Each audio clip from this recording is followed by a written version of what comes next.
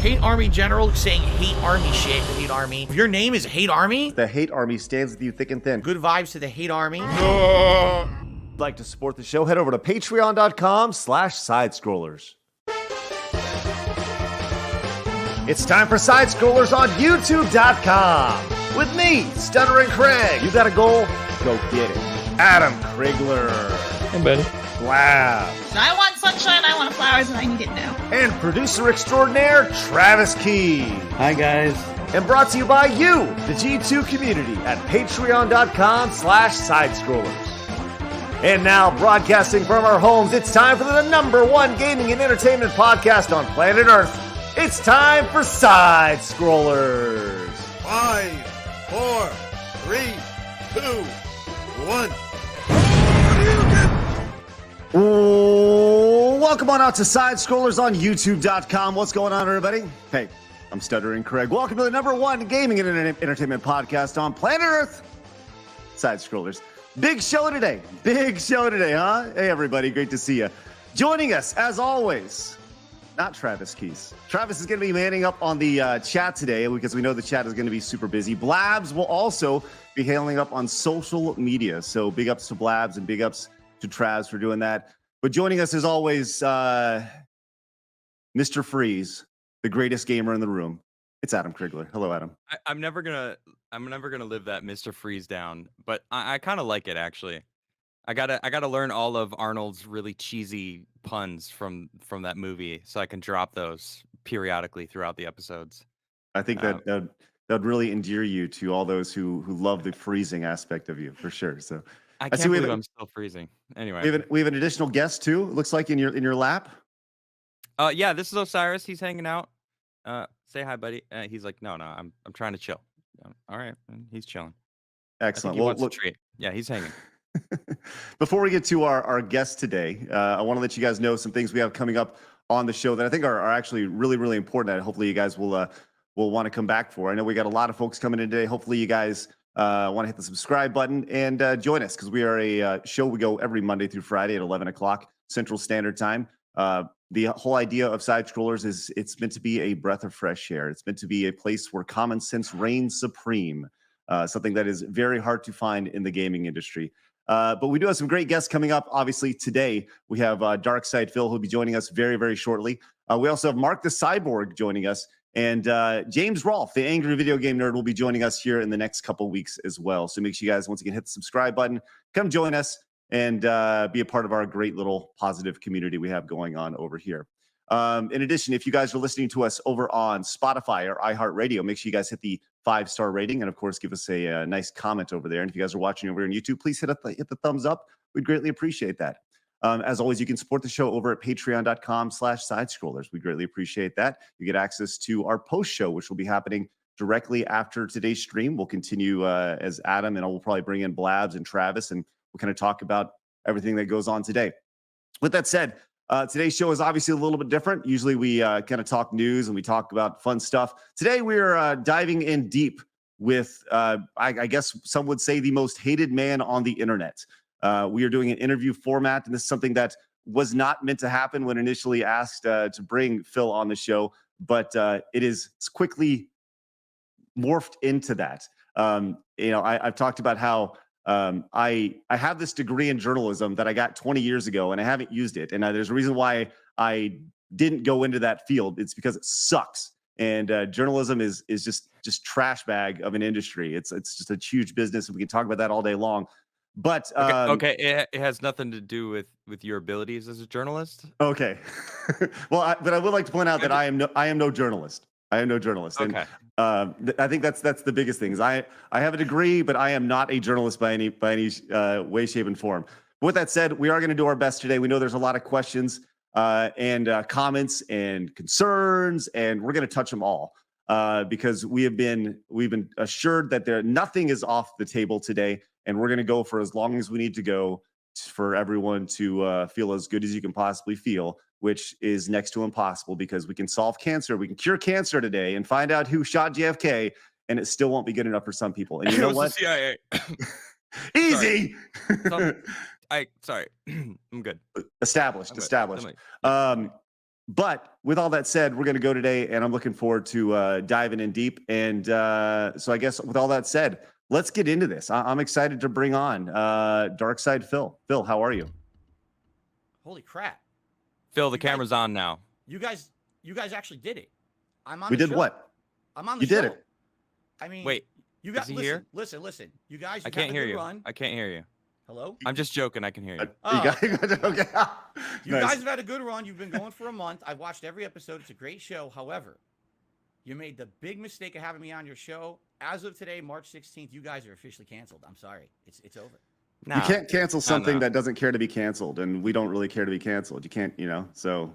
We're sponsored by the people out there, so we're good. We're great.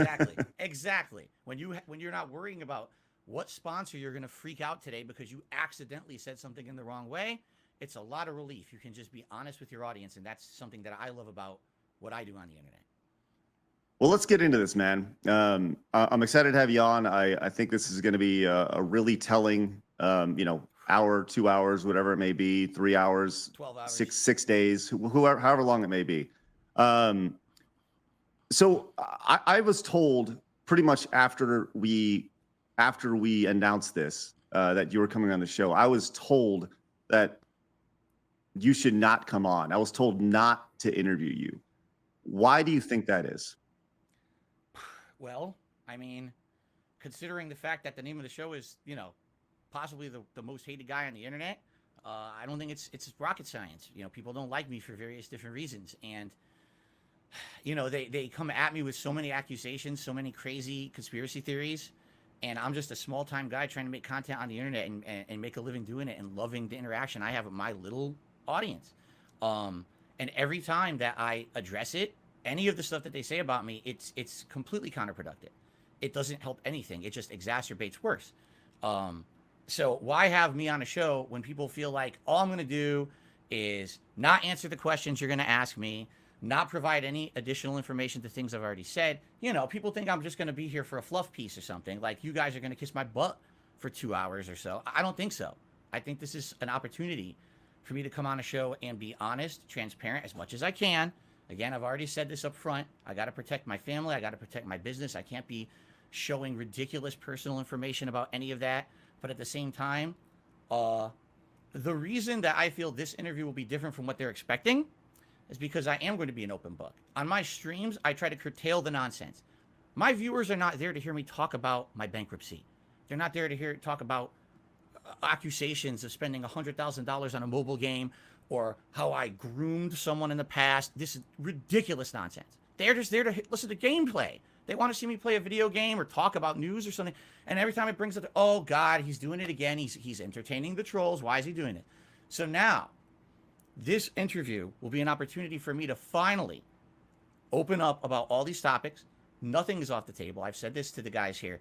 Ask me anything. I will address every single thing anyone wants to ask me. I don't know how much I can talk about it. Again, there's some legal things going on and everything, but we'll talk. And this will be the focal point from now on. You want answers to all the drama? Watch Side Scrollers from March 16, 2023. Phil addressed it. And if you don't believe him, that's okay. It's everyone's subjective ability to judge whether or not someone's being truthful or not, right? So you can't make someone believe you, but at least we'll have one situation where I sat down, I answered every question that you threw at me, and even if you don't ask certain questions, I'm probably going to bring up topics that I know people want answers to, so that way it's all out there, and then we can just move on. I don't want to have this crap on my content anymore. I just want to move on with my community and breathe a sigh of relief after today, and I'm hoping that some closure will come out of this. So Fair. nothing's off the table today. We can talk about whatever we want to talk about, which is great. I feel good about that, and I think that's one of the things that, once again, there's going to be things that we're going to talk about that I feel is, as long as you're honest, and we're going to push you on things, Phil. You need to understand that we're going to push you, and I think, the one thing I've said over and over again is I feel that I'm a fair interviewer to myself, fair interview to the person I'm interviewing, and fair to the audience. And that's one thing to keep in mind as we go along here. So I guess could I very briefly just make one statement before Sure. we begin? I want to publicly apologize to you guys, to your other hosts, to the G2s and anyone else who likes side scrollers, because for the past 2 weeks, you guys have seen your content derailed because of me. I never intended for that. I kind of was worried it would happen, and it happened. I don't control this black cloud that follows me around the internet as much as I try, but I still feel bad about it. It's not your fault that because you decided to have me on your show as a regular guest, that now you had to put up with 2 weeks of drama and nonsense. I'm hoping this, again, will put some closure to it as well. It's not just about me. It's about you guys also being able to say, okay, we did it. We had the interview, and can we get back to normality? I love your show. I am a longtime fan of Screw Attack. I used to watch everything you guys were putting out in the mid-2000s before YouTube was even prominent. I've watched every episode of your show since you rebooted it. I'm so upset that this has become about me somehow, and I'm done with it. Like, that's why I want to apologize to everyone. Never intended, and I hope that we can move on from it today. So, Phil, you just killed our show by giving us an endorsement. Thanks, man. Appreciate that. Oh, you're horrible. You guys suck. I hate you. Oh, you're going to ask me terrible questions today. I really hate you guys. All right. Well, let's get into some of these terrible questions. And I think this is something that I've heard. The questions that I'm going to ask today, they're a good mix of questions that have been on the internet. They've been questions that I want to know. There's questions that some of your biggest detractors have asked me to ask you. So they're, and I think that's important. I want to get all sides of this. So I think a great starting point for here is when you're streaming, Phil, who is streaming? Is it Phil or Dark Side Phil? Whew. Well, it depends on, okay. It depends on what I'm streaming. It also depends on what time period you're talking about. Today, you're pretty much almost getting 100% the real me. Of course, every once in a while, it's funny to over-dramatize something that's going on. I have a segment on my podcast called Old Man Yells at Cloud, where, you know, I really ham it up if it's a dumb topic I'm talking about, and I over-dramatize like I'm so concerned about it. Or if I'm playing a game that really is, I'm dying a lot, or I'm playing an online fighting game, I'll emphasize the fact that, oh, it's unfair, it's bullshit, you know. I'll always ham it up. But that's kind of my shtick. That's always been kind of my shtick, and I think my actual fans know that. But, you know, the internet wants to pretend like otherwise, as if you have never watched my content over the past 15 years that I've been a content creator on the internet. You would have seen this is kind of the shtick that I do in certain situations. But today, I am so different than how I used to be. You know, when you've made content for 15 years, you go through several different stages and evolutions. And, you know, when I started on YouTube way back when, it was all about being a character. It was about over-exaggerating. It was about being dramatic. It was about saying the risque thing that's going to get people talking. What did Dark Side Phil say in his playthrough today? Are you kidding me? I can't believe he said that. But what happens is over time, things change, you know, and there was really, how can I say, almost like an epiphany to me. In 2017, a lot of different things changed in my life. I had a lot of things that kind of rebooted. And business-wise, one of the things that rebooted was I went from being someone who focused on on-demand content, you know, videos that you would digest and watch offline, versus being an interactive online streamer. And when I became an interactive online streamer, I realized, wow, wait a minute.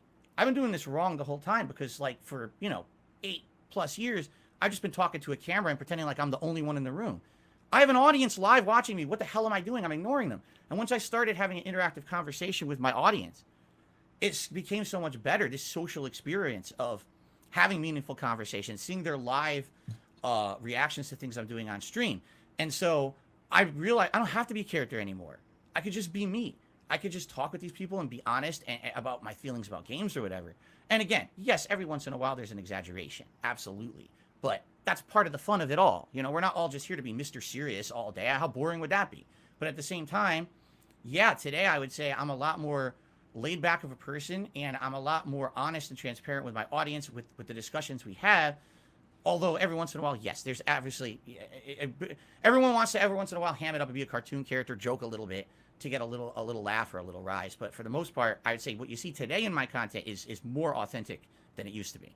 So Dark Side Phil is your hamming it up, and right now you're just Phil. Yes and no. Again, I mean, it's cool to be. Well, what is it? Like, well, you know, like what does it, when you say there are times that I'm over the top, like, give me an example of what that means. What does it mean when you say, well, I'm over the top, and why would you, if the internet has changed, right? There was a point, you are correct in saying that back in the early 2000s, into the, when you kind of rose to prominence, there was, you took your personality and you put in a little, it would exponentially make it a little more over the top. But the internet has changed to authenticity. People want to get to know, and I don't disagree with you there. But when you mix up, and it's almost like you're sending mixed signals to your audience, and most people, they haven't watched you for 15 years. The idea of saying like, hey, I've been on the internet for 15 years. You should know how I act. But the reality is that most people see you through clips, through Twitter or YouTube, and they don't know you. So regardless of how long you've been on the internet, I mean, I've been doing this forever, and the vast majority of people watching right now have no idea who I am. So you treat every viewer like a potential new viewer. So I don't know, kind of walk me through that, because I do think that's kind of, like, provide me with an example of what DSP is versus Phil. Sure. Right now I'm playing a game. It's called Wolong Fallen Dynasty. All right. It's one of these games made by Team Ninja, not FromSoft, but it's very much meant to be like a From Software style game, like Dark Souls or Bloodborne or Elden Ring. It's ultra challenging. Things are going to kill you with 1 to 2 hits, right? In my opinion, this is my opinion, it's not very good. A lot of people disagree with me. They love this game. Okay. I don't like it. I think that it's a cheap knockoff. I feel like it's very wonky. It's not polished. I will say those things in my content, but in the heat of the moment, if I'm running through a stage and I get, instant kill, cheap death, I freak out. Oh, you son of a bitch. This game sucks ass. It's the worst game ever. The game devs don't know what they're doing, blah, blah, blah. That's the dark side Phil, over the top persona kind of coming through. I could just sit here and say nothing and be like, that sucked that I died. People don't really tune in for that. In fact, the reason people are watching me play that game is because they want to see that over the top reaction. So I'll ham it up every once in a while. I don't hate the game. I don't hate the game devs. Of course I don't. They tried to make a good game. I think it's decent. I don't think it's great. But, you'll go over the top every once in a while. Now, just like but is that just something that Phil would do also? Right. Well, Phil would do that, but Phil wouldn't be like, for example, okay, the game killed me. It's a cheap death. Do you really think that I'm that upset about it? It's a game. It's a big deal. Everyone gets triggered by games. I mean, I get triggered, exactly. And I allow that to flow freely. A lot of people put a filter over what they say and do when they put out their content. Why? Because they're trying to be marketable, right? They're trying to say, I want that sponsor. I want that opportunity. I have never filtered myself on the internet.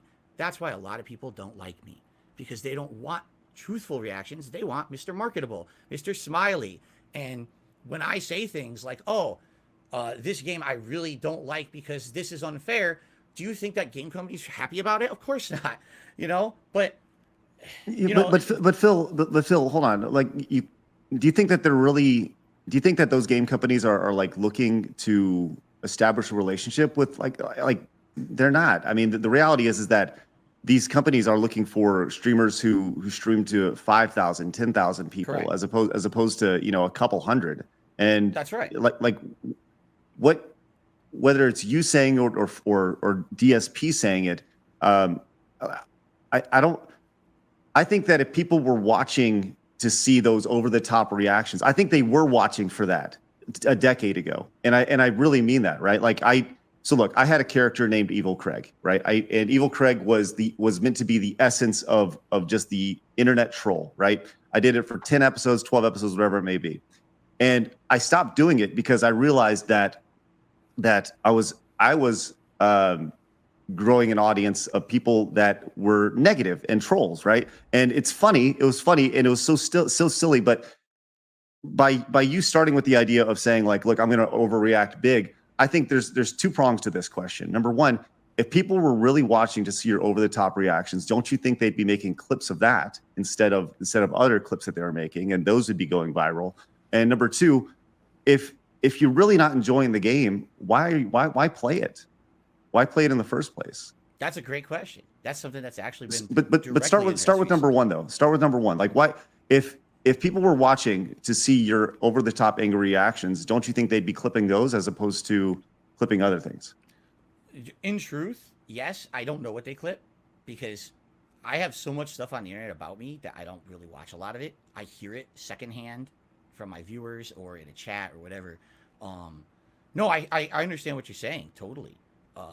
Case in point with Wolong, there's totally some people who are turned off by this playthrough and they're like, I don't want to watch Phil play it because he's going to get angry and he's going to turn into this rage ball that we don't like watching. We like seeing the real Phil. At the same time, there are people who I've told my audience, I don't like this game. I would like to move on. This kind of does meld into the second half of your question as well. I've been very transparent with my audience about this game. So I don't like it. I feel like if I'm going to play a FromSoft game, why don't we just do a second run of Elden Ring, a new game plus run? And a lot of people are down for that. And others are like, no, Phil, we like seeing you rage. This has been a part of your shtick for 15 years. This is a lot of the reason why we tune in. I'm seeing more attendance on my Wolong streams, and I'm getting more, honestly, more support on my Wolong streams because they want to see that rage come out of me as opposed to me playing a bunch of games where I'm more laid back and relaxed and chill. I have a bunch of those in my rotation. That's my core fan base will show up for that and support it. But you will always get a different group of people. That really, I feel, is one of the reasons why I'm still here 15 years later. I have different audiences. I have one audience that'll come and watch me be the real Phil. The relaxed Phil. I just sit back, I'm chilling, I'm playing a game. I'm not going to rage. The game's, nothing really too challenging, right? I'm playing Elder Scrolls 4 Oblivion right now. That's exactly what that playthrough is. It's relaxing, right? But then when I play Wolong, now it's time for that old Dark Side Phil to come back out, and now a whole new audience shows up.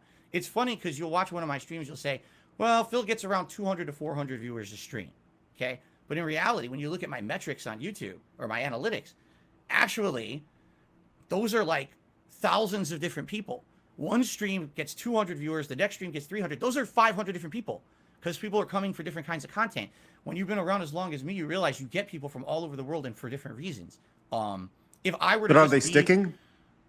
Are they staying though? Because if you have 500 people come in and they're just kind of coming out, that's actually bad for the algorithm. That's bad. You want people to stay and subscribe, and you have these new people coming in because they want to see a new game, not necessarily because they want to see you, right? They're interested in the game, not necessarily you. If you're playing a game that's topical or new or something along those lines. Again, yes and no. I would say back in the day that was the case. Like new releases, I would get ginormous spikes in attendance because I actually used to have DSP Gaming, which is my gaming channel, used to be one of the more prominent gaming channels for Let's Players on YouTube over a decade ago. I was in the algorithm. I play a new game, I would see my attendance double, triple, just because I'm playing a new game. I don't get that anymore. It's been, and there's some of the things we'll probably talk about today. One of the reasons was why that happened. Trolling activities, false copyright strikes. It kicked my channel out of the algorithm. So today, it doesn't really matter what I play, honestly. I mean, yes, I'll play a new game and I'll get a little bit of a spike.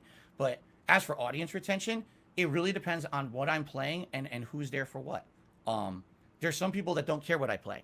I could sit here and play. Right, you got your hardcore. You got your hardcore. You can play Tiddlywinks and people will show up, right? Exactly. But right, then I will get an increase when I play a rage-inducing game or a multiplayer game where there's going to be an element of challenge where I can either persevere or I can really fail miserably against people online in a competitive setting. People like that. And that's the variety that I bring in. But yeah, I understand what you're saying. It would be great if maybe I was just one kind of content, but I found in the 15 years playing kind of both sides, it gets you different audiences, and it's worked for me. At least that's what I feel is one of the keys to my longevity is tomorrow, if they never made another FromSoft game, I'd be okay because I still play everything else. I would not be okay with that. I wouldn't be okay with that either. I love those games too. As much as I rage at them and I'll be angry in the moment, I absolutely appreciate and love them for what they are. Well, clearly you just need to get good. I'm just, Exactly. I'm a terrible player. Everyone knows this. Well, let's talk about something real quick. So you early on had this perception of the king of hate. That was something that you marketed, you created, or whatever, right? Whatever it is, that was your thing, the king of hate. You had the kingofhate.com and all that stuff. And now you're Phil, right? But do you feel that that still follows you around? This idea of built around, like, look, James Rolfe, angry video game nerd. He's clearly a character. People know that there's the angry video game nerd and then there's the character. But your perception is that there's this hate around you, this negativity around you, right? Do you think that has followed you to the point to where, regardless of if they're coming to watch you, Phil, or DSP, that is been a negative detractor for you, the whole hate moniker? Absolutely. And of course, I guess this would be a good time to talk about what the moniker means, because a lot of people think the king of hate means, that means that Phil's just a hateful person towards games and game developers and everything else. He's just going to rage on his stream and just hate everyone. And that's never what it was. Anyone who does 5 seconds of research to what does the king of hate mean? I've answered this question so many times in the 15 years I've been a content creator, but no one wants to hear the answer. The answer is, I used to be a competitive Street Fighter player back in the 2000s, okay? And back then it was a really weird situation because Street Fighter wasn't big like it is today. Street Fighter was on the downturn. There were no new fighting games out. So the way to get attention on the competitive Street Fighter community was building up drama. So Right. I would go online and I would be the biggest internet troll to everyone in the Street Fighter community. I would make fun of them. I would just destroy them online. And everyone Okay, knew so Phil's like the biggest internet let's troll. fast forward, right? This has been well established. This is a decade ago. Let's talk about today, though. Like, do you feel Okay. that this has followed you around? Do you feel that people do you think that the King of Hate moniker is still relevant? Today it is not. It was because when I started, the meaning behind it is when people hate on you, you don't use that to become a victim. You don't use that to crawl into a ball and hide in your corner and, oh, I'm defeated. People don't like me anymore, so I quit. Instead, you use that as a way to motivate yourself to do better. For example, when people say, you're never going to beat this game because it's so tough. You say I can't do it. You're hating on me. Say I'm a bad gamer. I'm going to beat that game just because you said I couldn't, right? You say I'm a bad content creator. I'm going to fail. No, I'm going to prove you wrong. I'm going to use that hate around me and I'm going to be the king of it. I'm going to motivate myself with all that hate to be a successful person. This is a mantra I've used in my entire life to continue on and be successful. And that's why I have so many haters on the internet. I use that to fuel myself every day to come back and say, no, I'm going to put out a great, meaningful stream for people, regardless of what these idiots say on the internet about me. But it follows me. You're absolutely right, because people say the king of hate is not that Phil owns the hate against him and motivates himself. They say, he's a hateful person. Take a look at that thing he said 10, 15 years ago, that racial joke he made, that ridiculous sexual comment he made. That's what the king of hate is. And then they'll say, look, he used to have a website, thekingofhate.com. And then they'll reference that stuff and say that I'm a bigot, or I'm a racist, or I'm a sexist. They say it to this day. They're probably saying it right now in chat. Okay. And it's not true. Well, then let's. I wasn't planning on talking this till later. Yeah, go ahead, Adam. When you climb to the top of like the hate mountain and claim to be the king of hate, don't you think it's almost inviting people to try to take you down? You said that you made that your thing in the Street Fighter world, and then as time went on in the YouTube realm, that's what you were, I guess, made your position on the internet known. You're the king of hate. So like, you can almost expect people to come back at you and try to use that same kind of vibe. And I've seen plenty of clips of random shit throughout the past couple of weeks, because I didn't know who you were, right? So I'm still kind of new to this YouTube realm, and I've seen the way sometimes that and of course this is what people share, right? So what I've seen is you kind of letting it get the best of you in some cases, where you're letting that almost get under your skin, where, I mean, if you want to be that person on the internet, you kind of have to be able to take it as well. I just wanted to point that out. It's almost like you kind of asked for it by being the king of hate and making that your thing. It kind of was like, all right, well, if I'm going to dish it, I got to be able to take it as well. I 100% agree with you, Adam, today. But I've been on YouTube for 15 years, and when I started on YouTube, there were no successful Let's Players making a full living doing it the way that I ended up doing. I'm almost kind of like a history lesson.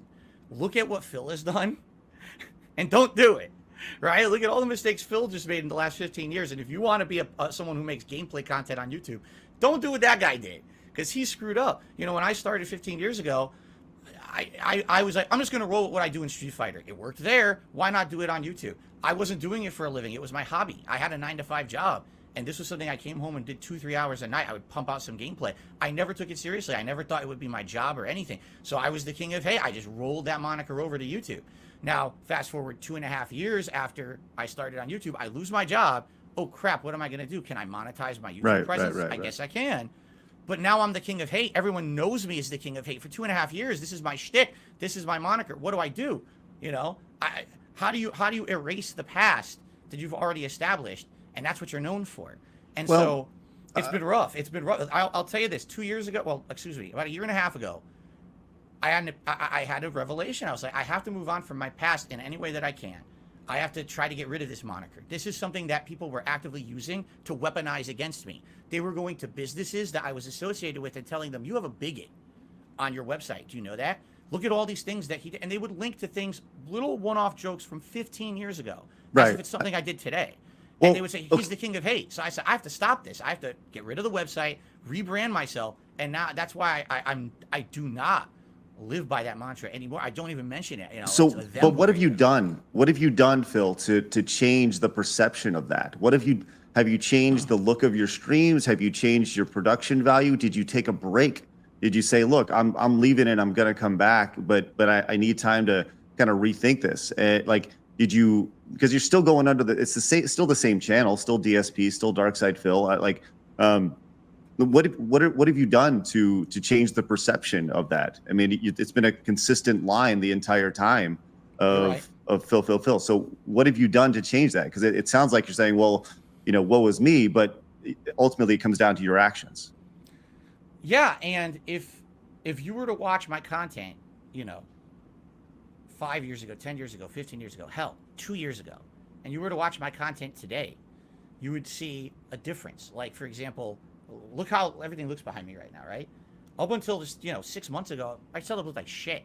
I'll admit that, but it's because I don't have the know-how. I don't, I'm very much crowdfunded by my viewers and fans, and it's they who contribute to everything. And in this last year and a half, there's been kind of a reinvigoration. Let's change everything I'm doing. Let me listen to feedback. Just in the last year, I started doing React content. I was the biggest critic of React content. I crapped on it constantly, saying it was terrible content. It's the lowest form of content on the internet. I hated it. And then I started listening to my viewers. They're like, Phil, why are you so ignorant about this stuff? You got to start to open up and be a more laid-back guy about all this crap. If you don't want to be the king of hate, you got to listen. And I started listening. I started doing different kinds of content. I changed my setup. I'm trying to change the perception around me. But the problem is, it wouldn't matter if I went away for 2 months and rebooted my channel and renamed it or whatever. There is such an overwhelming stigma against me on the internet that it wouldn't work. These trolls would just follow me no matter where I go, what I do, no matter how much I change. They don't want to believe it, or they pretend like the change hasn't happened so that they can keep rolling on with their hate trains. And, it sucks. I would love to do a full reboot and rename DSP Gaming. It wouldn't matter. Within a day, that's DSP Gaming. Don't be fooled. It's the same guy. So I have tried to change and do better things and make more laid-back content. You watch my content today, way less of that rage kind of stuff, way more chill content, interactive stuff, meaningful content with my viewers, I feel. But the stigma remains. Well, let's talk about something real quick that can add to that stigma, right? And I think this is important. You said the light bulb went off, about a year ago. You got to change. You changed your background and stuff. But I want to bring up, like, there's still jokes that are made that that don't necessarily, like, they don't fit today. And I want to play one for you really quick and just kind of get your reaction to this. Okay, so this is yeah. So you know where this is going, and I want to watch this so we all understand what's going on here. Make this quick.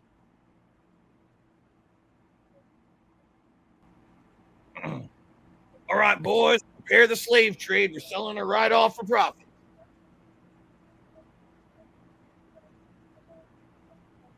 You know how much I love you, right? Oh, all the way to the Scared you just look at the sky and run the battle chain. okay. Put the kid in the vehicle. Stay with her. Right, she's too valuable to escape. She's worth lots of money. That's Okay. fucked up. Yeah. So what's going on there, man? Like, let's talk about that. Like, how does that when you see that? When you see that, how does that make you feel? What are you thinking? Do you regret that, saying that? Like, is that edgy humor? Well, first of all, I have an honest question for you guys. You've now seen it. I don't know if Adam has ever seen that clip before. Okay. No, I Is that haven't. the first time? Okay. What do you think the joke was there? I'm just curious. What do you think I was trying to joke about? That you're selling that girl to the slave trade? Okay. That's what it sounded like, and that's pretty fucked up. Okay. Now, from what reference do you think? How can I say this? Okay, I'll approach it from the detractor perspective. Okay, from the detractor perspective. No, the I want to joke- hear. I want to hear your perspective of what you Yeah. meant. Right. Okay, Yeah. we'll do both. It's We'll do it's both. pretty obvious what the detractors mean. Like for me, that would have put me on the detractor side because it sounds like you were making a joke about selling that little girl to the slave trade. How is it not that? Like, what did you mean? Oh no, that that's absolutely that's the joke. But there's a difference between saying that's Oh. okay and it's funny or the ridiculousness of the situation. See, you just saw that clip completely out of context, correct? You don't know what's going on in the game right there. Okay, well, explain the context then. That sheriff is a corrupt sheriff. He is actually orchestrating a situation to try to murder people inside a building to protect his secrets. He's like a dark guy who controls the whole town. And no one knows this. Everyone thinks the sheriff's a squeaky clean guy. So this is being revealed throughout the plot of the game. He's a scumbag, right? So the joke is this guy's such a scumbag. He's saying to the dad, I'm going to save your daughter. Give me your daughter. Let's take him in and rescue her. But in reality, he's such a scumbag. He'd probably do something like that. He'd probably, traffic people. That's the joke. Now, is it a joke that's acceptable by today's standards? By 80% of people, probably not. I agree with you. Do you think that's a joke? Like, do you think that's a joke acceptable by any standards? I don't. Even a decade ago, 2 Right. decades ago, 3 decades Like, ago. And I and think- it's like I just want to hear your thoughts on that because I think there's edgy content, then there's inappropriate content, and we've all been guilty of edgy content before, So I think it's dark humor. It's definitely skirting the risque. Okay, not to say that I've heard much worse, obviously, from other people, but that doesn't make it okay for me to do it. I know that. And there's things... especially with what's following you around your reputation, right? Do you think that if the light truly went off in your head to say like I got to change, don't you think it would be like, well, maybe I should bite my tongue on this one? I may be thinking it, but how about I bite my tongue on this? Yes, I 100% agree with you, and it's a working process. It's something that has to happen naturally over time. It's not something that can be a switch that's flipped because, again. I was someone who's done this for 15 years back in the day. That's what people came to watch. That's the content they wanted from me. That's what got me popular on YouTube. That kind of ridiculous, unacceptable, over-the-top, dark humor joke, okay? Today, it's not acceptable. I know that. But the thing is, those jokes still click in my head. I absolutely should have not done that joke. I will tell you that right now, 1,000,000%. But it's a working process. And here's where you have to have some kind of an air of fairness, or at least you have to see the big picture. All right. I've been doing this for 15 years. I've been doing it full time for a job since 2011. I do it 6 days a week, full time. 6 days a week, I'm here, full time streaming. I have over 100,000 videos on the internet. Okay. People will always find something that moment of weakness, that stupid thing that I said. And I know, stupid Phil, why the hell did I make that joke? But once it's out there, it's out there. And all you can do is apologize for it, say you're going to do better and try not to do it, and move on. Now, there's a reason why I'm on this show today, okay? This is March 16, 2023, and you had to show a clip, one random clip from last summer. You didn't show something I did in the last week, the last month. You showed something from the one moment of weakness. Whenever I do something stupid on the internet, it gets hyper-analyzed, looked in with a microscope and blown away. This is what Dark Side Phil is. Have you watched the last 5 years of content I've put out? There's probably, okay, yes, I'm a human. I make errors, absolutely. And I'm stupid, and I do dumb stuff when I get over-emotional. This is not the norm on my streams. People see that clip out of context like you guys just did. And if all you knew of Dark Side Phil was that joke, you would hate my guts. You'd be like, what a scumbag. He made a joke about child trafficking. What kind of a horrible person thinks child trafficking is funny? When you watch it in context, it's not as bad, but it's still bad. But when I you don't watch know. The context that you explained didn't make it any better. I'll be honest. That's fine. I agree. Because That's fine. I'm not sure which character you're even like portraying. So were you acting as the sheriff in that situation? Yes. That's why I did. That's why I did like the accent. Yes. I don't know. I think that like in a situation like that, like we live in a society now where like, look, I understand that going into this interview that literally every second of this is going to be analyzed, and Adam understands that and you understand that, right? But literally everything you say, there's a camera on you at all times, especially when you're a live streamer, you know. And I mean, for somebody who does this for a living, I just feel like you have to be able to bite your tongue at sometimes, and you need to know better. I mean, you said it yourself, the switch was flipped, and I understand that. I totally understand. I am very forgiving of mistakes, right? But when there's a pattern of these things that go back over the course of time, like, it's no longer a mistake. It's a, you know, it's a continuation. So I don't know. I think, look, if you're saying that I'm also a big believer in taking people at their word, right? Up until their actions show different. So you're saying that over the course of since that joke, you've been pretty squeaky clean, and you haven't made inappropriate jokes like that are that edgy, I guess. I don't. Here's the thing. I don't want to say that because I'm here 6 days a week full time. You know, that's a lot of my life. And I guarantee you, if I say, man, yeah, that was it, Craig, that's all I remember, immediately there'll be other examples tossed out right now. They'll find it, right? I understand. And that's the problem is, when you are 100% on the internet at all times, with the amount of content I put out on the internet, they will always find another example or whatever. I am actively trying to change. What I will say is this: you would be challenged in the last maybe 2-3 years to really find a running pattern of me doing really bad jokes like that. Okay, maybe you'll find a few. I'm definitely a flawed individual, but you're not gonna find it as like you wouldn't say, oh, here's 47 times within a year that Phil did that. I know for a fact he's a scumbag, right? You'll find one time here, one time here, one time here, and then they blow it up on the internet. You just gave so many different people a reason to do exactly that. Oh, they will. I know that, but the thing is, they do it anyway. It doesn't matter what I say or do. This is what they do. So now you said that the switch in your brain, you know, was off, so that you made that joke. Like, do you have it in there that it's like thinking, like, when you said that you're like, maybe that was too much, or you were just free flowing and that's just kind of you?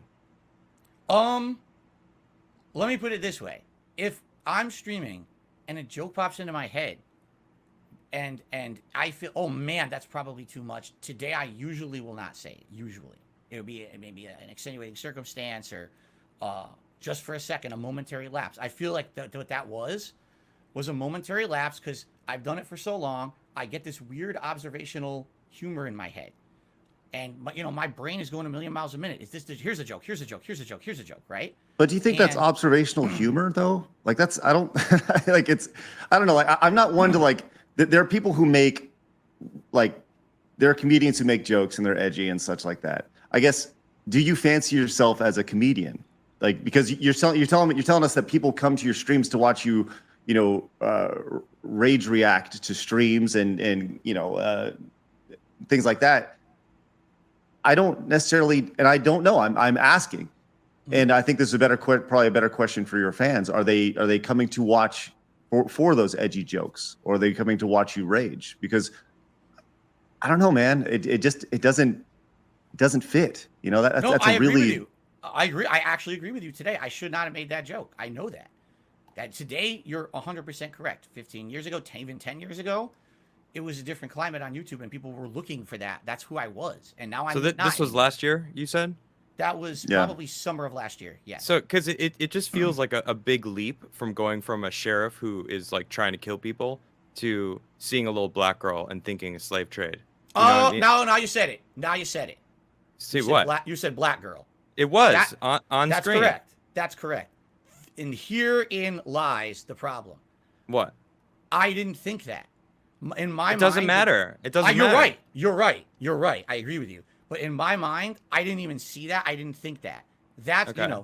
The joke was, this is a scumbag sheriff. He's literally lying to everyone. If he's going to traffic someone for profit, I wouldn't be shocked. It wasn't, she's a black girl going to the slave trade. And that's stupid of me. Why the hell did I not make that connection in my head? Because I'm stupid. Okay. I admit that. I'm dumb. I don't know if I believe that. You don't have to. That's fine. Okay. You don't have to believe me. I can't make you believe me. I didn't think of it at one moment. Did I ever think, oh, she's a black girl, make a slavery joke? Absolutely not. It was about child trafficking essentially, and that this guy would have probably done that because he's such a piece of garbage. Okay. Let's talk about your. I feel like we can. Okay. I feel like You're we good. can go on for, for an hour about this clip, but Let's move on. 12-hour show coming up, folks. Right. Let's talk about this. So it seems like your biggest detractors are some of your earliest fans. They were fans who have turned into detractors. Why do you think that is? So, I mean, this might be a long answer. My fans will know it, but again, I've been doing this for 15 years. My first 5 years that I did it, all right, I had absolutely no effort to make it professional at all. I was being a jackass on camera, okay? And I didn't even have direct capture. For 5 years, I was having a camera pointed at my TV. Everything looked like junk, okay? But it was a joke. It was like, I don't care. I'm just some normal guy filming games. I'm terrible at them. I make risque jokes. I'm swearing at them. That was the shtick. That's what everyone liked back then. And then, basically what happened was after doing it for about 4 to 5 years, someone made a video. And the video was called, This Is How You Don't Play Metal Gear Solid 2. And this was a playthrough I had done of Metal Gear Solid 2, where I did my usual shtick. And my usual shtick is, oh, I suck at the game. Is it my fault that I suck at the game? Of course not. It's the game's fault. It's Hideo Kojima's fault. So I blame him. I insult him massively during the playthrough. I'm just raging at this game constantly. My viewership loved it. But someone made a parody video essentially taking out the moments of me doing that. Taking out all gameplay moments that would have been considered good or fun or entertaining and only focusing on basically the cringeworthy moments. They made this montage and it blew up with popularity on the internet. Okay. And essentially what happened was all of my shortcomings as a content creator for 5 years, these things that people liked now became, oh, Phil is not like his contemporaries. He's not putting effort into his content. He's just a jackass. Look at him. He's a joke. So now let's make fun of him. And what ended up happening was people would take every playthrough I did moving forward and make a This Is How You Don't Play video about it. And my fan base turned on me. Admittedly, if you would like, I'm not going to go into a giant explanation. So your fan base turned on you because of what a video that somebody else did highlighting, like if that doesn't make sense, Phil. Did you get bitter when that happened? Because when I hear, oh my God, yes. So do you think that bitterness changed the way that you were a content creator? Did you like add that into your shtick, as you say? I don't think so. I think what happened was I reacted so bitterly to it. In hindsight, today I look at it and I'm like, that was an opportunity. I could have taken that and run with it. I could have done my own, or I could have highlighted those and laughed at them. But instead, again, it was a different climate. Today, everyone who makes content has all these methods of making a living, correct? We have Patreon, we have crowdfunding on our streams. That didn't exist back then. Back then, I was someone who had a full-time job, and the job was putting videos on the internet with monetization on them. That was my only revenue stream. This was after 2011 when you lost your job. Oh, correct. Yes, I lost my job in late 2010. I was doing YouTube for a living for about 2 years when the This Is How You Don't Play movement started picking up. And basically, the way I saw it, and this is, now I know this is stupid, I thought people are stealing my content, man. If someone takes my content without my permission, edits it together, and only shows the worst of me, that's going to highlight myself and my business in a very negative light. That's going to make me look like crap. And instead of people laughing with me, now they're going to laugh at me. And therefore, that's theft. I outright said this in my videos. You stole my content without my permission. How dare you? This is bad. This, today I realized how dumb that was, many years later. And let's be honest, the bubble was going to burst on ad revenue on YouTube one day anyway. I don't think that was ever going to last forever, but I was an idiot. I thought I actually went 1,000,000% bitter against it. And when that happened, people saw that change in attitude of me. Wow, Phil used to totally just not care about anything. Now, all of a sudden, he's always bitter about people joking about him and stuff. And that just goaded them on to do it more and more. Well, now, that's what you just said right there. So you're admitting that you added this bitterness. But initially, like 2 minutes ago, you said that's when they turned on you before admitting that you actually were getting bitter. So don't you think that like that kind of correlates? Like maybe it was that moment when you didn't own up to the fact that people were making fun of you being this king of hate guy, now going to, they're stealing my shit, I'm fucking pissed about it, what the fuck? And now everyone's like, well, who the fuck is this guy? You got to own it. If you don't own it, then like why then you're just a joke. So it felt like you just kind of like let that run your ship that you were sailing. Correct. I have nothing I could say to counter that in any defensive manner. It's a mistake I made. My reaction to This Is How You Don't Play directly fueled the fire for more people to keep doing it and to escalate further, because it started as just a movement of Phil's a bad gamer. He doesn't deserve the success he has on YouTube because he has no production quality. He's a rager. You know, you're not going to watch a Dark Side Phil playthrough and get any kind of knowledge of really how to play a game at a good level, because he's not good at games. You watch him rage and make bad jokes and stuff. But it became, instead of watching his raw content to reward him with ad revenue, watch the This Is How You Don't Play video so he doesn't get paid for it and just make fun of him instead. And my reactions 1,000,000% fueled that. I will admit that. Now, over the years, it got worse and worse. And that's, I'm sure we're going to get into how wasn't just about Phil's a bad gamer anymore. It became everything else under the sun. And we can talk about how that evolved over time. But it's my fault. It is my fault that people have originally turned against me on the internet. 100% it is. Okay. So you feel that your reaction to the This Is How You Don't Play is what really parlayed your fans into becoming detractors? Yes. And it's not all of them, but absolutely back then, I saw people who had been longtime supporters and fans disappear, only to years later crawl back into, as someone who was crapping on me. I'm like, whoa, what happened? The way I saw it was, and I'm such an idiot. I admit this today. After 15 years of doing this, you realize how you change as a person and how you can see from a different perspective. My mentality was, I'm the popular YouTuber. I'm the guy putting out all these videos and everyone's watching. I'm making money. My shit doesn't stink, man. How can you say that I'm doing something badly? I'm the one who has the successful business, not you. So who are you to throw criticism at me? That was my attitude. What a dumb attitude to have. What an idiotic attitude. Everyone knows that you need to actively be listening to your viewer base and your fan base and working with them to create a product that's meaningful to them. And at that point in my career, it was just put the same shit out every day. And hopefully people watch it. And hey, up to that point, 2012, 2013, I hadn't seen any plateauing. I hadn't seen any decline. It was still going up. So I'm thinking, hey, everything's good. If people are saying I'm bad, I don't believe them. That's bullshit. That's just them trying to ride my coattails, right? But in reality, they were all correct. They were 100% correct. My shtick was tired. It was old. No one wanted to watch someone with a camera pointed at their TV, raging at Hideo Kojima. They wanted to see meaningful content, and things were changing. There were people coming to YouTube with better production quality, much higher quality stuff, interactive streams. I let all that pass me by. I was an innovator at the beginning, and I was a dinosaur 5 years in, and that's totally my fault. And what would you say you innovated at the beginning? At the beginning, the improv commentary style and the ability to basically do a full-length playthrough with commentary over it.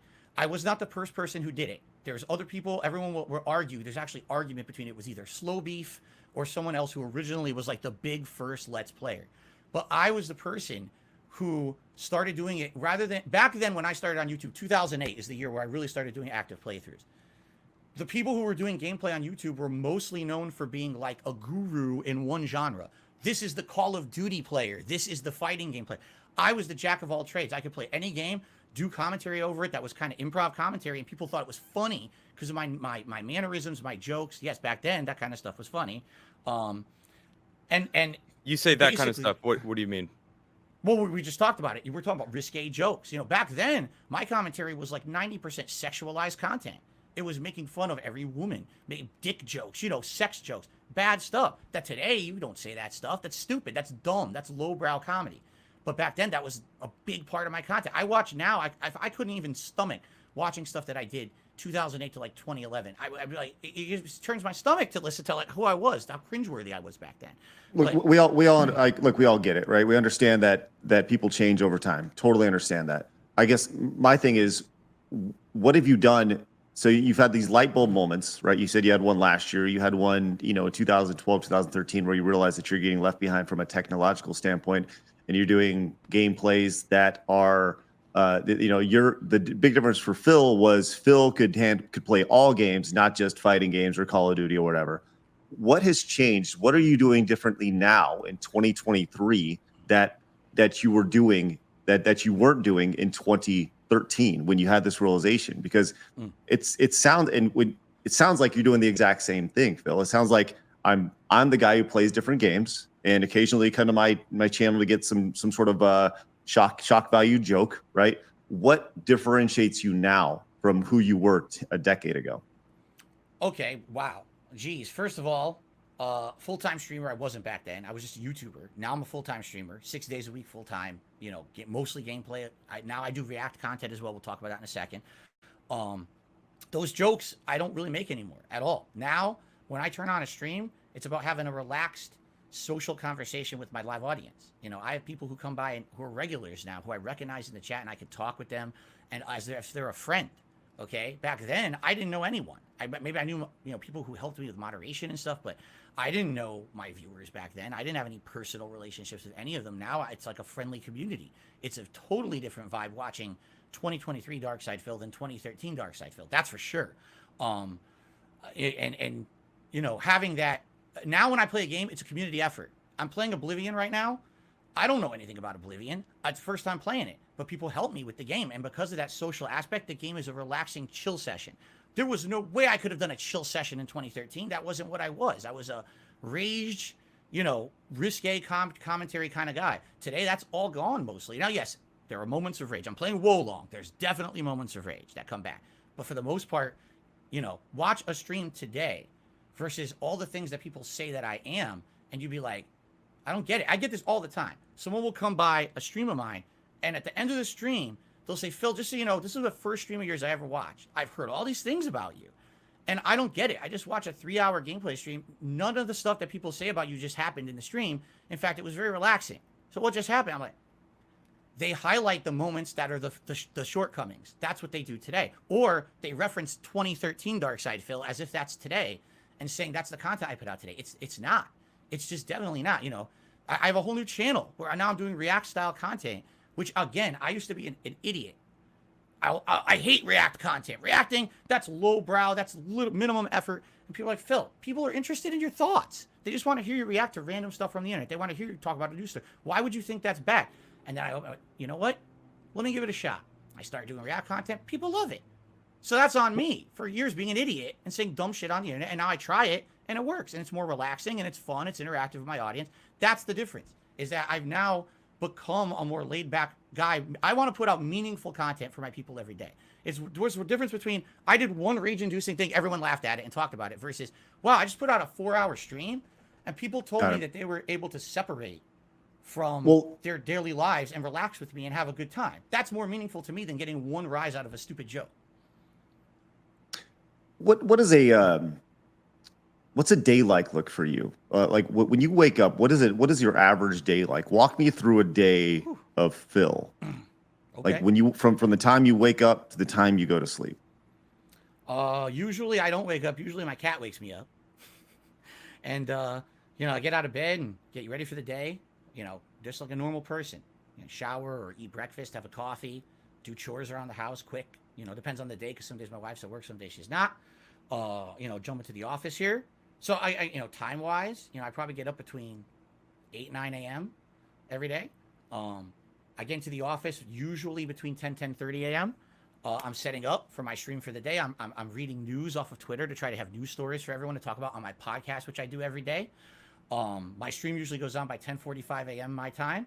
We do a little bit of pre-stream, get some people on the stream for about 15, 20 minutes, play some music or whatever. And then I do what I call the Level 1 podcast. This is about an hour to an hour and a half long show where it's just discussion. And it could be a wide variety of topics, whether it's my gaming schedule for the next week, whether it's special events coming up, getting feedback from my viewers on how you like the things I'm currently doing, news stories, all kinds of stuff. This is something I just started about a year to a year and a half ago that I didn't used to do. And I realized this is meaningful that I should be doing in my content. So I do the podcast. Usually the podcast ends around 12:30-ish Pacific time. Maybe take another few minutes break. Then we start with gameplay. So we'll do about a 3 to 4 hour gameplay stream. Games are, as we talked, are wide variety. And I have a set schedule I do every day. I'll post it up everywhere on my socials so people know what I'm doing. That gameplay will usually run about 3-4 hours. Then when that's done, I have to upload all that content. So, another half an hour roughly setting up uploads or whatever. And then usually I spend if my wife's home from work, I'll spend about an hour with my wife having dinner. running errands around the house. Again, depends on the day. Anything I could squeeze between streams. I'm right back on stream again around 6:30. I'm in the office again, and I'm streaming again for another 2 to 3 hour gameplay stream.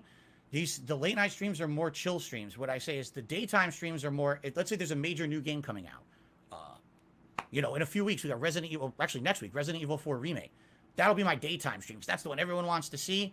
More people can watch usually on an earlier time zone or time frame. So I'll play that on the first stream. My late night streams are chill. You just want to relax with me. You don't care about rage. You don't care about a new game. You just want to relax with Phil. Come to my late night stream. That's like 6:45 p.m. every day.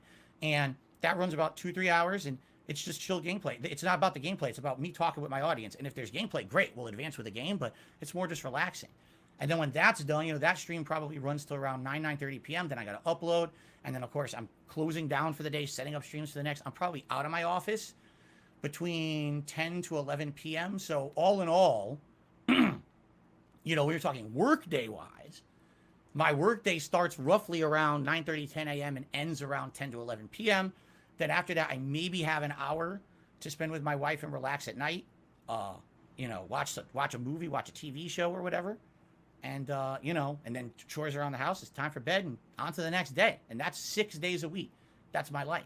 1 day a week I take off from streaming and content creation. And that day is essentially every possible thing you can think of that I need to cram into one day. Whether that's grocery shopping, doctor's appointments, running errands, everything you can think of. Oh, by the way, that's the one day I have off to spend some time with my wife, other than an hour here and an hour there. So if we're going to do something, we try to cram it in on that day. And that's my life. So let me ask you this. Just based off of what you're saying right now, that doesn't seem like the most healthy lifestyle. It doesn't seem like the most conducive, from a streaming perspective or a content perspective. Yes, you're producing a lot of content, but it doesn't seem like a very healthy lifestyle. Do you feel that your community and the people who donate to your streams are enabling that lifestyle? Do you feel that they are encouraging you to live that lifestyle that may not be the healthiest lifestyle?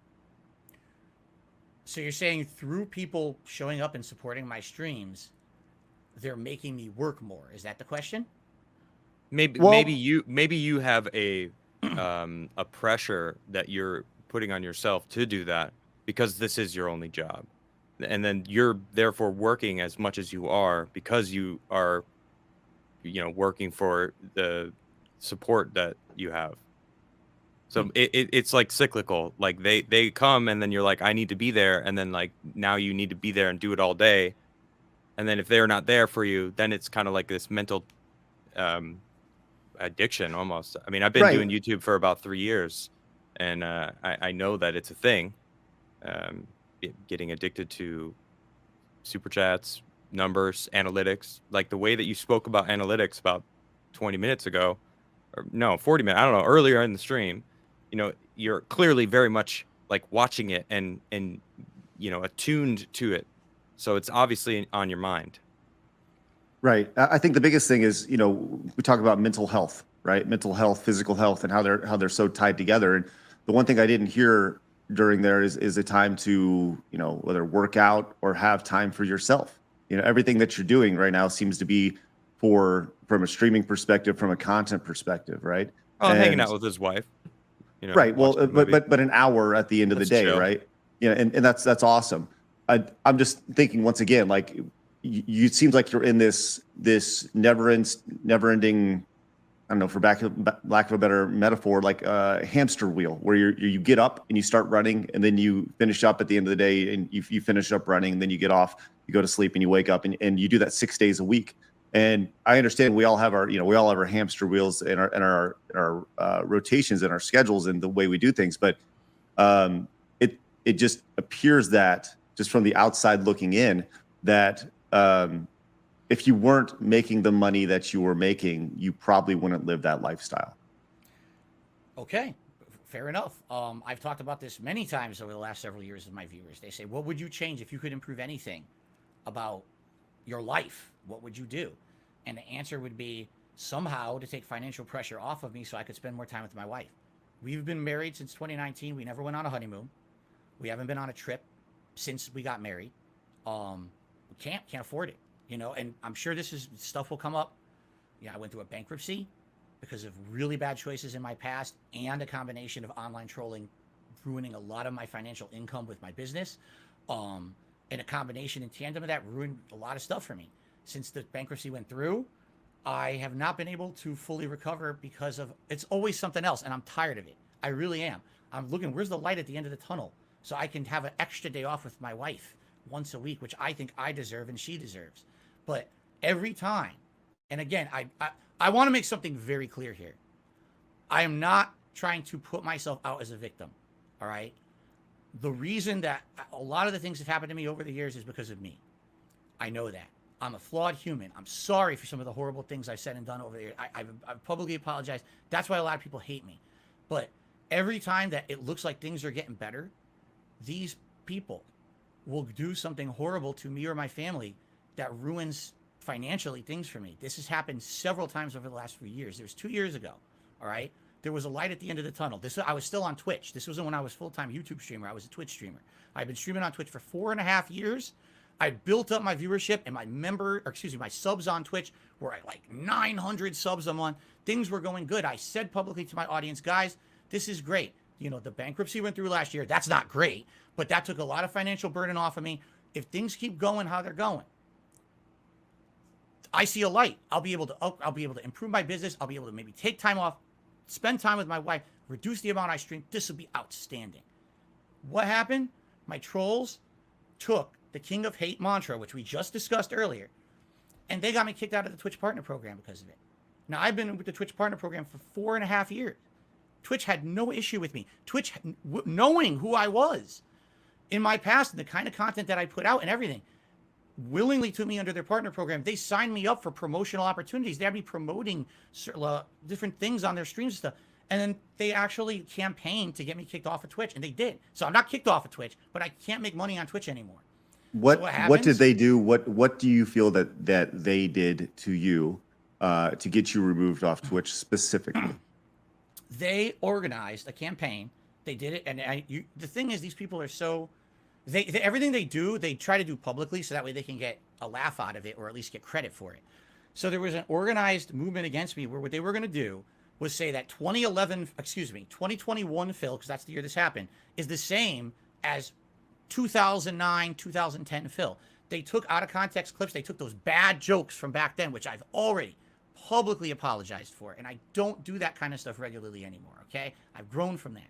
Well, I just saw a bad clip from a year ago, so that's pretty recent. Correct. That's correct. And again, I'm totally fallible. I make mistakes from time to time, okay? But for the most part, that's not me anymore.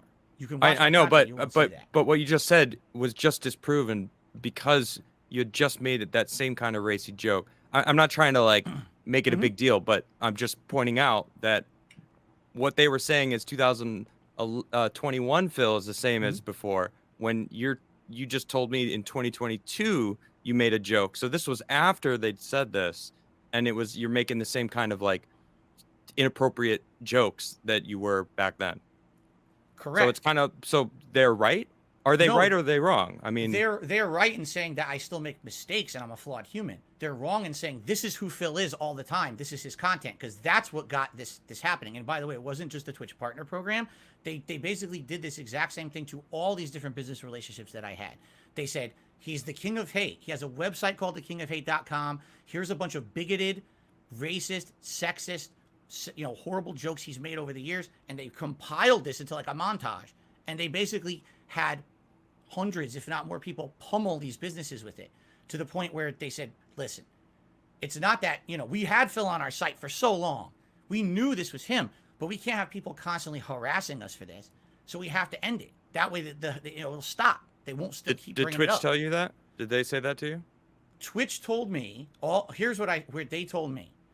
We launched an investigation into your history, and we found that over the years you have used, what was the word? It wasn't racial. It was harmful slurs.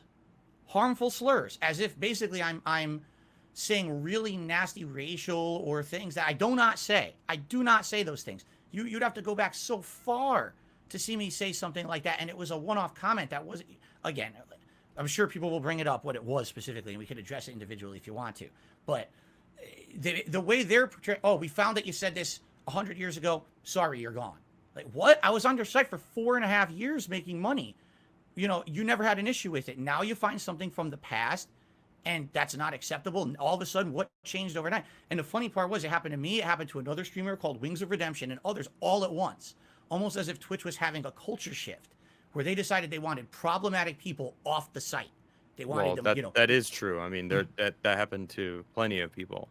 Right. I know So- people who got booted off of Twitch because they're Christian and they're proud of Wow. it. And it's pretty crazy. So I don't Right. like Twitch. So here I am. I've never received any kind of a warning. I never gotten a community strike. Everything I'm doing according to Twitch terms of service is fine. I'm not banned from Twitch. I could stream there right now. But according to their partnership criteria, all my past actions are unforgivable, and therefore you can't make money on our site anymore.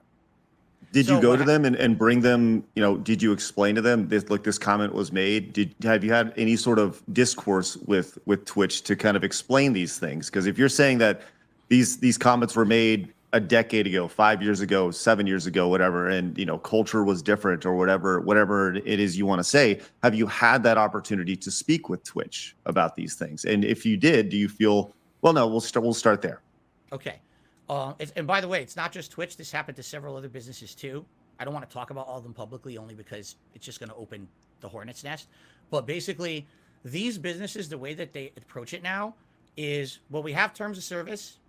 If you break them, too bad. We have absolutely no legal obligation to tell you what you did wrong because we just don't have to.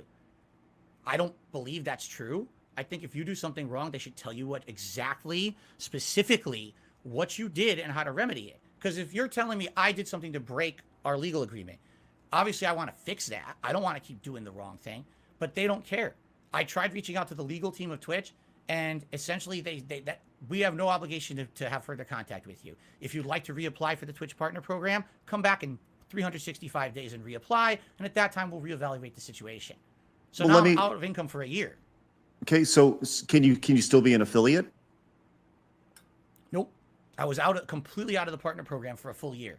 So it's been a year. Why don't you try to rebuild the affiliate side of things and try to reapply? And I mean, it's been how many years now? I mean, and if you go the affiliate, so if you go the affiliate route, I mean, being a partner on Twitch, and let's be real, being a partner on Twitch, it allows you nothing. You know, there's no benefit of being a partner on Twitch at all outside of them. It's wanting actually to, worse because Right.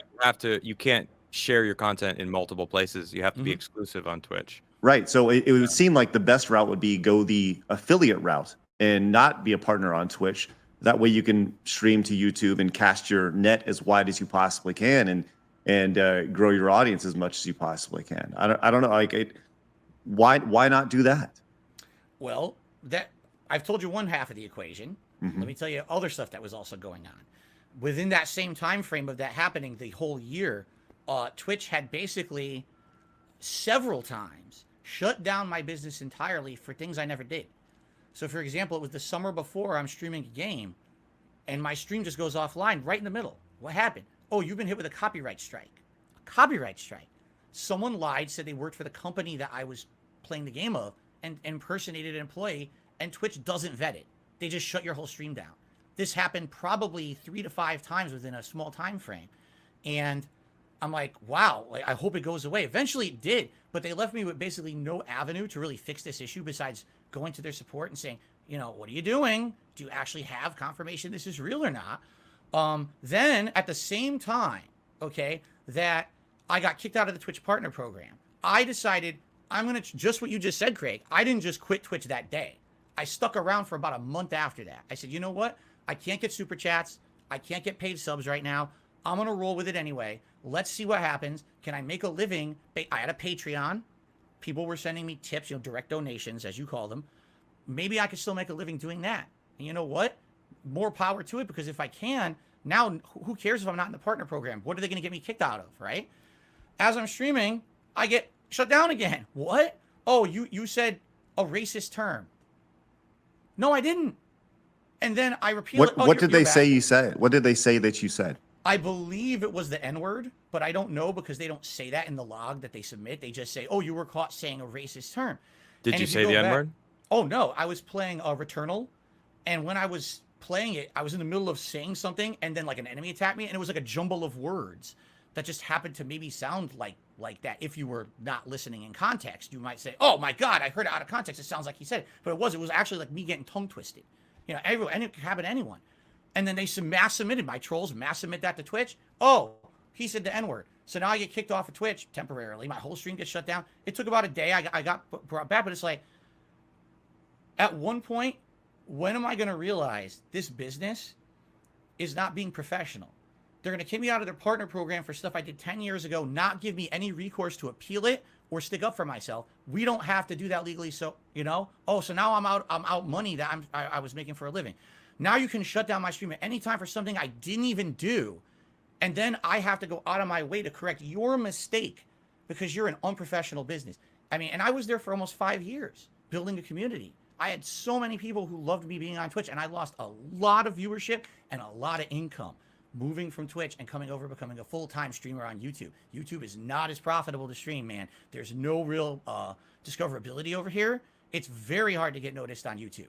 I lost a ton. But Why there's do no you- why do you wanna discoverability on do it Twitch then? either. Yeah, Why do you want to even be a streamer anymore? Like, what is your reasoning? I like streaming. I understand. I love being on stage. I'm a musician as well. There's something about having an audience that I really love, and I love having an audience. They're the reason that I'm successful. And it's like, if you're struggling, if you're facing this, like, wouldn't it be better for your well-being and like your relationship with your wife and your family to just stop doing this for a little while, get a normal job, and just kind of take a breather? A lot of people have said that to me. My mother said that to me when I got married. She's like, look how things are going, on the internet. Everyone's crapping on you. And, don't you think that maybe long term things should change? And at that point, and that was around 2019, before the bankruptcy and all of that, I kind of agreed with her. I was like, yeah, look at this. I'm trying my best. I'm trying to improve and be better. And it's like, people don't care. People just want to crap on me no matter what I do. And my mom said something really important to me. She said, you're not beholden to anyone but yourself and God. Like, as long as you're okay with who you are in the morning and that you feel that you're okay with God. And my mom's religious. I'm not, okay? But when she said that to me, it was like, she's right. Why do I have to answer to an angry mob of people every day? Why can't I just live my life like everyone else on this planet, right? But, and of course, there's always a but, a lot of things changed between 2019 and now. I love what I do now. At one point, I will openly say this, I hated what I did for a living. Around 2016, a lot of things were going really bad for me. YouTube had really started to just totally hate me. I was getting, all kinds of horrible things were happening to me behind the scenes. My personal life was falling apart as well. This is before I met my wife, by the way. And I didn't know what to do. I felt like I was trapped. I was like, I have so much debt in my name. There's no way if I quit YouTube, if I'm going to make, if I'm going to get a 9-to-5 job somewhere, I'm going to lose everything. I'm going to lose my house. I'm going to lose everything because I can't afford it. If I get a 9-to-5 job, I would never make as much money, as I do on YouTube or Twitch or whatever. So that's really what it comes down to is streaming is more profitable than getting a 9-to-5. That's 50% of it, I would say. About a 50% weight. Because the other half is since I became a full-time streamer in 2017 and I changed my formula. It's not just about pumping out a ton of videos a day. Instead, it's about having meaningful content with an audience that I connect with. This now, I would say, for 2017 till today, has been the absolute best time of my life, professionally and personally, because I met my wife and I have a great personal life. As little time as I get to spend with her, it's the best experience I've ever had in my life. It was a life-changing experience meeting my wife. And then becoming an interactive streamer and leaving that past behind of I have to fill dead air constantly with a stupid, risque joke and dumb commentary, and growing up and maturing. I'm 40 years old. I'm not some teenager or 20-year-old being an idiot on the internet. My audience today is not the same audience I had 15 years ago. Now, if you look at as Adam says, I'm Mr. Analytics, right? If you look at my analytics, you'll notice I get almost no teen viewers. Almost like less than 1% of my viewership are teens. It's people in their mid to late 20s, 30s, and 40s. Why? Because now you come to my content and it's chill fun. You know, every once in a while the rage comes out, everyone laughs at it, but it's more meaningful stuff. I love that connection I have with my fans. I really feel like my fans are in some ways, and not that I'm going to that level of personal connection, but they're kind of like my friends. They're really good acquaintances who I know, and we can chat and we can dick around every stream and have meaningful talk. I learn stuff from my audience. And now I look back at my past, like, what a dummy I was. I had this amazing experience I could have been having for years and years, and instead I sat there making dumb jokes instead of actually making meaningful content. So I love my job now. What does meaningful mean? What does that, like, walk me through? What does that mean? Do you feel like you're, like, is this, you say you have your audience is your friends, right? You feel like you have now, I've seen clips of you say that, you know, your audience is not your friends, right? So, like, are they your friends, or are they not your friends? Are they, because you're kind of speaking on, you know, just based off clips I've seen. Sure. You're kind of speaking of both sides of your mouth here. My audience are not close personal friends. I'm not going to come on stream and tell you about super important behind the scenes stuff in my life. You know what I'm saying? At the same time, I'm here 6 days a week. This is my social interaction outside of my wife, and the 1 day a week that I leave this house to do stuff when I'm not streaming. This right here, this laptop, this chat is my social interaction with the world. So that is me being friendly with people. That's, you know, as if you were, you know, you go to your place of work. Hi, how you doing? Your coworkers, right? You walk in, you hang out with them or whatever. It's kind of what it kind of feels like, a camaraderie with regulars. And, you know, there's people who come in and out all the time, and that's the nature of the beast. But I really do feel like today it's more meaningful what I do. There's, again, back in the day, people would say, Phil, I loved your content because I got to laugh today watching you rage. Today it's like, Phil, let me tell you something. Something horrible happened in my life. And I came by your stream, and I hung out with you for 2 hours today. You were playing Oblivion. We talked. I helped you with the game. We had fun conversation about something going on the internet. At the end of that stream, I felt so much better. You know, it was such a fun, meaningful experience to me. And when people give me that feedback, that lets me know that what I'm doing is worthwhile. With all the hate and all the shit that gets thrown at me every day, that what I'm doing is meaningful. Since I've become a full-time streamer and I've taken ownership of who I am and the content I put out rather than just making dumb jokes, I feel like now this is the best time of my life because I'm helping people. I don't know if that sounds crazy or not, but that's what they tell me. And I love it. It helps me. You know what I mean? It's like kind of reciprocating back and forth. Okay. Let's I think that every streamer has a relationship with their audience that's unique, right? As somebody who's doing it, I don't know your personal relationship with your audience. Is that you, Adam?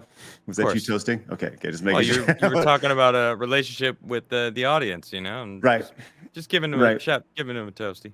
Okay, just making sure. So, but it seems like your relationship is a little different when it comes to, you know, you're very open that you are funded by your audience, right? You've said many times that you know, you don't want sponsors, but you started talking today about how no sponsors will touch you, right? Because of for a number of different reasons, for your reputation, right? What is it? Which one is it? Would you rather have sponsors? What's wrong with having sponsors compared to like if a sponsor is going to come and pay you $500 to talk about, you know, whatever their product is, wouldn't that be better than having to rely on crowdfunding or your audience on a day-to-day basis? Oh, you know, it's a double-edged sword. It really is, because I could say right now, if I had a bunch of sponsors on my stream, absolutely would things financially be better? Would the pressure be taken off of me to earn on a stream? Yes, absolutely it would. But at the same time, and again, this is something that people will bring up that feels stubborn. You know, I agree. I have always, in the 15 years that I make content, always been critical of people who shill. And there's a difference between, oh, I have a sponsor today and I shill. There is. I know that. You know, you can watch people out there who they put out a 30-minute video and 2 minutes of the video is a plug. I think that's acceptable, right? But then there's people who, like, they try every opportunity to monetize everything they possibly could. Every aspect of what they do is a monetization. I've seen in my React content last year, I watched someone who apparently is supposed to be doing a heartfelt message to about something going on. They're crying on stream, and on top of the stream, there's ads running. Like, you can't turn that off for 5 seconds to do your heartfelt message to your audience, right? For me, But hold on, Phil, because there are times where you say, look, hey, I really need, I'm in a really tough spot now. I got this coming up, and on the same screen you have a tip tracker. It's the same type of thing. Like you're tracking your revenue on the stream, and I don't have any problem with that. That's done by millions of streamers, but it's the idea of saying like, hey, I'm in a really tough spot right now. I really need you guys to help me out. And in your words, I'm going to be eating, lunch meat sandwiches, right? Like, what's wrong with lunch meat sandwiches sometimes? there's nothing wrong with lunch meat sandwiches. I eat them a lot. They're delicious. No, I see what you're saying. For the tip tracker, that's really there for rewarding my audience. And I know that sounds weird. I would prefer not to track tips, because if I didn't have to track tips, I wouldn't have to count all stream. I could just kind of focus on what I'm doing with my audience. But there's incentives, there's rewards that they like. They like silly things I do on stream. They've come up with ideas, not me. They come up with the idea that if I raise a certain amount on a stream, I put on a stupid hat or a vest. They donate hats and vests for me to wear on a stream to look like an idiot, and I'm okay looking like an idiot for them. I don't care. What do I'm self-deprecating. Who gives a crap? They're supporting me. It's a way to give back. No, I hear what you're saying. The difference is, all right, there's a tracker on the screen. Okay, big deal. I'm not going to sit there and talk about it constantly. If you watch a 4-hour stream I put out, yes, every once in a while, hey guys, it'd be great we can get some more support on the stream or whatever today. And then we move on, right? And I'll hit it upon it a few times during the stream. Some people say I hit upon it way too much. And I understand that. Everyone has different perspective on that. I agree that sometimes I do it too much. I'm trying to get better at that. But there's a difference between that and you could tell that a stream is being done because someone is enjoying themselves and having a passion, or someone turned on a stream today to make money. You know what I mean? There's people out there that I feel like the only reason that they're in it is there's no passion. They don't love what they're doing. It's because they saw dollar signs and they want to monetize as much as Sounds they can. like projecting right now. Yeah, but Phil, you just said a few minutes ago, and I mean this with all sincerity, man. You said just a few minutes ago, the reason why you still do this is because you can make more money than a 9-to-5 job, right? And half it's of it, right? Mm-hmm. right. So like that's a pretty big half, and I don't know, man. It doesn't seem. It seems like when you're asking your audience for money consistently. Look, Adam and I have both worked with people who like the worst thing you can do is look at your audience as a dollar, right? And Yes. and this is something that I don't have a whole lot of. I've left companies over this, right? And this is something that I don't agree with. But I would say that when money comes in and you reach a goal, let's say you reach a goal and you put on your vest or whatever, how are you taking that money and are you reinvesting it into your content? Are you reinvesting it into cameras? Are you doing special streams outside of just your day-to-day gameplay stuff? What value are you adding by people? I mean, I get you have to pay bills. I get it, right? What value are you adding to your audience's experience to further that meaningful relationship that you're offering? Yeah, we've had big goals. Like for example, if we hit a monthly members goal on YouTube, if we hit a sub goal on Twitch, now instead of just doing our normal routine gameplay, I do an interactive event with the viewers where we'll talk for a series of weeks. What do you guys want to see? Do you want to see a big React event? Do you want to see a special party atmosphere? We just did one a couple of weeks ago. It was a Super Bowl event. I'd never. What is a React event? What does that mean?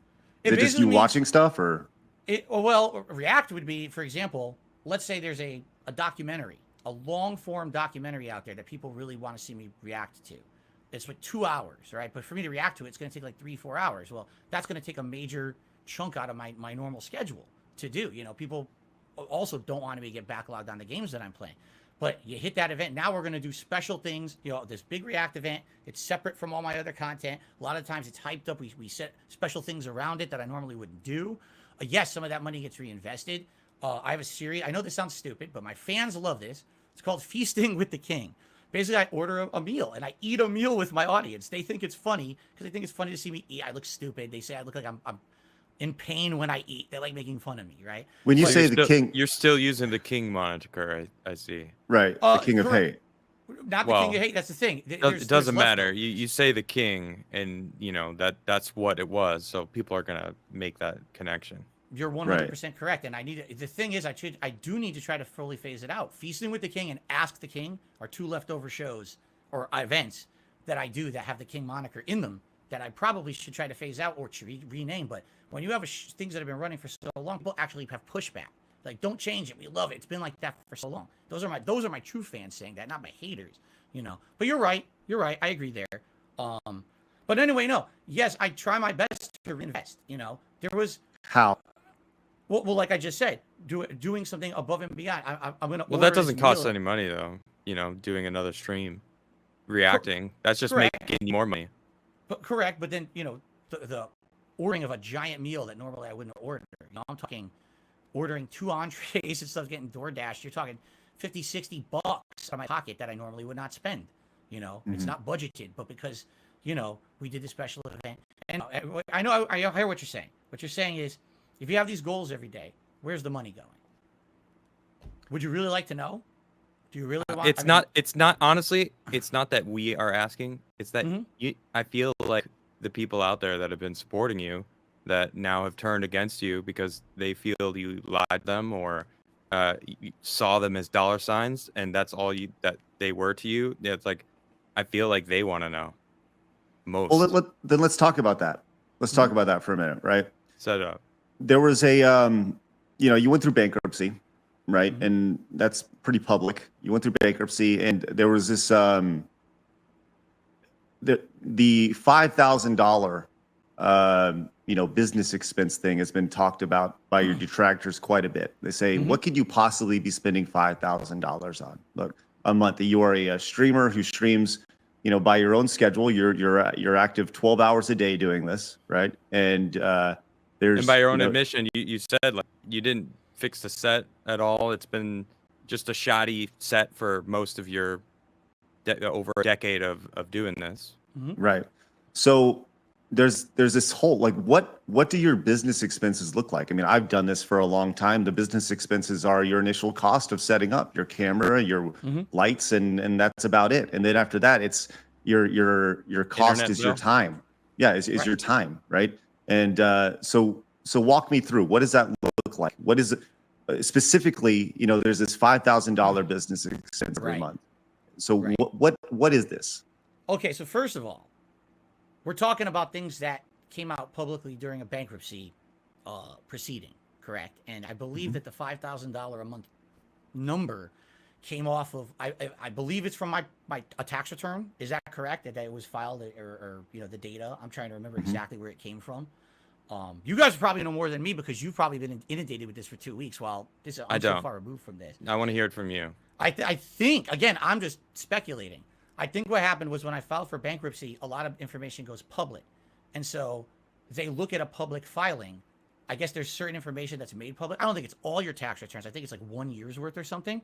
And I guess there was a number that was thrown out there that it looks like Phil spends $5,000 a month on business expenses.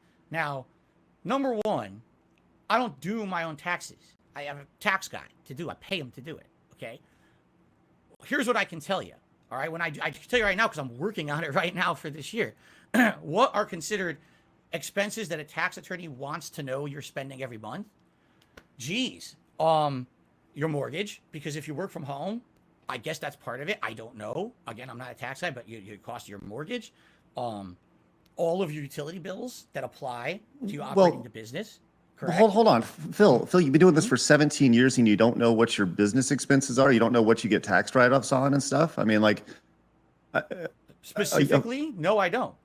I give it all. I pay him a lot of money to a tax guy. I have a giant, spreadsheet of data that I provide. They work it out because every year it's different. I get to feel the tax laws change and stuff, and they figure it out. I give them all the data. In fact, just got an email from a tax guy the other day. He's like, we still need this data for you for this year's tax filings. We need how much do you pay for utilities? What's your cost of internet this year? What's this? They need all that information, and I got to get them to, and then they do it. So here's the thing. All right. we're really going to get to the meat of it, is this stupid WWE Champions bullshit, which I cannot wait to talk about it. Well, okay? and we'll get to that, but I want Okay. to stay on this for a minute. Like, just once again, walk me through this, because, like, I'm trying to put myself in your shoes, and I'm trying to think Craig, through while you're piecing it together, building that up, I just want to remind you, Phil, like you said at the beginning of this stream, you want this to be where people can go to finally, like, oh, you just go watch that video, right? Yes. I don't have to say it anymore. So Correct. like this, you said, like, what do we want to know? This isn't for us. This is for the people out there that are like, what about the $5,000 a month? You know, so what about WWE Champions, which we'll get into? Like, what about these things? So it's like, this is your chance to now say, all right, it was the freaking business expenses, whatever. I mean, it was the mortgage, it was this. I don't know if that's actually considered a tax write-off. I don't want you to get in trouble, but I don't know. It just feels. No, and see, that's the thing. Again, when I went to that bankruptcy, oh my God, that was the craziest rigmarole, because my tax attorney, excuse me, not my tax attorney, I misspoke. My bankruptcy attorney had no idea what they were getting into with me being a public persona.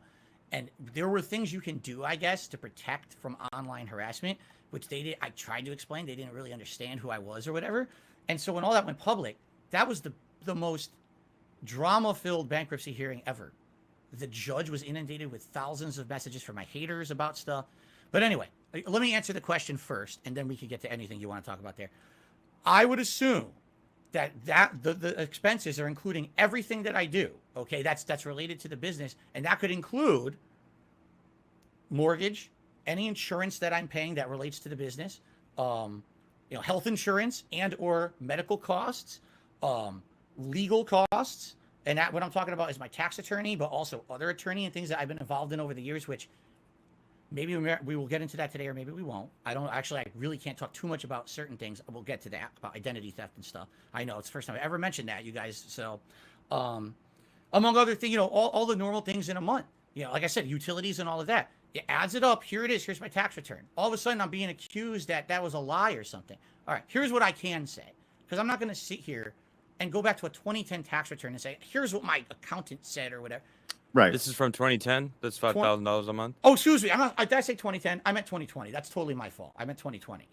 My bankruptcy was 2020. So I think the tax return that must be referenced is like 2019, something like that. Okay. Here's what I know.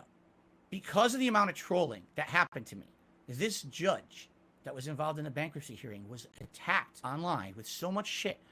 I had to go into meeting after meeting with both my bankruptcy attorney and this judge. Hours of work. We went through line item by line item of all of my expenses. I had to explain to a judge who has no idea what live streaming is, the entire concept of being a live streamer, and showing every single expense and line item and rationalizing what it was to my business. This is this, right? And it took so much work. At the end of the day, after all that extra work and time and money that had to be put into my bankruptcy, it went through. The judge understood. I showed them everything. If anyone should see line item by line item what my business expenses are, it should probably be the judge who's going to make a ruling on if I should be granted bankruptcy or not, right? That's the government, a government representative, correct? They saw it all. They went through all of it. And at the end of the day, they said, this all makes sense, approved. Well, but in the vast majority of time, winners in bankruptcy experience like some sort of relief, right? Whatever the debt is that you were paying, it's gone, right? So why do you feel why do you have to go back to the well, going back to your audience, and ask your audience to crowdfund your content when you claim and you still say that nothing has really changed financially for you? Great question. Thank you for asking it, because this is one of the ones I get hit with every day. We just talked about 2021 and what happened with Twitch. Okay, so the bankruptcy goes through around mid to late 2020. I'm relieved of all this revolving debt that I had in my name, but there's still debt that remains. There's still my mortgage. There's still my car payment. There's still taxes. And taxes is a big thing, because for years there, I was not able to pay my federal taxes properly. And well, came back to bite me. You couldn't pay them, or you didn't prepare to pay them properly. There's a difference. Because I thought you hold on. I thought you said that you paid a guy to do your taxes. I do, correct, to file the taxes. Because I think the one thing that people need to understand is that you are acting as an independent contractor with YouTube and Twitch and whoever, right? So when you're paid, when somebody gives you $1 super chat, YouTube takes 30% of that, right? And so you get 70%. That 70% then needs to be taxed by Uncle Sam. Uncle Sam comes in and they take however much of that. So you know, by the end of it, you could be getting anywhere between 50 cents of that or 35 cents of that, depending on what your revenue is for the year, you know, and you're the tax brackets you're in. It sounds like, Phil, that you didn't necessarily plan accordingly for that, and you didn't save your money to ultimately pay. And if you have a tax person to do this, a CPA, which is for any online creator, that's like the number one expense is having a CPA to do your taxes. That's the number one thing, because going through and, you know, that's extremely important. But your tax, like, has your tax person ever came to you and said, hey, you should probably prepay your taxes. You should be paying quarterly instead of having one big lump sum at the end of the year? Because it seems really irresponsible for somebody who works online and has done so for 17 years to have a tax person who hasn't suggested that and haven't had you prepaid. Do not, please. That my tax guy is great. You know, okay. He you know, I have an estimate of what I should be paying, not even quarterly, monthly. Like, basically, can I make this monthly payment? And some months I can easily make it no problem, and other months I can't.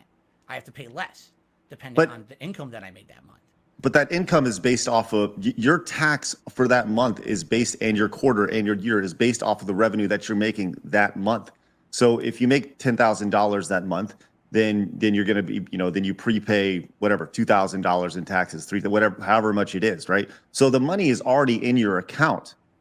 So why would you have trouble spending? Why would you have trouble with that? I'm really having a hard time following this, because if you have the money, it's either being spent before it's time to pay taxes, or I don't know. I don't know. Please walk me through it. Whew, okay. So I have two revenue streams. One revenue stream is very much daily income that I get from my viewers, meaning like tips, let's say. Okay, that's pretty much tips on a stream. The other revenue stream is the other income that I get from YouTube. That's ad revenue, super chats, memberships, and all of that. Okay. Daily I get tips, and that essentially is the money that I'm using day to day to pay some bills, go grocery shopping, you know, buy a new game for the stream coming up, all that kind of stuff. The YouTube money that comes in behind the scenes is what I use to do all my ongoing recurring payments, my mortgage, my car, you know, health insurance payment or whatever. Here's what's happened, okay? The bankruptcy happens. Great. End of 2020, things are looking up. I'm actually getting more popular on Twitch. I'm starting to make good money. I announced to my audience in early 2021, hey guys, guess what?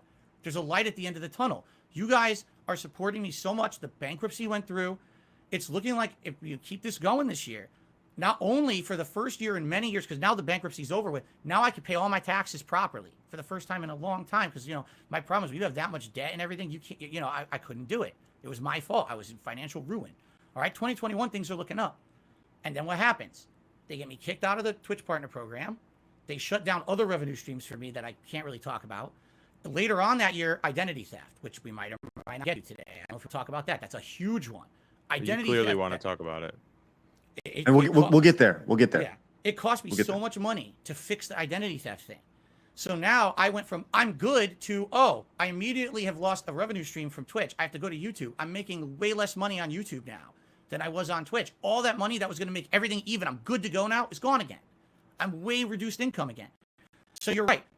Because it just now, nothing else adjusted. My mortgage still exists. My car still exists. All those regular expenses still exist. And now I'm making way less. So this is a running pattern, and I hate this shit. Every time in life I feel like I'm getting ahead, something happens and screws me over. I'm serious. It's like a comedy of errors. It's but once again, Phil, then why not remove all that shit and just do something different? I'm not telling you what to do, but like if there's if you keep running if you keep running into a wall, eventually you need to take a different direction, right? And like I love that you love what you're doing right now, but if you're still struggling with this so immensely, at a certain point, don't you need to like self-reflect and say like, look, man, I'm running into this wall fucking 5 times. I should probably not be doing this or change my approach to it. Mm-hmm. I hear you. And like I said, I had that conversation with my mom in 2019 about changing it and, you know, not be beholden to people, do something different with my life. I mean, yeah, let's be honest. A major factor is money. Have to be honest here, right? That's what this is about. I'm going to be transparent. Major factor. I mean, it sounds like it is the factor. I mean, it sounds like you're just spending the money as it coming in instead of saving and preparing for the next month where it might not be as profitable, so that you could be like, I'm saving. Maybe I'm not going to buy that new game. Maybe even though it's probably a write-off because you're doing it for a business, doesn't matter. Right. You know, it seems like you just got to start saving money, maybe be a little smarter for the future. I mean, I'm not trying to like lecture you No, on you're money, right. but You were it seems like you need it. So yeah, I need what I need. And I've said this before. I'll just say that. Sure, Phil. I need like a year. And here's what I mean by that. I need 1 year to make content and not have my trolls fuck with my income. it's never going to happen. I agree Never. with you. I now agree with you. I know that now. But that's what's happened is every time something happens that screws my income again. Well, wait, here we go. I worked my ass off. I changed who I am. I'm a different kind of content creator. All the things that they had issue with me. This is why they do it to me right there. We don't like Phil for this. Okay, I'll change all of that. Nope, still do it anyway. Ruin his income. So why change? Why change? What's the point? It's not doing anything. Why wouldn't you just stay the person that you were and that you are or whatever, instead of like trying to like adhere to people on the internet? Because the people on the internet are gonna hate. The haters are gonna hate. Like, who fucking cares? So what's the point? You're doing it for nothing. I agree. I understand what you're saying. At the same time, I feel like that a lot of the changes have been very productive. I like I said, now I love what I do for a living. I didn't before. I do now. I actually genuinely want to be here every day with my audience. It's fun. I wake up in the morning energized, ready to go. I used to wake up in the morning like, oh, I gotta go play games and film again. That was a horrible mentality. Who wants, I treated it like any other job. Now I love it for the last 4 or 5 years. But I hear you. But yeah, if I were to quit YouTube, let's say right now, cold turkey, I quit YouTube. I can't find a job out there that's going to pay what I'm doing now. In addition to that, there's always the factor that I've been out of the job market for a decade. Who's going to hire a 40-year-old guy that hasn't done anything besides, operate an online streaming business for 10 years? Nobody with that attitude, though. So it seems like you're already defeated, not even worth trying. So you're putting yourself in this hamster wheel that Craig was mentioning earlier. It's just like, there's no option. This is it. So I have to grind. I have to do this. And like, that sounds miserable to me. Even though you say you're having fun, it seems like you're just trying to convince yourself that instead of actually it might be true. It might be true, but these two things could be true also. I'm just pointing that out, what I'm seeing. And I just like to kind of continue on with that, right? The idea of like, do you have a business plan? Do you have what it looks like what your business looks like in a month from now? Do you have a business plan for a year from now? You have a tax guy who runs your numbers, but are you saving money? Because it doesn't sound like you are, because just based off what you're saying, and it very much sounds like you're going to be doing this when you're 60, right? And if you want to be doing it when you're 60, that's fine, but this doesn't seem very forward thinking. When you seem like you're living day to day as opposed to thinking about long term. And dude, you're 40 years old, and at a certain point, you got to look at things and say like, well, do I want to be doing that? Like, will I ever have enough money to retire? Will I ever have enough money to not do this? So walk me through that. Walk us through that. The idea of like, and it's okay to say you don't have a business plan. It's okay. It's like, we're putting it all on the table here, Phil. And if you don't, that's fine. Just kind of walk me through it, man. Currently, do I have a business plan? No. Have I had business plans in the past? Yes. And every single one of them has been destroyed by my income being ruined over and over. To have a plan, a long-term plan, you have to know at least what the stability is going to be today and depend on a little bit of that stability. And it sucks. Like Adam said, YouTube Twitch, any kind of online content creation is a constantly fluctuating thing. Tomorrow, everything could be turned off for all of us. We can't even stream, right? It could be a new law that says we can't do it anymore, in which case then I guess I am boned and I got to go out there and get an offline job, right? But how can I lay out a business plan when every month is different, when it looks like there's consistency to my life? Oh, here's what I'm making every month. That's exactly what was happening in 2021. There was a series of months, like the first 3 months to 4 months of the year. Things were going great. I had a business plan. Here's what I want to do. Let's do this for a certain amount of years. Let's expand. Let's improve the setup. Let's try new things. Let's do this. And then if it keeps going, you get to the next stage of the business plan, right? And what happens? I lose my partnership, identity theft, income's destroyed. Now what do I do? Business plan's gone. So how can I set a plan when these people won't allow me to even have any level of stability in my life for even a few months? You know what you do? Stuff that they're doing. You make another business plan. You move forward. That's what you do. Like I mean, I don't. What choice do you have?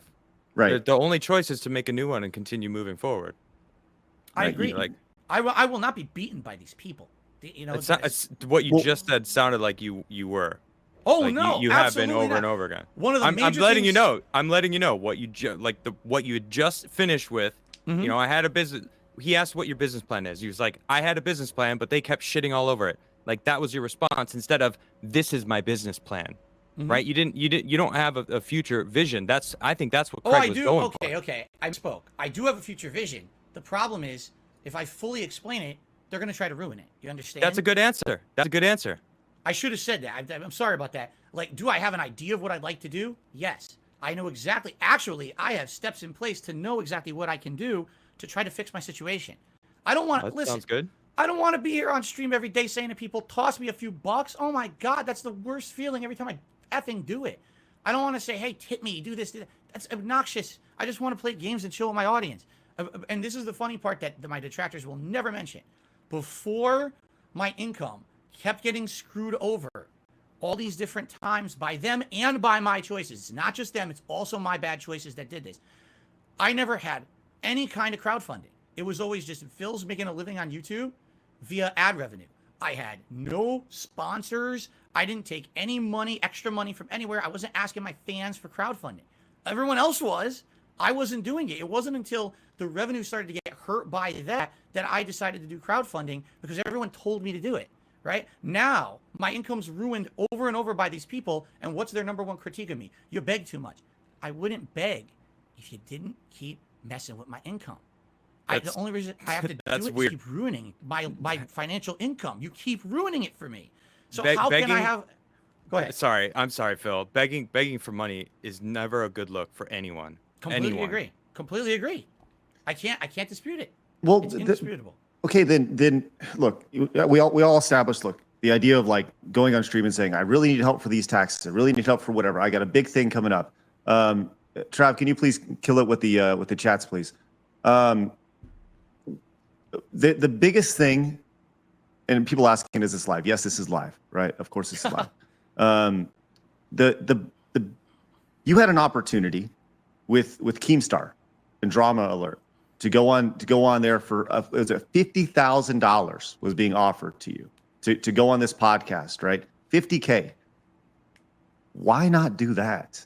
Like that's a giant amount of money. And yes, there's taxes attached to that. It's after it's all said and done, it's probably $30K, right? But why not just say, okay, I'll take your money and I'll spend a couple hours on your podcast, and that would clear up so much of your financial burden. Mm-hmm. Okay, Keemstar story. Here we go.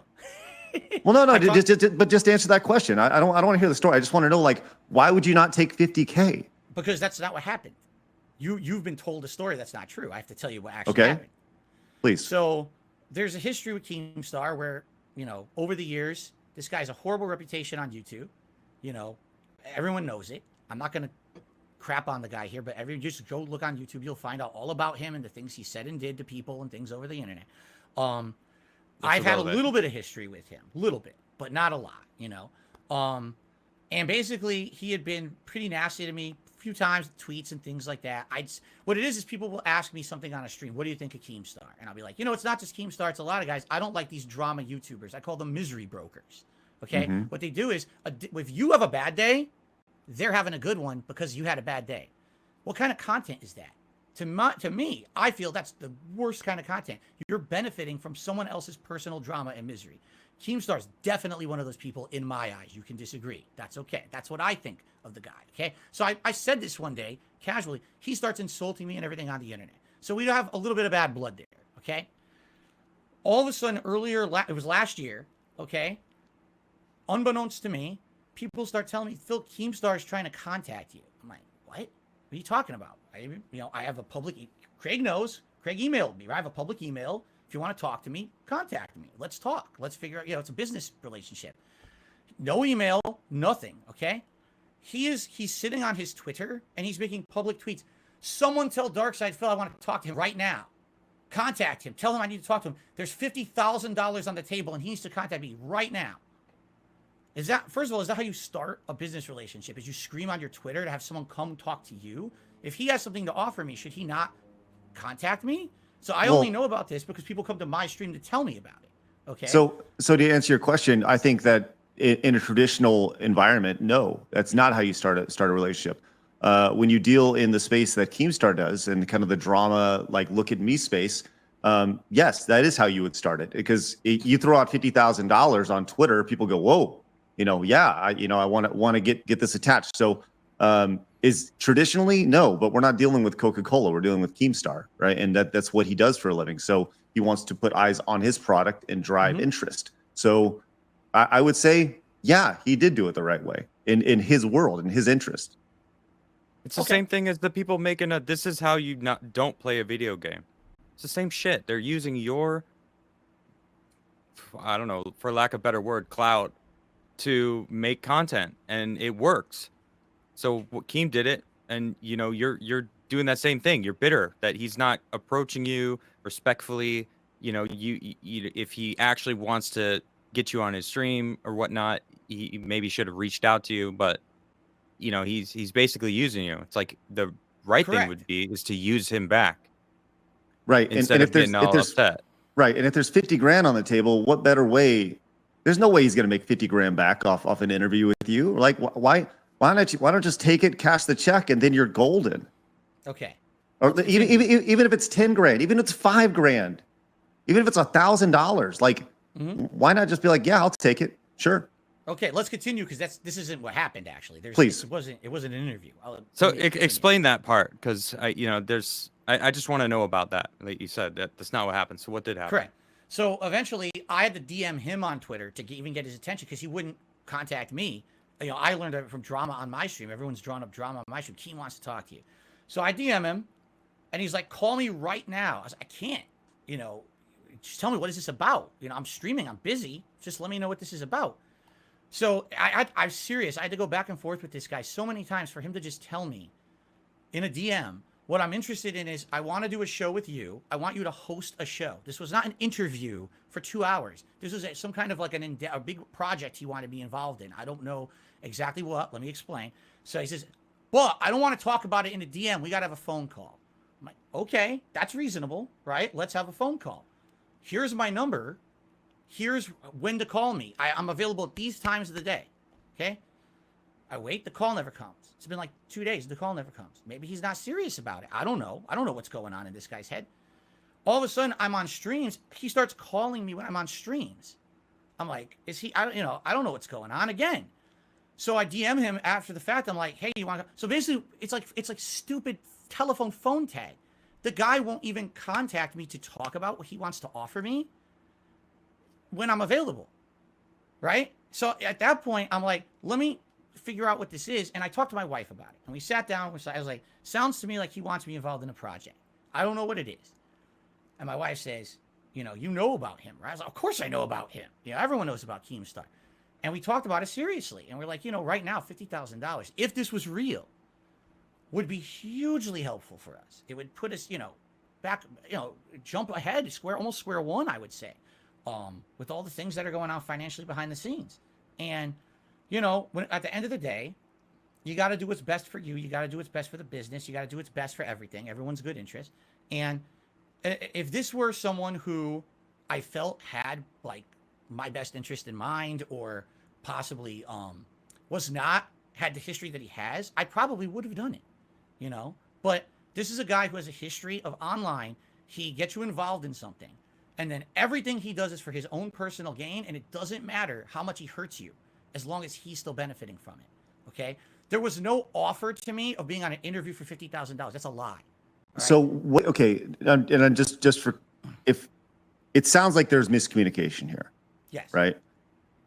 If we were to get Keemstar on the show right now and kind of walk through this, because I'm very intrigued by this. Right. I want to know more about this project. Would you be open to that?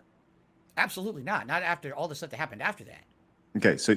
So you would not be open to talking to him right now? I'm never going to do business with Keemstar. Not after the things I now know about him and the other things that he said and done. Absolutely not. Okay. Okay. Then I'll delete my tweet that I was about to send asking Keemstar to come on the show. I didn't send a tweet out, just so you know. I was going to. Here's the thing. Here's the thing.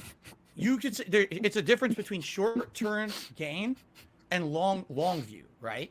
I feel like having any association with that guy in the long term is just going to hurt rather than help.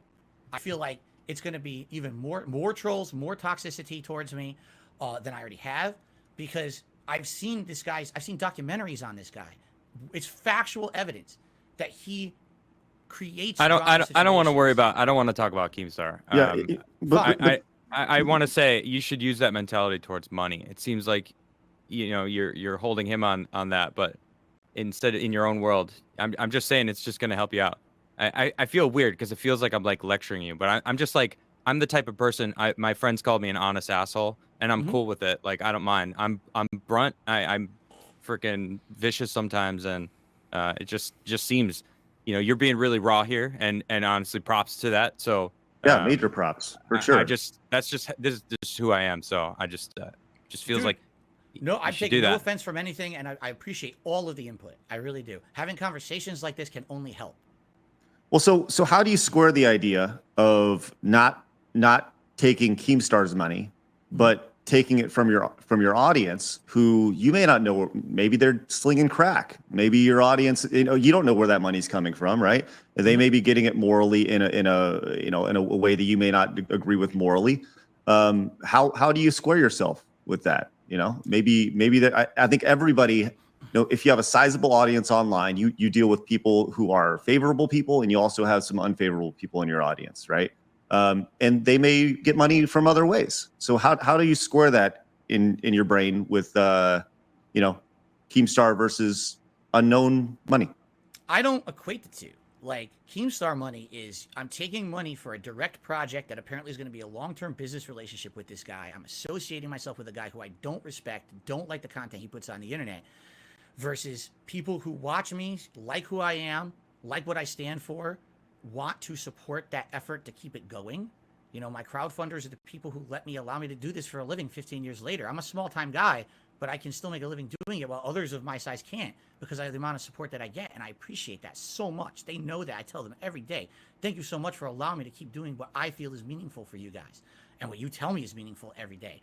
But here's the thing, and this is an interesting point. As someone who's crowdfunded, mostly, it's mostly income coming in from streams, ad revenue from people watching ads, all of that. This is a question for you guys too, I guess. This is interesting. Sure. Can you be held accountable for your viewership? Correct? Like, for example, right now, the G2s. Mm-hmm. I would hope that they're all upstanding individuals, right? You always want that, but you don't know what they're all doing, right? Sure. Do you micromanage your G2s and say, well, there's someone who's nice on my stream and they come by every day, and I just found out, I went to their Twitter to find out that they're a horrible person. They say racist things on their Twitter all the time. If someone came to you and said that, would you say, oh, I got to ban them from my community now because they say things on their own personal Twitter? No, that's censorship. Yeah, that's censorship, and I don't agree with that either. But I do think that it starts and stops with expectations, right? Your expectations, and it starts with leadership, right? Whether you like it or not, I think that you are the leader of your community. You are the people that everyone looks to on how somebody should act, how somebody should interact with other people in your chat. How you are the flag bearer of how what the community should be like, right? So I think ultimately your community emulates the host. And that being said, I do say I absolutely understand not wanting to go into business with someone that you don't respect. Yes. I personally know many different people that are very successful that I don't respect, and I'm like, couldn't be happier not working with them. Right? Exactly. I mean, the That is exactly real my ones know. mentality there with Keem. Yeah, I mean, I Absolutely. get that. So let's kind of let's kind of dig into this a little bit, right? So where's the line, right? When you have, let's just say you have a community member that you know via their Twitter, let's just say they are selling coke, right? They're selling illegal drugs, whatever. Don't you want to be like, hey man, like I'm not into that. Like there's visual evidence of them doing something bad or at least alluding to something negative, something that would be shunned in a normal society, right? But you know they're a part of your community. And once again, they're coming into their community potentially, potentially bleeding that into the community. I don't think you censor them, but maybe have a conversation about it. Mm-hmm. I agree. It's a line of, is it influencing you and your content in your community or not? So I think we're going towards a certain topic. I don't know if there's a particular person you may be referencing, Craig. I'm not going to reference any specific community members. That's not what this is not about. This is not about specific community members. We're here to talk to you. Okay. I want to actually address something real quick. So Keem actually just tweeted and responded to what you had just said, and I want to hear your thoughts on it. I'm going to read his tweet. Keem, he said, DSP is lying in this live interview. I called Phil at the agreed times, and he ignored my calls and claimed later he was at work. He ignored my calls for $50K up front for the Low Cow podcast to stream to under 200 live viewers, begging for them to pay his rent and his utility bills. Both Wings and Boogie agreed to Low Cow podcast. The only reason it didn't happen was because of DSP. Thoughts? Response? It's a blatant lie. He called me when I was on stream. I looked at my phone when I was on stream, wondering why I was getting a phone call. After the fact, I realized that was Keemstar calling me when I was on live streams. It's just blatantly false. I gave him the times. I said there was time frames between streams he could call. At one day, I actually sat here for an hour in my office after a stream waiting for him to call, and he never called. Well, if it's not true, he's gonna post, when you were streaming and the phone call, and if not, then it's pretty easily provable. Yeah, that's fine. So, he never. I'll tell you right now, to my knowledge, he never actually called me when during the times that we talked when he was available. To my knowledge, so that's all I can say. And then after the fact, here's the thing. I just wanted to have the conversation. As I told you guys, I personally have issues with the guy and the content he puts out. I do. So at the very least, knowing it's in my family's best interest to have the conversation, find out what the conversation is about, at least to find out, but he wouldn't even have the conversation. So if the conversation doesn't take place, of course I'm not going to say, if you can't even have the call, how on earth could you ever enter a business relationship with someone for a big amount of money, for a big commitment of time or whatever it was going to be? It just didn't make any sense to me at all. So that's why it never happened. Okay. And by the way, Boogie, I've talked with Boogie behind the scenes. He really wanted me to be on the show, but I told him personally, I can't do it, man. I can't do anything with Keem. I just can't do it. I can't be involved business with what he stands for. It's kind of like the same thing. I know this is going to sound crazy. All right. I'm the kind of guy that if I can help it, I won't shop at Walmart. Okay. Why? Because I hate that company. The company has destroyed small businesses, little towns, right? Now, everyone shops at Walmart because it has the best prices. If I can help it, I won't. Every once in a while, I go there. But for the most part, I can't. That's the kind of guy I am. Maybe that's a huge flaw with me, right? But I'm not going to take money. I would feel like taking a paycheck from Keemstar is kind of like blood money. That's money he made on the backs of people, drama content he put out, people he's hurt to earn it. I'm not going to do that. Didn't you start your career on like drama and hate? But not against people. I will say this. I never, if I could help it, but the people in the Street Fighter community, like that's who you said you were targeting. Oh, okay, that's different. And here's the thing: you're right. How's that different? It's different because I've changed now. I will agree, and I've talked about this in documentaries about me.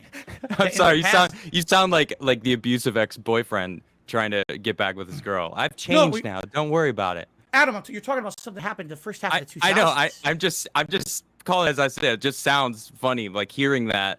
Yeah. That I changed now. That line is so, I don't know, overused by the I was wrong an online people. troll in the Street Fighter community. Absolutely. There was online harassment that happened. Absolutely. I've learned from that. I've been through it myself now. And I realize how harmful that is and why you would never do it. Especially when you're someone in a position of power who has an audience to actually troll people, to do drama against people. That's so harmful to them. I would never do that for personal gain anymore, ever again. And taking that money from Keemstar, I feel like I'm taking money from other people who've been hurt in order to benefit. I can't do that. Have you reached out to anybody that you feel that you wronged in the Street Fighter community to let them know that you changed and that you're sorry? Well, the people from back then, I would have absolutely no idea how to contact, but I have publicly said things. For example, last year I did a react to the Down the Rabbit Hole video about me. This is by Frederick Knudsen. It was millions and millions of views. It's one of the videos everyone was watching. It was made in 2017. It covers all my early years as a YouTuber, but also my career in the Street Fighter community. And I admitted publicly how bad I was back then, what an awful person I was, just to get over in the Street Fighter community. There's people back then that, for no good reason, I trolled them. For no reason. I'm just an asshole. And I apologized in that video. I mean, do you want me to name names? Well, sure. Yeah, because I want to know who's so hard to get a hold of. What's his name? Shady K. I don't even know if he's even around anymore in the Street Fighter community. In the early 2000s, I destroyed this guy for no reason, no good reason.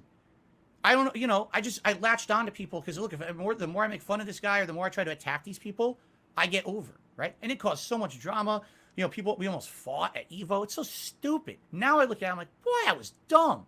What kind of dumb shit was I? I thought I was a pro wrestler. I thought, oh man, I'm talking shit, and you're gonna have big rivalries at fighting game championships. It's the dumbest shit, Right. So is that this long Tran?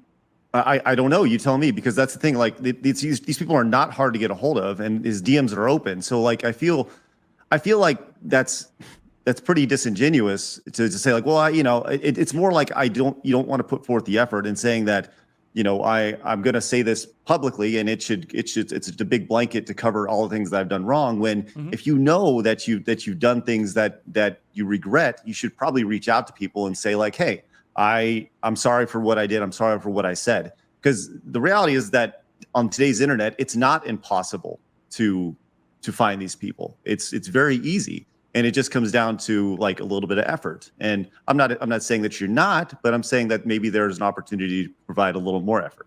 You know what, Craig? I never even thought about it like that. Here's why.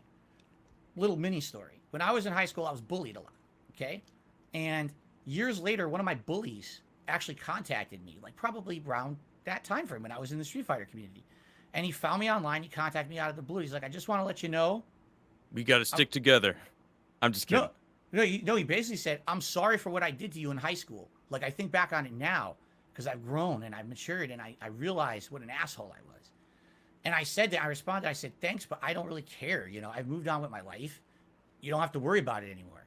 And that was it. So to me, I'm so far removed from those days. We're talking 20 years ago. Does this guy care to hear from me 20 years later in a DM? Yes. Never even crossed my mind. But you know what? You've made the point. And now I'm going to have to think about it. I have to think about who are those people that I wronged back then, who possibly I could maybe reach out to. He's definitely probably number one, because that was one of the people who, man, for no reason. It was just every day hammering that guy to the point where at the end of Evo, we had a grudge match on stage. And then when it ended, I wanted to shake his hand. And he was so upset, he refused to shake my hand because I had trolled him so badly on the internet. He basically was like, irrevocable harm that you've done to me. I'm not going to shake your hand. You're a piece of garbage, right? Now I look at that and I'm like, I probably would have felt the same because I've been through that shit. I'm on the other end of the trolling now, and now I get it, right? But you're right. Well, I think like makes sense. What you're talking about. You're talking about growing as a person. I think those are things that people you can absolutely learn from, and absolutely should learn from, and those are things that are incredibly important to do. And to answer your question, does he want to hear from you? I guarantee he wants to hear from you. He doesn't know he wants to hear from you. These people don't, but taking time to just say, hey man, I messed up. It's not a bad thing. It's not a bad thing. If especially if you messed up, like people said, oh, Craig, you messed up, but I don't know why I messed up. They just point their finger, True. I know why I messed up. It's me every single day on this show with it's been a consistent theme with Adam. He's always pointing his finger. Man, you really messed up. All right. Oh, wrong way. There we go. I'll say this. Don't point your finger at me. I'm not pointing any fingers. No way. Damn straight. All right. Let's continue on. All right. So we've made mistakes. We're going to attune for them or do our best. Let's go into WWE Champions. Sure. Let's talk about this because this has been a consistent theme with all the detractors. They want to know about your experience with this game. Just a real simple yes or no. Mm-hmm. Do you currently still play WWE Champions? Yes. Okay. Yes, you do. Mm-hmm. Why are you so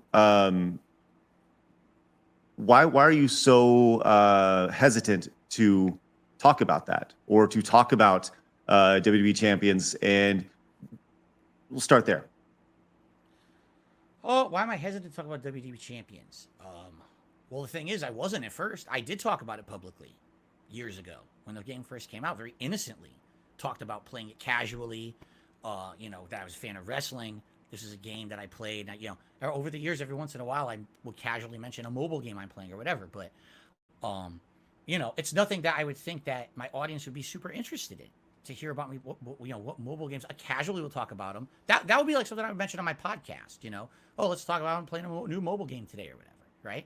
But what's ended up happening is over the years, every little thing that I mention that's not directly related to my content or my business, what I'm doing on stream, somehow gets twisted into something distorted or messed up by my detractors to make me look bad. And this is a prime example of them, in my opinion, and you can disagree, trying to orchestrate something. Well, just one of the many things, because we can go through a lot of the things they've done that have been completely disproven. But this is one of the things that I never went out of my way to disprove because it's stupid. It's ludicrous. Can I ask you, Phil? Have Sure. you ever spent money on this game? Of course I have, yes. Have you spent a lot of money on this game? Good question. What does a lot mean? Anything over $100 is too much on a mobile game. So probably when the game first came out, yes, I spent over $100 on it. That was 2017 when it first came out. Trust me, I'm versed on this game now for all the wrong reasons. So yes, in the first year. Wait, did you just flex on how good you are at the game? No. I said I'm versed in the game because I have to know about it because they're freaking put me in conspiracies about it and shit. It's ridiculous. Okay, I don't want to know about it. Then, how much money have you spent in this game? Do you mind saying? Total, I couldn't tell you. It's definitely total under $1,000 over the years that it's been in operation for sure. Okay, not over $1,000. No, because that's not what people think. That's correct. I know that you're some sort of a whale in that game. Oh, I know. I've seen every. I haven't seen every video. I've heard it all. First, it was like thousands. Then it was 10,000. Then it was 20. Then it was 40. Now it's 100. I think 100,000 supposedly I've spent on this game. Well, we started talking about it, and you instantly went into just attacking other people. Like we don't have to like your detractors. Like they may deserve it. I don't know, but we can have this conversation without even bringing them up. Sure. Right. We'll bring them up if they're okay. You're saying you're instantly going to they're making up shit, but you do play this game. You have spent money on it, and Correct. I think what's happening is when you're begging your audience for money and then complaining that this King's Feast is too expensive for a $60 meal, and you're stressing for money, and then putting money into a game that is a mobile game that is, I mean, let's face it, mobile games are not necessary in life. No kidding. Spending any amount of money on a mobile game. I've never played this WWE. I don't even know. I saw like a picture of it, and it looked like Candy Crush or so, I don't know what the hell it is, but it just feels like they feel like you're just using them to like using your audience, and like I don't want to be used. I personally, I don't like feeling used. I've been used by people in the past, and I don't have time for that in my life. So when people are watching someone online and supporting them and then feel used, like when, you say you beg too much, and you're working on that, which is good because, as I said, it's not a good look. But even talking about, hey, this other game that they believe you're a whale in, why do they think you're a whale? Where are they getting this? See, here's the thing. I don't exactly know. There's been so much to this thing over the years that, you know, I'm just gonna briefly in my head try to go over what I remember. Apparently, at first, it was that there was an account in the game. That's the name of the account was They Call Me DSP. Okay. Which is also your Twitter handle. That's correct. Mm-hmm. And so just by that association, they're assuming that's me in the game. Okay. Now, from what I'm going to understand after that, after I guess at some point it had been asked on a stream or whatever, is this you? And I said, no, that's not me in the game. It is not, by the way. That is not my account in the game. What is your account in the game? That I'm not going to say. And if you're going to say why, because back when I signed up for that game in 2017, there had never been any drama around mobile games or anything like that I had been involved in. No one ever asked me the question of what's the name of your account.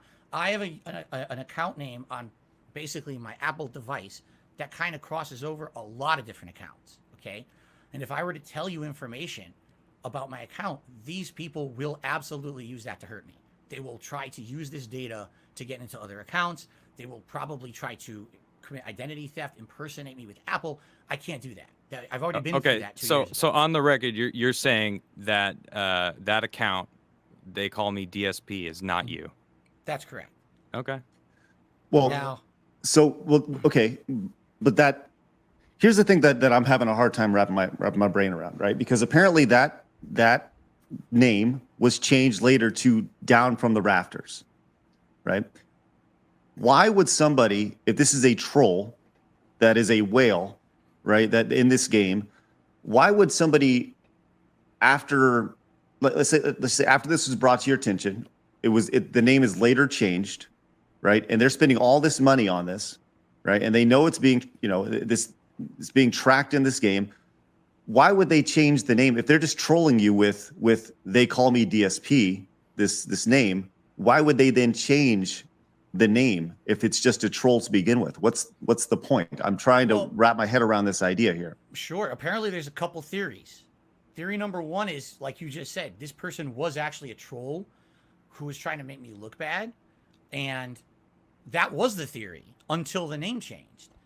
But I agree with you. That doesn't seem to make sense, does it? Why would you try to change your name if you weren't, maybe, and again, this is me just guessing. I have no clue because this is not me. Maybe this person was a legit player. Maybe it was a fan of mine. Maybe it was, who knows? Or maybe it wasn't. Maybe it's complete chance. This is not Darkside Phil. This is not DSP Gaming. This is They Call Me Darkside DSP. Patrick. Again, who knows? You're right. That's the point. It wasn't my name. It wasn't like Phil Burnell or whatever. It was one name that I use on a Twitter account. So maybe this legitimately was someone who was playing the game and over the years was getting like harassed. I don't know. Here's what I can tell you. Since this started happening, all right, I was afraid that my actual account name was going to get out there, and they were, like I just told you guys, they were going to try to like harass me or change, harass my Apple account, hack my Apple account, whatever. I reached Phil, out. I gotta say real quick, if that whoever They Call Me DSP changed it to whatever the hell they changed it to, why haven't you changed it to some? That's what I'm about to say. That's exactly what I'm about to say. I asked they have the help chat or whatever.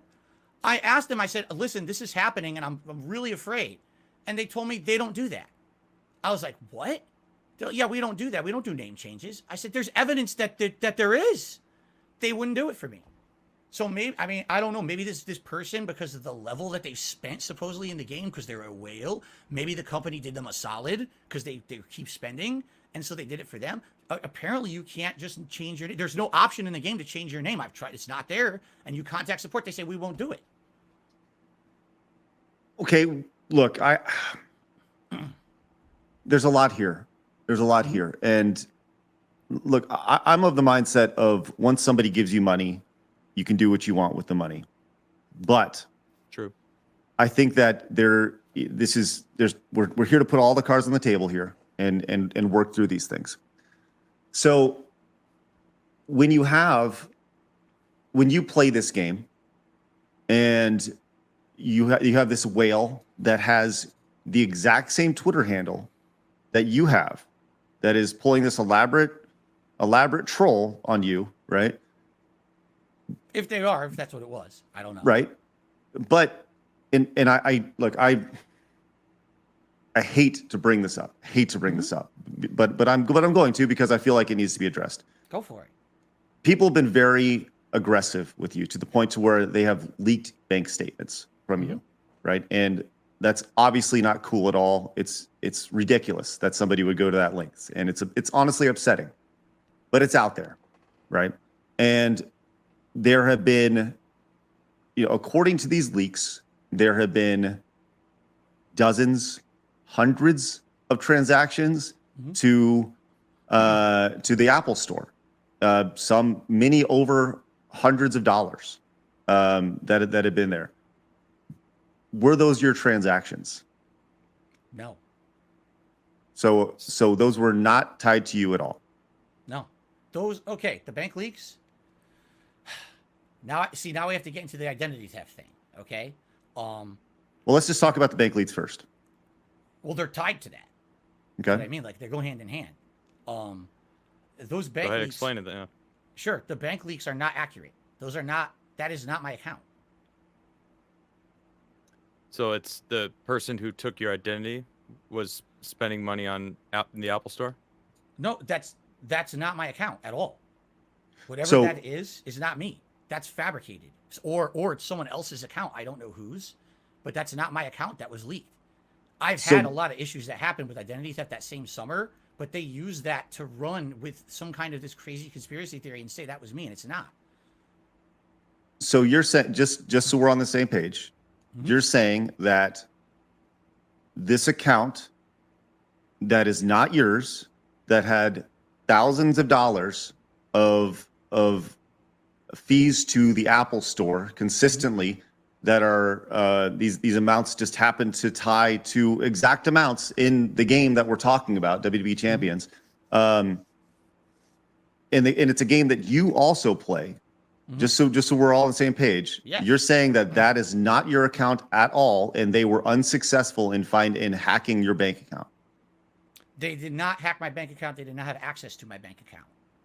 It seems awfully convenient. And Right. just It right. does sound awfully convenient, but that's the truth. You can understand how us looking from the outside in looks at this and raises an eyebrow and doesn't quite buy it, right? To me, I mean, from an outside perspective, who doesn't know anything, would look like you had to go and file for bankruptcy. You had all these issues and people calling you out for spending way too much money on this game when you should have been saving for taxes. And then, this shit comes out and you're freaking sweating. You got to freaking do something about it. It's like, oh, I was hacked. That identity theft. Like maybe the identity theft happened. I'm just like painting a picture for like these people on the internet that hate you and are trying to convince the world of what happened. And then, like Craig said, I mean, you are playing it. It is your username. There are all these bank statements that actually correlate perfectly with this game.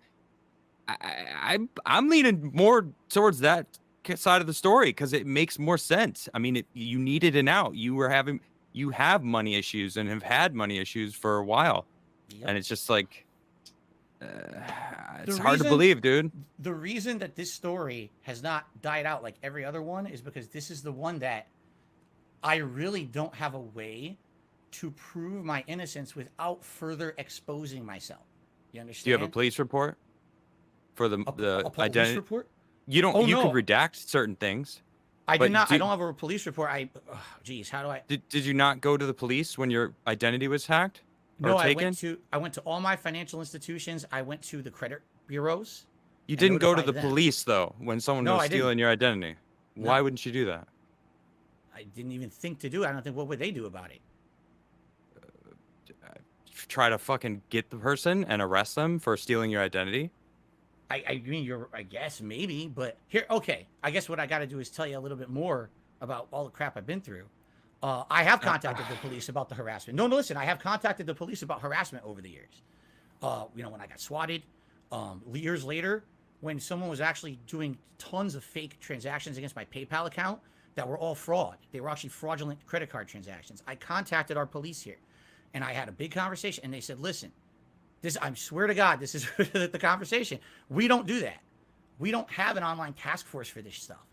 They said the only thing we deal with is human trafficking. That's it. That's all we can do. Here's the number to the FBI if you want to call them. But unless you're talking about ginormous sums of money being tossed So around, you did contact them or you didn't?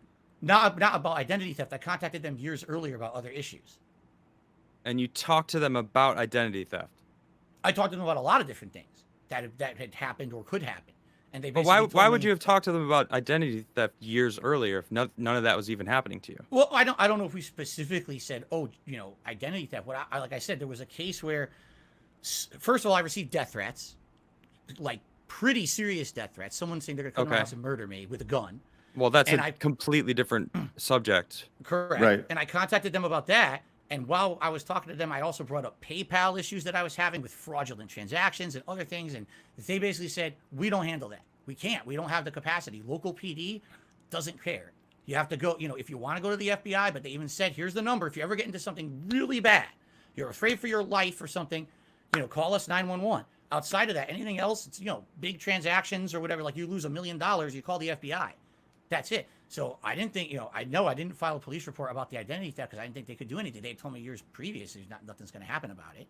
Well, Well, it didn't so seem what- like you were talking about identity theft with them. So Well, so Anyway. let me ask this, right? You addressed the bank leaks on a stream. Mhm. Why? If they're not yours, why? I Why did just- you why did you feel the need to talk about the bank leaks if they weren't yours? Well, what do you mean by that? Are you referencing a specific stream that I did? Or Just a in general. I situation? mean, if somebody hacks an account and they say this is Darkside Phil's bank account, right? Why don't you say, well, it's not mine? What are you even talking about? And I did. Okay. I'm sure that I did. I've never said that was my account. Then how come, and this is the internet doing what it does, there's been matchmaking based off of your life, going to restaurants, big events in WWE Champions, things like that line up perfectly with this bank account. And I think I said it's your money, dude. You can do what you want. I don't care. But why if we were in the court of law and somebody was to bring all this evidence in front of, say, look, hey, there's a bullet here. Here's the gun that he used. It has his fingerprints on it. This person is dead because this person pulled the trigger, and the other guy's like, no, I didn't do it. Well, there's clear DNA there. And I think that's the thing that I'm really struggling with here, man, is it just seems like if you would just say, yeah, it was my bank account. It was really fucked up. It aligned with all these things. By the way, I play WWE Champions. I have a hard time quitting it. Those games are addictive. And he just kind of said, yeah, these things are accurate. I think people would just be like, okay, and they'd be cool with it. But it just seems like you keep digging and digging and digging. And I mean, walk me through this, because there's just evidence here, mounds and mounds of evidence.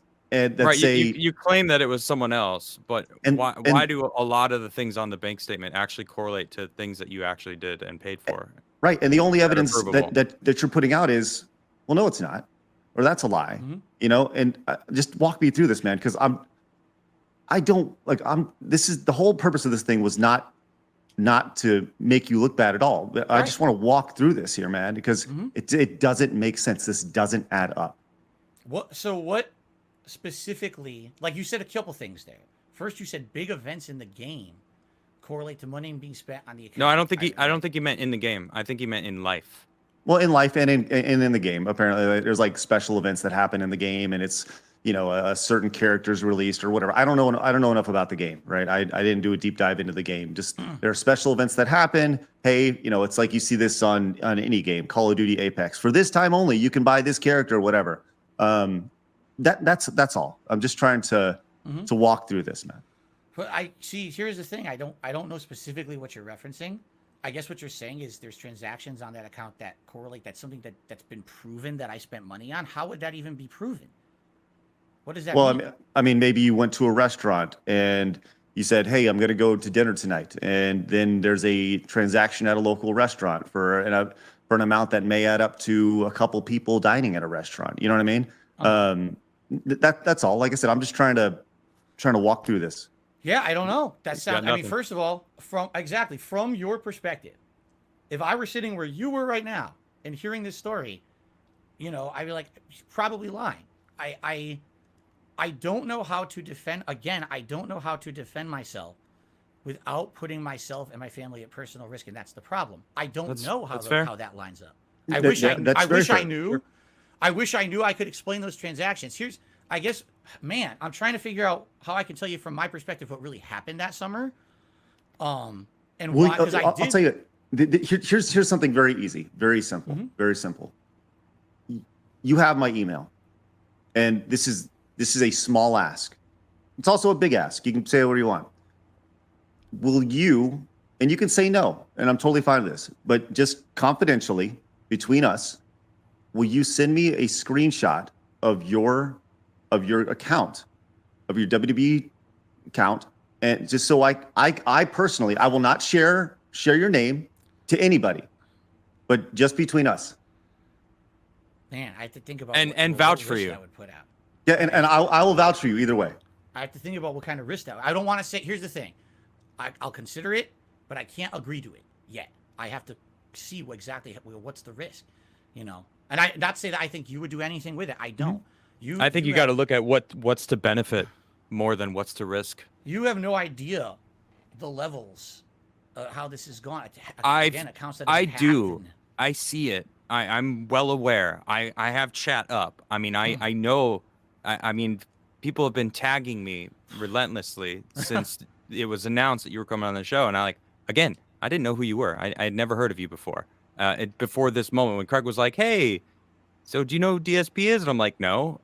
What's the deal? And everyone's like, oh, we got to freaking tell Adam who DSP is. You know, it's like, I see the amount of attention that you get in a negative light, right? So, like, I understand. And so I'm like, I kind of understand that you don't want to be too forthcoming with your any more information that isn't public already, because as there's a lot out there. So, you know, but you're in a pickle, man, because the internet is a fucking pulse, and it's a new brain that humans are still learning how to adapt to. And right now there's a big chunk of the internet that has a target on your head. And you know, you've said it multiple times that you fucked up. You held your hands up. You said, I didn't handle this right. I fucked up multiple times. You did this and that. So it's like, if you want to remain on the internet, which you seem to enjoy streaming, you like what you're doing now, which is good. I'm glad you like what you're doing. But it's like, if you want to move in a direction that's going to alleviate some of these haters, anything might help. Obviously not giving them more ammo, which, I mean, I've grown to trust Craig. Of course, you know, don't tell him I said that. But, you know, I think that would actually do more for you than you think. If Craig came out and was like, all right, guys, he sent me the proof, and I can confirm to everyone that his account is not, they call me DSP, the whale account, you know, like, or the other name, Down from the Rafters, or what it changed it to. Yeah. Right. Like, almost at this point now, it's like, it's almost suspect that you're not wanting to just do whatever you can. Yeah. Again, I hear you. If I was sitting in your position right now, I would feel exactly the same way. But just as the levels of shit that I've been through, and people who betrayed me, not that I'm saying Craig would. I don't think he would. But I have no interest. Phil, I want to be really clear with you, man. And just like this, we were talking about this. I have zero interest in making you look bad. I think there's a tremendous opportunity here for you to be humanized to a lot of people who don't see you as human, you know, and to err is to be human, right? That's the old saying. Like, everybody fucks up, and you've owned up to a lot of those things.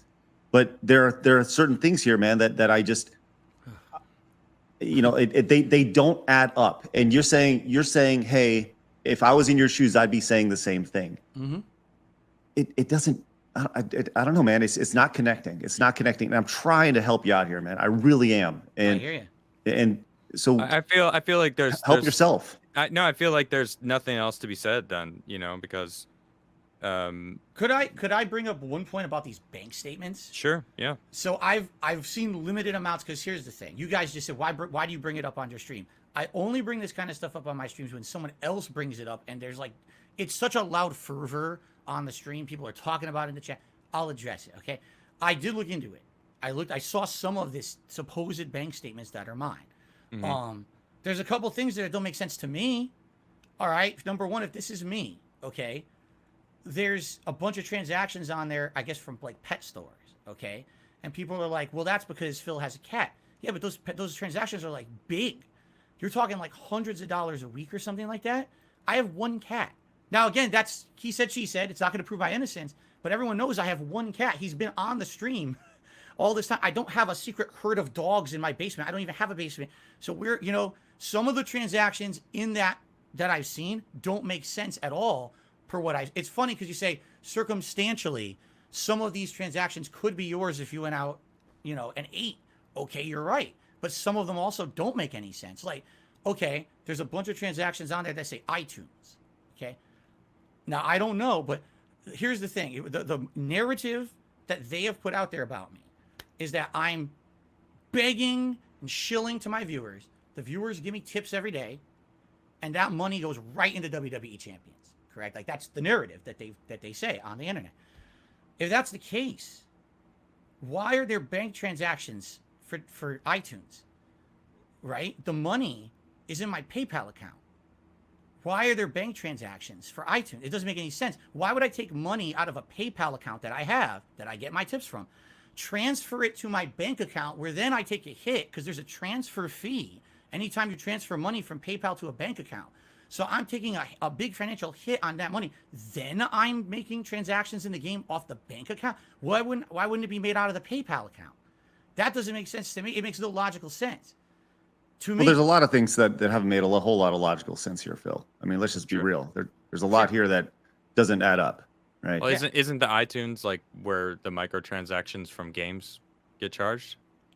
So that actually would make sense. It would make no. You're okay. You're correct, but the point I'm making is the money's in the PayPal account. So Okay. if there, Yeah, if but I'm- hold on, I know what you're saying.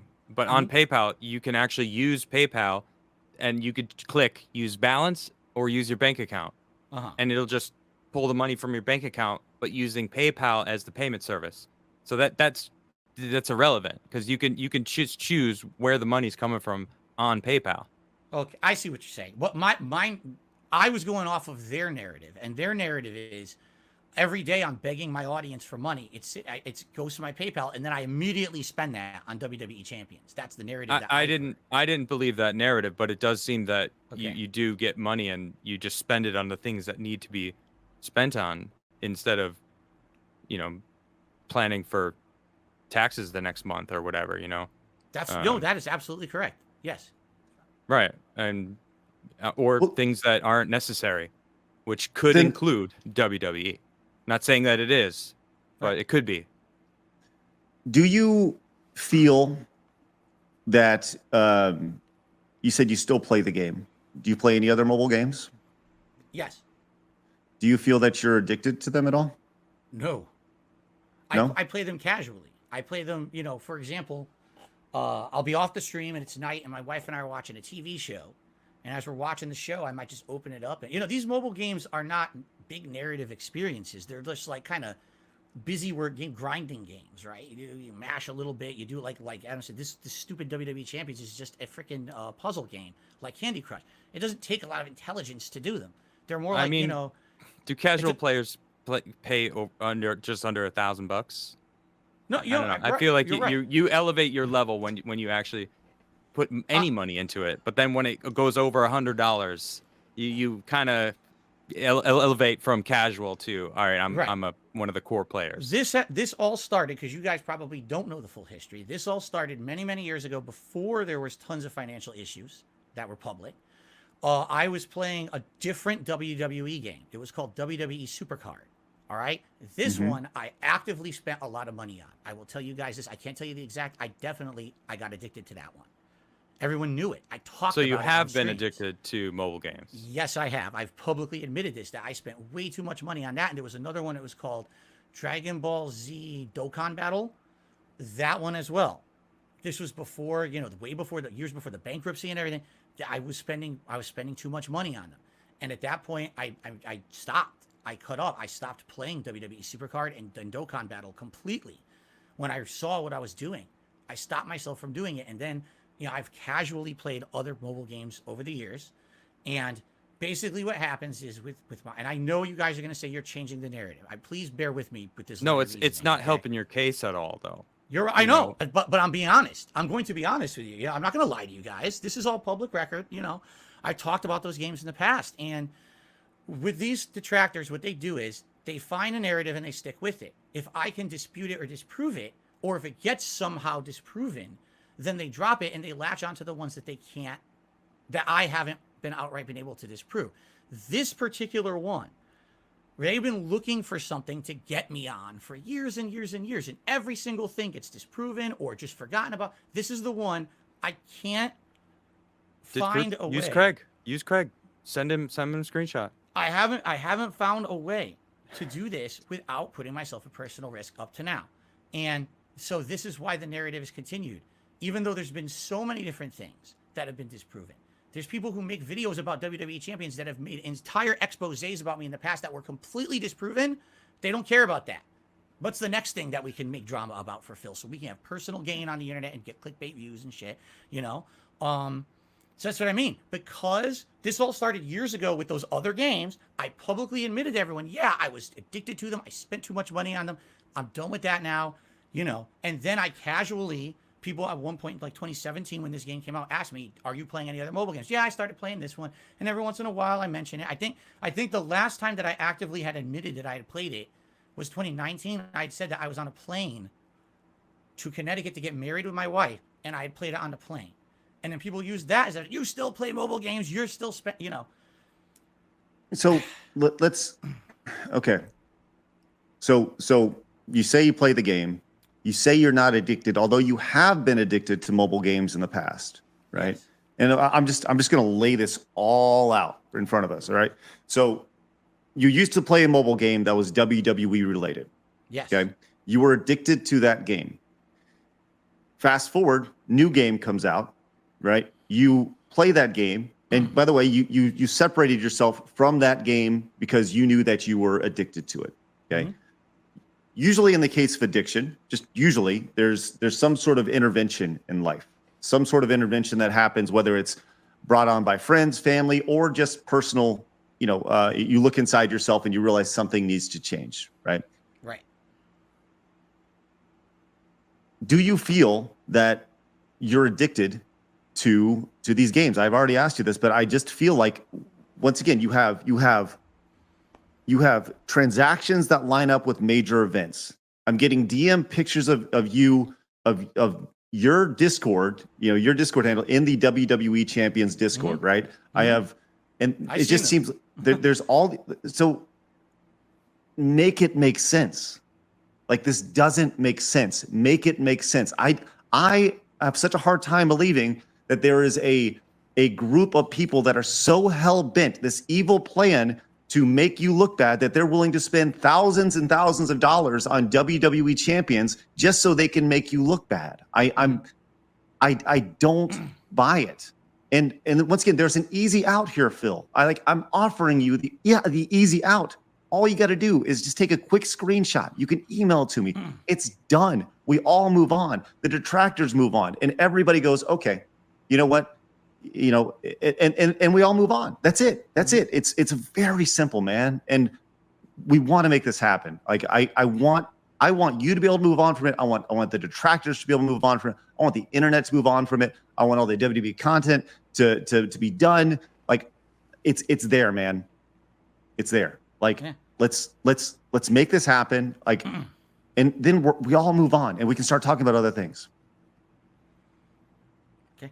Like I said, I'll think about it. I got to see how I can do it. And, again, what liability? I'm not going to 100% agree to it, but I'm very strongly considering doing it. Let's see if we can do it before the end of the stream. We have a captive audience here. They want to know, right? Oh, no, hold on. I told you I'm not even doing anything with my phone or anything on the stream. I'm definitely not doing it today on the stream. Okay.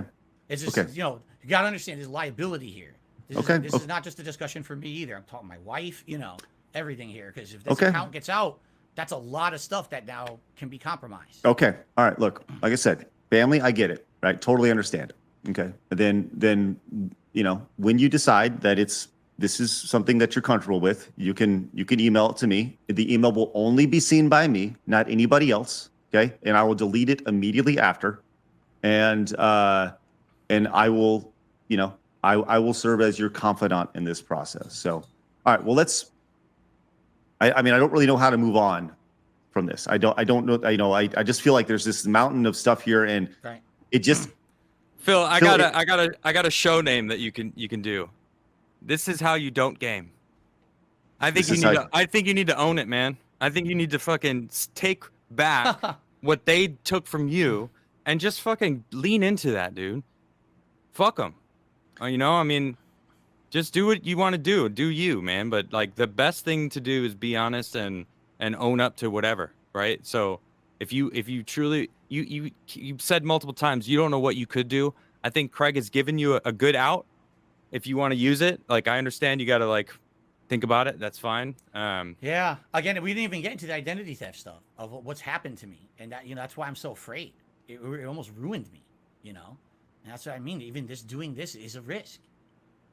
Like as pointed out in the chat, several people have said like the charges to your bank account or to the bank statement that is not yours. The alleged account. That is not yours. They include shops that are around where you live, Right. and restaurants, and like that just Exactly seems right. like. Once again, Phil, help me out, man. Like we're looking at an account that just so happens to be around where you live. Mm-hmm. That just so happens to be shopping and dining where you're at. That just so happens to have your a social security number that is extremely close to yours. Right? That's how they accessed it. Not like I said, we talked about how we totally disown that. That's ridiculous, but it's out there. Mm-hmm. Let me ask you a question, because Sure. this is interesting. Let's say, I the screenshot. I send you a screenshot. You see it. Okay, this is his account. This is what he said was true. So then, how did that happen? How did they make this bank? How did they do that? I don't know how they did it. I But wish I knew. Just like you're you right. just mentioned, the Discord chat stuff. I don't know how they did that. I have no idea. I guess I'm stupid. I'm a dinosaur, right? Like I don't understand how they faked all that stuff. I really have no clue. And people say, well, how could they have done it? It's like they took advantage because I don't know. I don't know about Discord enough to answer how they could fake those logs. How do you fake a bank account? Or is it a real bank account that they somehow had access and found one that's close to? I don't know. How could that be possible? Do you think that somebody went in and created a fake bank account and made 12 hours, 18 hours, however long it was do you really think that somebody dislikes you that much that they're willing to make a 12 to 18 hour audio recording of every single transaction from a bank account that just happens to be right where you live, right in the same area, at shops you may or may not you visit? Like this just seems like way like, dude. Do you hear my honest answer? Yes. Yes, I believe they hate me that much. I have other situations that are similar that have happened to me, and I could tell you about them if you want, or we don't have to. It's your call. It's just way too elaborate, man. I hear you. I've had people who've catfished me for 2 years, saying they were someone to get into my group. They moderated for me on my chat for 2 years, saying they were a person. They had a whole persona of who they were. All my other moderators were friendly with them. And then after 2 years, they revealed I'm a secret detractor and I was here to try to ruin Phil. Like, what? You spent 2 years of your life doing this? And you're like, that can't be true. It's true. It's documented. What about Phil? What about that these accounts, the Down from the Raptors, the DSP account, why are they tied to your phone number? That I don't know, and I don't know what that means. How could they be tied to a phone number? Well, when you register an account, you have to put a phone number attached to it, right? Why would that be? No. To my knowledge, if you're going to play any mobile game, you don't ever enter your phone number into it. It's tied to your... Well, I guess it could be tied to many things. It could Line? be tied to... What's that? the Line app? Line, Perhaps? that's one of the apps, correct? There could Mhm, be. mhm. Well, no, wait, hold on. I'm trying to think like currently. Okay, I'm trying to put it in perspective of a game that I played today. Like for example, WWE Champions. I believe it's your Apple account, it's a Facebook account, or there's a third one, and I don't know because I don't think I use the third one. So I use the Apple account. I mean, I never entered my phone number. You know what I mean? Like it was just the Apple account you log into when you download anything off the Apple Store or whatever. There's no phone number entry there. So I don't know how that would happen or how you would even tie it to a phone number. I have no clue. I've never entered my phone number into any mobile game that I've ever played. If you bring up the Line account, that's something else entirely, which we could talk about too, because they've tried to spin that into it too.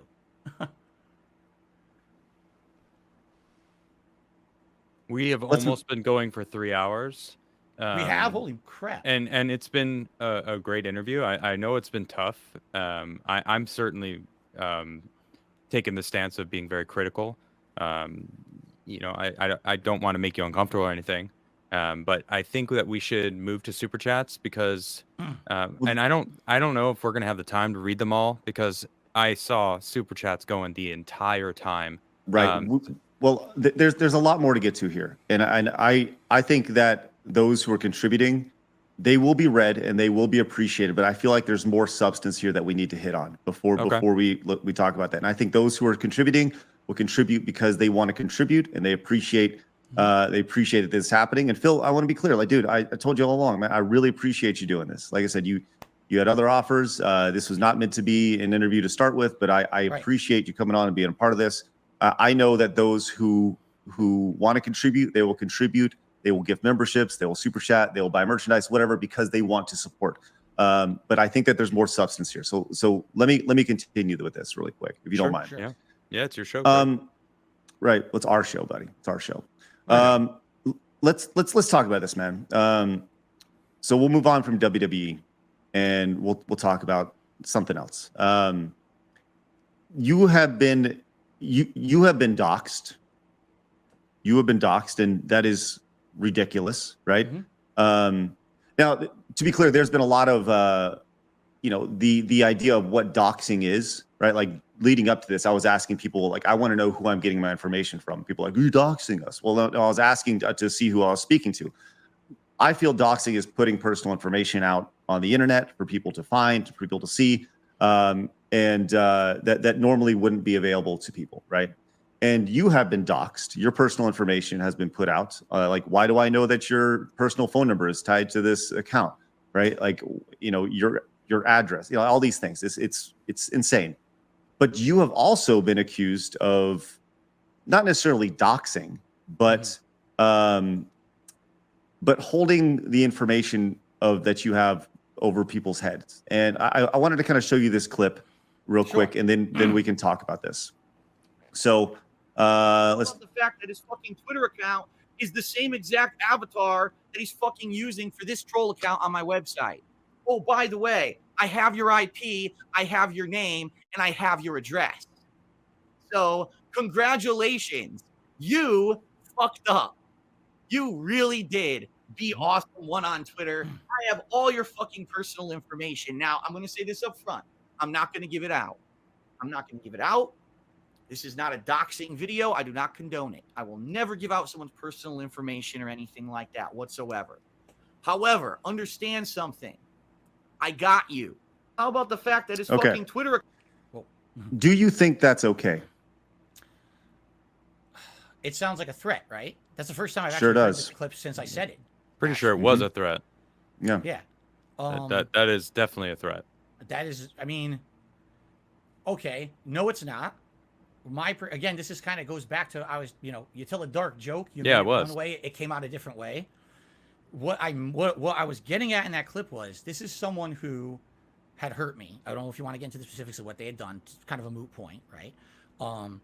Really badly. It's actually one of the things that have actually hurt my business overall financially since then.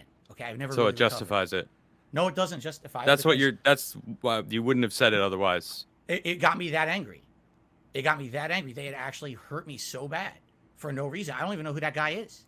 All right. And the only reason I knew is because someone had found that information, sent it to me. I didn't find it myself. And I said that on the stream because I was so upset. And essentially, what I should have said was, you know, this is a situation. You hurt me so bad. I don't know who you are, and you know, I think I'm going to go to the authorities with this. That's what I should have said. I shouldn't have said, "Oh, I got all your information," and blah blah.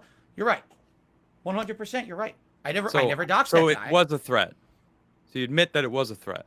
It was me venting anger. That's a threat, dude. It was me, correct. It was me venting anger in a threatening manner. Yes. But I never did anything with it, nor did I ever dox that person. Their information never went on the internet publicly, or if it did, it wasn't me that did it. Like I said, someone sent me the information.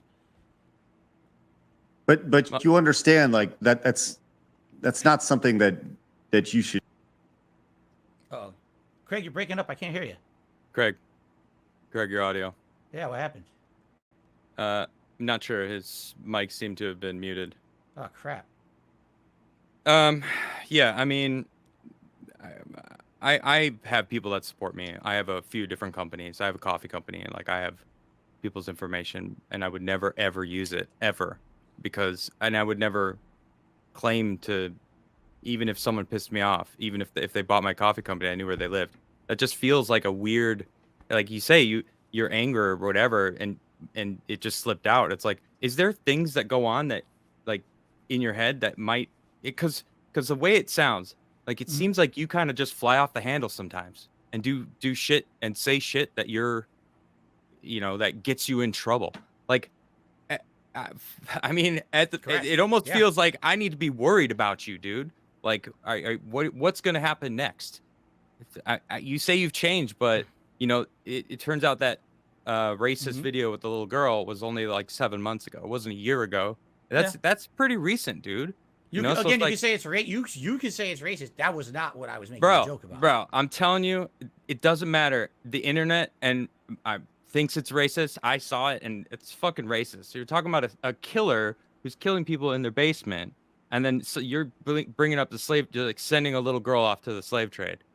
I don't know. It's pretty obvious. All right. So I know you claim that it isn't, but it really did sound that way. But that's whatever. I don't know, man. It just feels like. No, Craig, we can't hear you. Yeah, I still can't hear you, Craig. What the heck happened? I got tired of his bullshit. No, I'm just kidding. No, but anyway, or bullshit in general. To follow up on what you just said, so that clip, just so you know, 2015. That clip is from 2015. Not to say that means anything. Yes, I will admit I made. There you go. You're back, Craig. All right, got me. Thanks. So that clip was from 2015. That's, again, one moment in my 15-year career that maybe I made a threat of doxing. I never did it, but I shouldn't have done it. And I openly 100% admit that. I didn't even know I had ever done that. I don't remember that. I really don't. I never know that it even happened. So I apologize for that. I should never done that. The guy should also have not hit me with false copyright strikes that destroyed DSP Gaming and lost me, tens of thousands of dollars that year and onward and to this day. But that's a moot point. I did the wrong thing. Oh, you can't fight a wrong with a wrong, correct? You can't fight fire with fire. It just makes things worse. And I shouldn't have said that. You're right. But I feel like that statement in itself, the idea of like, you can't fight fire with fire. You can't fight, like, I feel like a lot of this conversation, Phil, has been like it's been deny. And it's, I don't know, that's not true. That didn't happen. But you haven't really given any facts to back it up. I feel like just across the board, there's this entire mountain of evidence here that's saying, these are the things that Phil does. These are the things that has happened. And you're just saying, well, no, it's not. And I didn't say no, it's not. I said, or that's not true, or that's not my account. That's not me. That's not my, you know what I mean? Like that's all I'm saying. It just when there's a mountain of evidence, you can't just say like, well, no, that's not true. There is definitely a reason why I'm in the position I'm in. This stuff doesn't happen overnight. This is 15 years of me all day, every day, putting myself on the internet, making mistakes. When I started 15 years ago, there was no groundwork of seeing, oh, here's someone who's done it, and here's the right things and wrong things to do. And I've made tons of these mistakes over the years. Like I was just saying, that clip's from 2015. When that happened, I'm sure everyone called me. I said, how dare you make threats against that person, even if they've hurt you? Oh, you know what? You're right. I probably shouldn't have said that. And now I won't do that stuff anymore. And then maybe I did it again. I don't know. But, I'm doing my best to improve and not make those same mistakes again. I do slip up. I absolutely do. What I would say is, and Craig, I have no clue if you did this or anyone else. If you just watch a stream of mine, just come by one day, watch I have, half an hour of the stream. Mm-hmm. Did you see anything like that on the stream? Did you actually see me? You know what I mean? No, look, there is something to the idea of people picking and choosing things that people say during interviews, during streams, during whatever, right? There is absolutely something to that. And it only takes, 10 seconds to screw things up, right? I totally understand that. But it just, Adam, you said something yesterday when we were talking about this. Do you want to, you were talking about a collection of moments. Do you want to kind of say what you were saying yesterday? I don't want to steal your thunder on that. I don't remember what we were talking about. Well, you're saying that in the event of these collections that your detractors put together of you saying these things, there's a lot of them. Like there's a lot. Mm-hmm. And if you were to go through most people over the last, most people just in general, there wouldn't be as many. They wouldn't be as long. There's just a lot to sift through. And maybe you have a more watchful eye on you than most people. But it just seems like there's a lot there, man. Mm-hmm. And I think that's probably the biggest thing here. I think you're right. I think it comes with being one of the most prolific content creators of gaming that have been, over 100,000 videos. There's that illusions of grandeur. No, I don't care. I'm not saying it's good content. I'm saying it's just habit. You can say it's shit if you want. I don't care. But when I put myself out there that much, there's just that much more to microanalyze. And when I'm a small-time guy and you see concretely, if we make that video about Phil, number one, you're getting the clickbait views. You're getting money because you're probably running ads on the video or people are donating to you to continue to make fun of me. This is how you don't play. I became the whipping boy of the internet. People made entire channels that were profitable based off just making fun of me, right? So when I'm out there as the target and people realize, well, people have been doing this for years and they get away with it. This started making fun of my gameplay. Then it became make fun of him and his mannerisms, make fun of his family members, make fun of, it's just it kept going big, as much as you can, as toxic as you can. And that's what I mean. Like, I feel like I'm the one, it's me and others. They call us lolcows, correct? It's the term that's used, lolcows. Right, lolcows, yeah. So you got Wings of Redemption, you got Boogie. We're targets because we make mistakes repeatedly. We all do.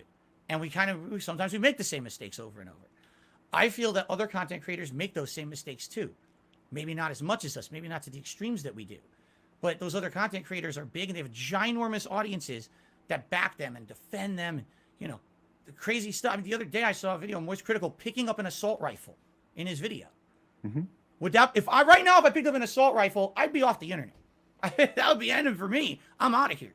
Right? It doesn't even matter what the context is. If I pick up a weapon, but I think it does. I'll be off the internet. But it very much does. It very much does matter the context, right? Like if what he was doing was he was making a point. I saw the video you're speaking of, and he was talking mm-hmm. about some beef he has with some other guy. I don't really know the whole deal, but the guy that he was talking to was talking about clips. He was talking about clipping streams and clipping, and the guy who was kind of threatening him with a gun, who was talking mm-hmm. about the clips, and he's like, no, listen, that's not a clip, this is a magazine, and he was explaining these things in context for what was going on. I think context very, very much does matter, though. It is against terms of service on YouTube to be live while holding any gun. He wasn't live. He wasn't live. Yeah. Oh, he wasn't live. It was a video. Live. Yeah, it was a video. So then there's nothing wrong with it. He may be demonetized and such, but. Well, so let me say this, Phil. You have your detractors. You have people who very much want to see you fail, or enjoy seeing you fail, or laugh seeing you fail. That does not sound very fun to me, right? It doesn't sound like something that I would want to be a part of. Have you thought about going to therapy or anything along those lines to help you get through this? Because this is obviously not an easy life that you've chosen for yourself. I mean, mm-hmm. there's a lot to talk about, and I would imagine that go in to talk to somebody. Therapy is not a bad word. It's a very good thing for a lot of people, where you can just go and get these things off your chest and talk about these things. Have you considered that ever? At one point I did, for sure.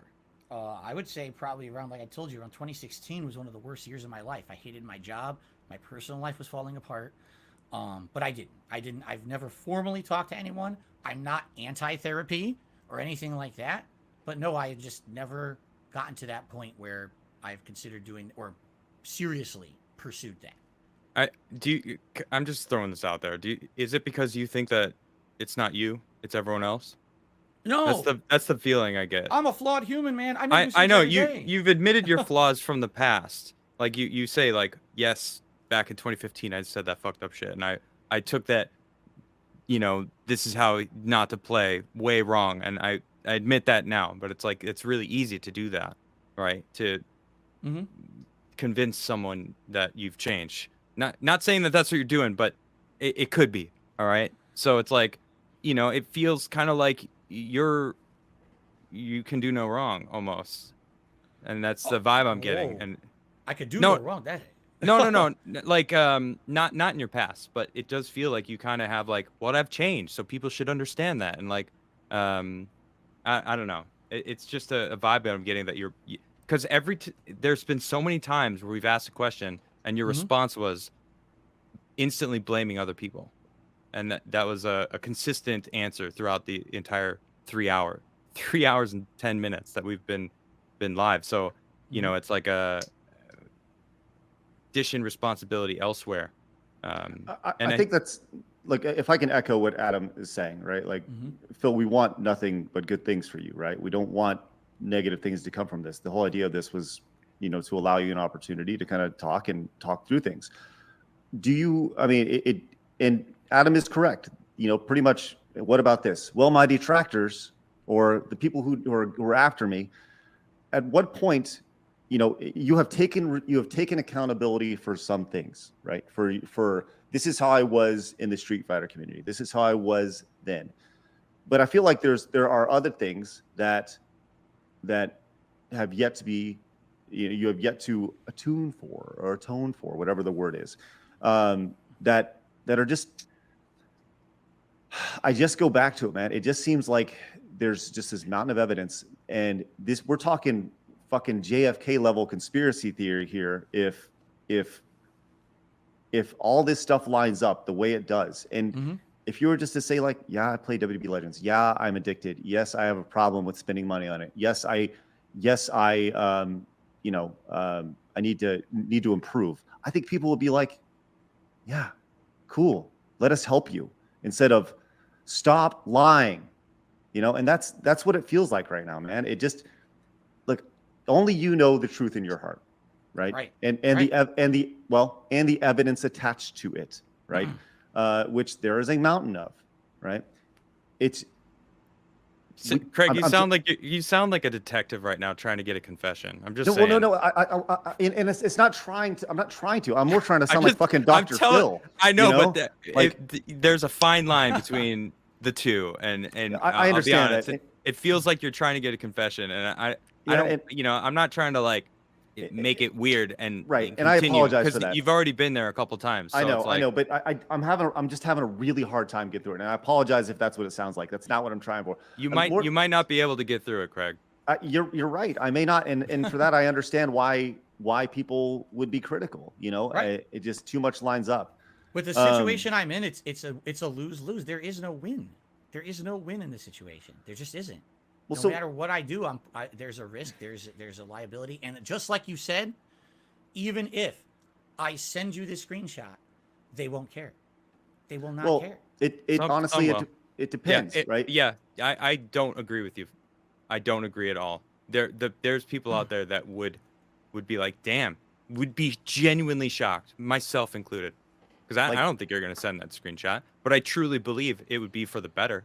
I think that, I mean, I don't know how many people who hate you know who Craig is, or can even trust Craig, or think that they'll probably just be like, oh, he photoshopped it. He edited out exactly his thing. 1,000,000%. That's whatever. It. That's the explanation. So I photoshopped it today. So FaceTime with him. FaceTime him, pull it up, and Craig will be like, "We FaceTimed," and he opened the. I saw him open the app. I mean, there's ways around it that Craig would be like, "I saw him do it live." Right? I mean, Right. Okay. there's ways around that. I will. Can I tell you a quick story as to why I am so not convinced that anything I do will help at all? Can I please just tell you a story? Will you bear with me for This just is a couple minutes? it's your show, Phil, man. Yeah, absolutely. Go crazy. It's not my show. It's your Well, show. Our Craig. Come our on, show, man. Craig. Well, listen, we provided you a platform for you to Thank do it, you. and listen, you have thousands of people ready to listen to you right now. So, By the way, you guys have been great. You've been great interviewers. You've been completely fair with me. You've given me, thank you. You guys have been the fairest shake I've ever gotten on the internet right now. Seriously, and you should be commended for being as neutral. I know you're saying he's trying to get a confession out of me. I don't feel that way. I don't feel pressured. No, This he's is trying to great. help you. That's really I what know. I'm saying. But he sounded like it. So All right. And the thing Well- is, he's not going to get a confession because I'm telling you, it's just what I'm telling you. Is I know, true. I'm but not gonna confess to anything. it's clearly Craig trying to help. Okay. So Here's the story. Okay. When I was first talking with my now wife, okay, I was so scared that people were going to harass her or do things. We didn't live near each other. We had online communication. After talking for several months, we started dating. Okay. She flew out here on her own dime, by the way. It's another conspiracy that I paid for that way. No, that's not true. Started dating. And after a few months, she visited for Christmas. Okay. This was Christmas of 2017.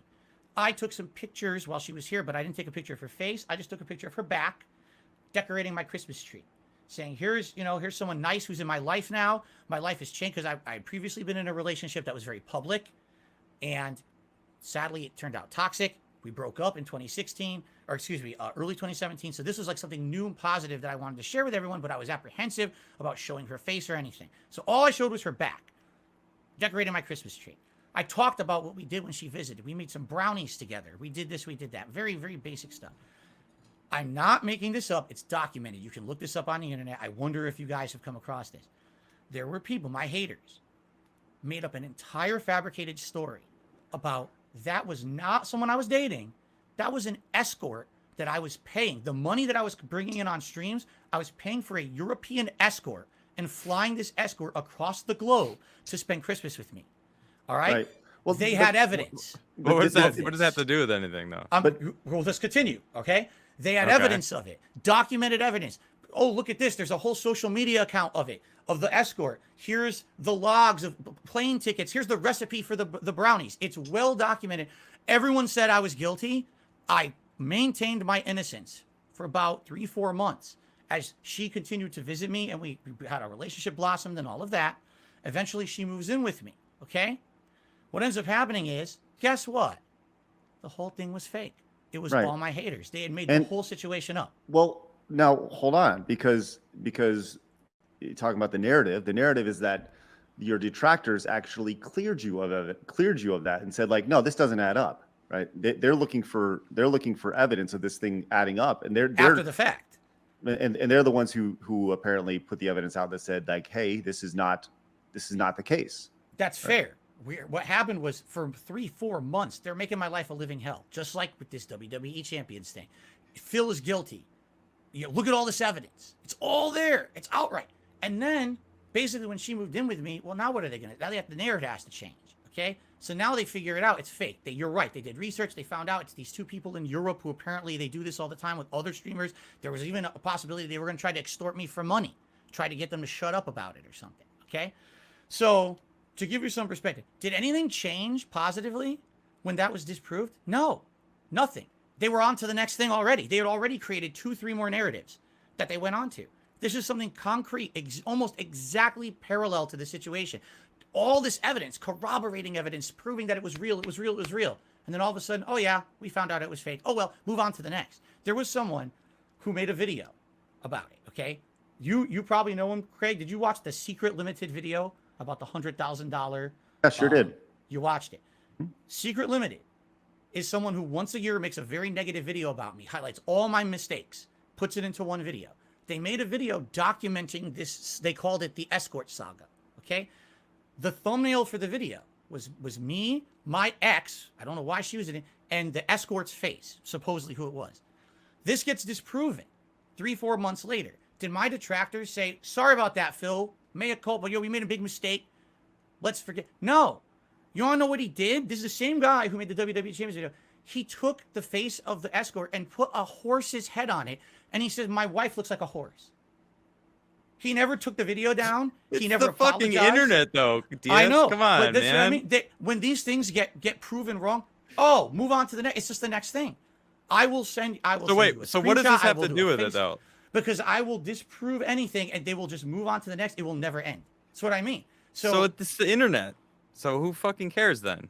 So then why even bother? Why bother with any of it? And that's the attitude I take. And now, Adam, you just hit it dead on the head. Because this is the attitude I take now.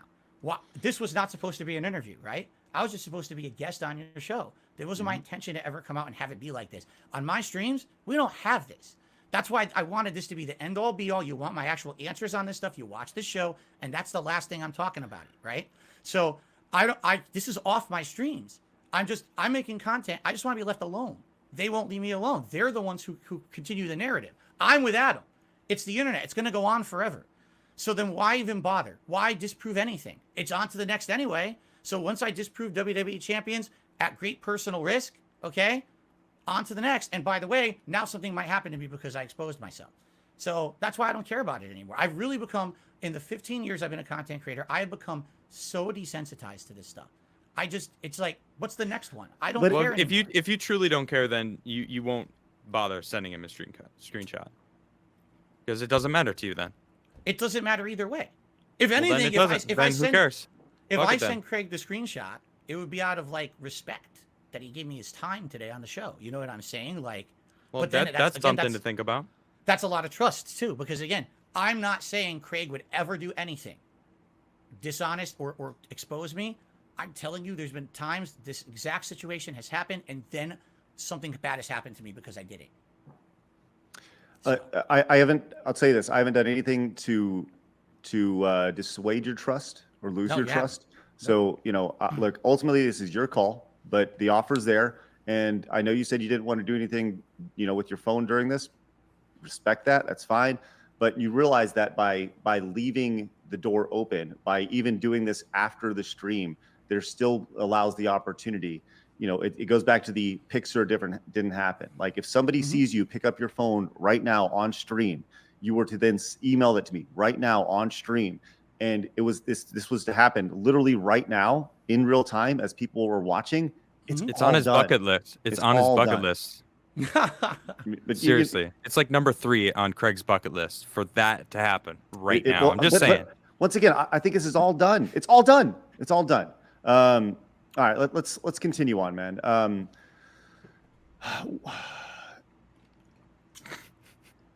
Bro, Phil, Hmm? how the fuck did you not know the camera was on?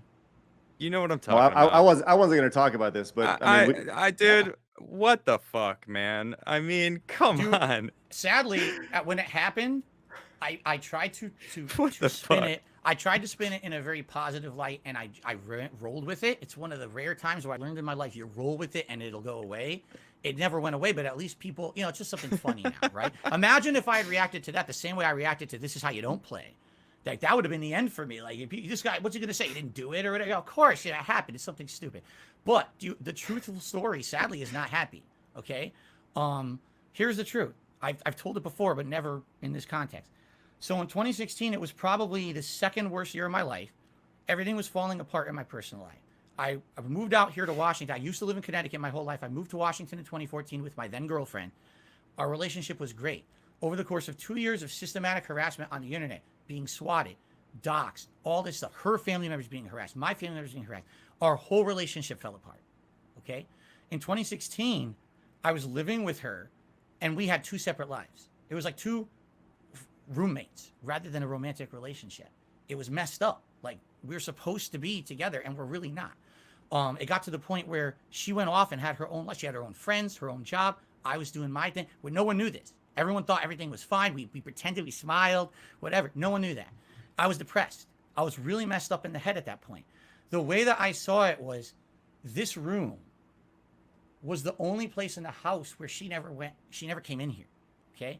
So this room was like my safe space. I know that sounds stupid, but it was like, this is the one place I can be away from that. And I can have my own safe place. And in particular, I couldn't tell you the specific day when it happened, but I guarantee you it was something awful that happened, an argument, a fight, whatever it was. And I came in here, and back then, I was very different. Today I'm professional. I have layouts blocking the screen and everything. Back then I just had, you know, my You got dashboard. like a couch in the corner that you Exactly. can go do that now. Yeah. So I had the camera had been left on from the day before. Back then I didn't do face cam like I do today. Today, this is a common thing to have the face cam on every single stream. Back then it was a rarity. I only did it for like FromSoft games where I was going to get really upset. People like to see me rage on camera, right? So that meant that dark side Phil character. I left it on. And so I come in here and I'm feeling like shit. I feel awful, like probably depressed, awful thing.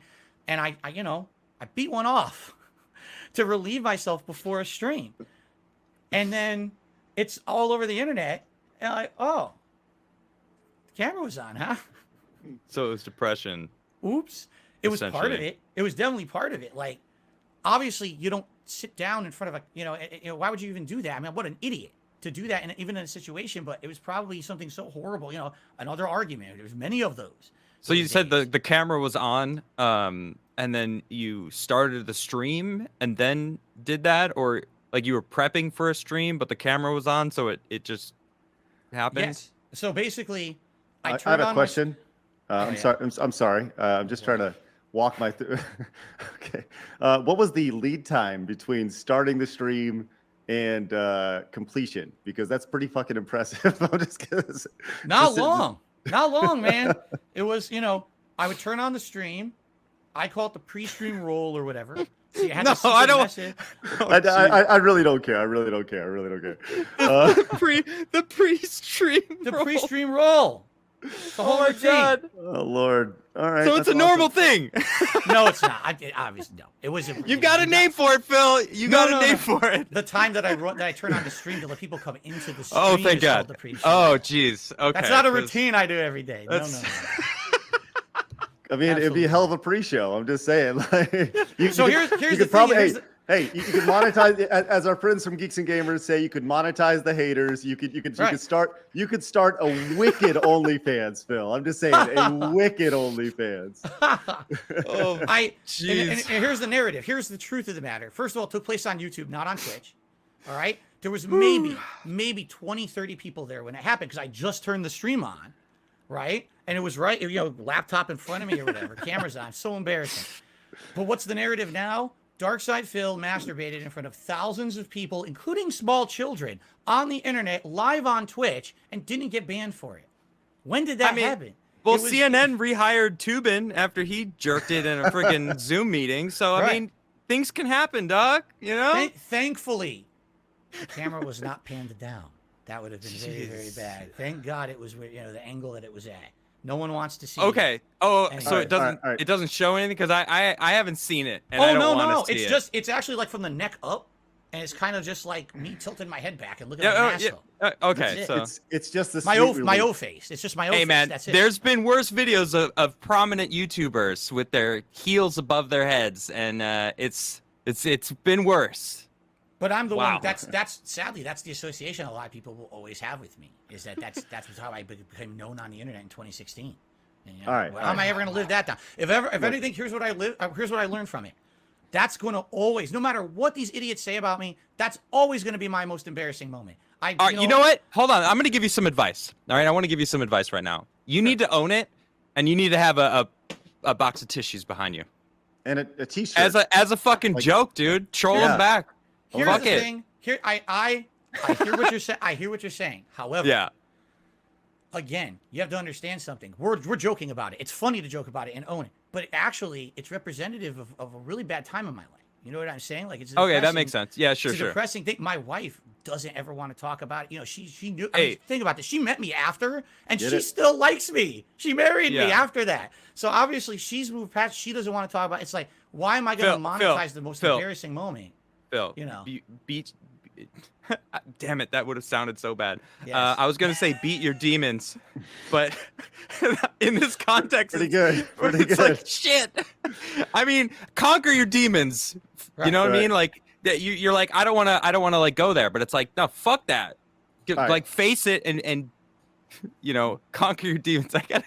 I didn't mean to make that pun. That was unintentional, but it was so good. But you know what I'm saying, right? I'm trying to like you Yes. say you don't want to go there, but like Right. You're conquer not the only it, person dude. who said Own that. it. You're Own definitely it. not the Own that only shit. person. The problem is, again, when you focus on a focal point like that and it becomes your end all be all, I don't want that to be what I'm remembered for. It probably will be, but I want people who come to my content every day to remember that awesome stream they had or that cool game playthrough that we did. I don't want them to think about the guy who had an old face beat off on stream. Like, it's so stupid. And it's such a dumb thing that I've moved past. I'm not in that part of my life anymore. I'm so much happier now that I don't need to dwell on the past anymore. I don't need to think about that moment. It was stupid. And yeah, Well, I I'll don't say want this, to be there forever. If you're not going to monetize it, we will. Later tonight, the Beat Your Demons t-shirt will be available on the store. Oh my god! That is no, that's terrible, I'm dude. totally good. I thought it was really funny. All right. Oh my goodness. So there's a few things that I want to circle back with you on, Phil. Phil, you still there? You look like you're frozen. Did we lose him? I hope not. Oh, well, if he drops, well, he can come back in. Yeah, he does look frozen and such. But I was just kidding. I mean, I couldn't help the puns. They wrote themselves. Phil, make sure you pop back in. I'm sure that he will. I doubt that he quit because he would have been dropped from the thing. It's definitely an internet issue of some sort. Must be frozen. I do not think that he rage quit or anything like that. So Phil, you can just pop back in whenever you're ready, and we'll keep going. But there are a few things that I want to circle back on, mainly on the 5K. Okay, let's see. He dropped, so he'll pop back in. I do want to circle back on the business expense because I feel like Phil kind of skirted that question a little bit. No, we didn't really get, the idea of. I don't know, man. Like I said, it's if we can have a little one-to-one here, I feel like there's just so much here that doesn't add up. Man, I mean, I don't believe him. I mean, I don't. There's just too many things. I mean, I caught him live, and then he admitted like a minute later that I was right, and it's just like, man, that your whole credibility was already shaky, and right. I don't know. I mean, I'm not saying this now because he's not here. I mean, you guys have been very blunt to his face. I'm not gonna like, if he hears me, it's not like I mean, I straight up told him I didn't believe him about that joke that he made, and it's just like, dude, that's such bullshit, So, well, while we have a second, hopefully Phil's going to rejoin us. I did want to thank everybody for your super chats today, and I see a lot of people buying merchandise, and it's genuinely greatly appreciated. Appreciate everybody allowing us to have this conversation. I appreciate Phil allowing us to have this conversation with him. Honestly, I got to give him props, dude. Yes, because it's not easy to fucking do what he just did. I wasn't being easy on him, and I wasn't going to, because I said earlier, I'm an honest asshole, dude. Like if I don't know you and I'm like, and there's shit, and it's a serious situation, like I'll get serious. Like, yeah, this is the most serious show we've ever had on this channel, right? We're constantly laughing. And like, when you said you were going to bring him on, you read his email that he said you could read publicly, and it seemed like he just wanted to be joining and doing a regular show, and it kind of evolved through the weeks of it's going to be an interview, and now we've done this interview today, and I mean, it was tough. Right. Well, I'll say this. Phil just emailed me and he said, hey, I'm still here. I might be getting DDoS. Not sure. So I will say this. Look, we do have. So while we have a second and Phil's not with us, I'm actually going to invite somebody to the chat right now. Keemstar is going to join us to give his side of the thing. And when Phil hops in, oh my God. We'll see. Like I said, I don't want to make this weird for Phil, but I do think that while we have a second, we'll bring Keemstar in. Keemstar has the link, and he should be joining us any minute. Oh my God, this is. I will say this. This, guys. I appreciate everybody staying with us. And while we have you for a second, I want to remind you guys we do have some other guests coming up, including Mark the Cyborg and James Rolfe, the Angry Video Gamer. They're coming up here in the next few weeks. If you guys are new, make sure you guys hit the subscribe button, of course. And come join us. We are a daily podcast Monday through Friday at 11 o'clock Central Time. And we're usually pretty fun. We have a great time. And if you guys really like it, you guys can head over to patreon.com/sidescrollers and support us over there. But joining us now, I gotta say, I really didn't mean to make that pun beat your demons. It was just That so was great, funny. man. I couldn't stop laughing, and jeez. all right. All right. Keemstar is joining us. Hello, Keemstar. How are you? Nice to meet you. Good. What's It's up, nice to Game? meet you. You guys have absolutely crushed this. I think you've done more than a fair job with Phil here, and especially like how difficult he is. But with him talking about the $50,000 offer and the Lol Call podcast, I just really wanted to get on to say my piece because he's just dishonest. And I think you guys experienced this, right? He had an opportunity to clear his name so easily, and he just put it off and made excuse, and then goes on to bring up some other situation with hookers and some other lies. And it's like every content creator has been lied about, right? But in True. this one issue where he could just prove his innocence so quick and he doesn't take advantage of it, then it's like, and I told him it's just making you more sus. Like that, it's making me trust your story less. That you're not like, you know what? I want to fucking prove this shit. Like I'm All sick of these lies. Let's prove it. You know. Well, I'll say this. Look, Keem, we appreciate you hopping on. Phil has rejoined us. Phil said he didn't want to be on the show if you were on it. So I'll say, can we invite you back on after we're done with Phil? sure, sure, absolutely. Okay, I appreciate it. Okay, we're going to bring Phil back on. We don't want to make things weird. So appreciate you understanding, man. And you have the link. I'll DM you when we're ready. Okay, buddy? Sounds good. Thank you, Keem. Appreciate it, man. All right. Boof. All right. Phil, welcome back, man. Sorry, we had a second. He had reached out and he wanted to share his side of it. So we appreciate you running with it, man. So let's continue. Everything okay? I don't know. I have absolutely no idea what just happened. My whole internet went down and came back up, and I don't know if it was my ISP or if I've just been DDoSed. I would not put it past them to DDoS me at this point. I've never, to my knowledge, my IP address has never leaked, this one.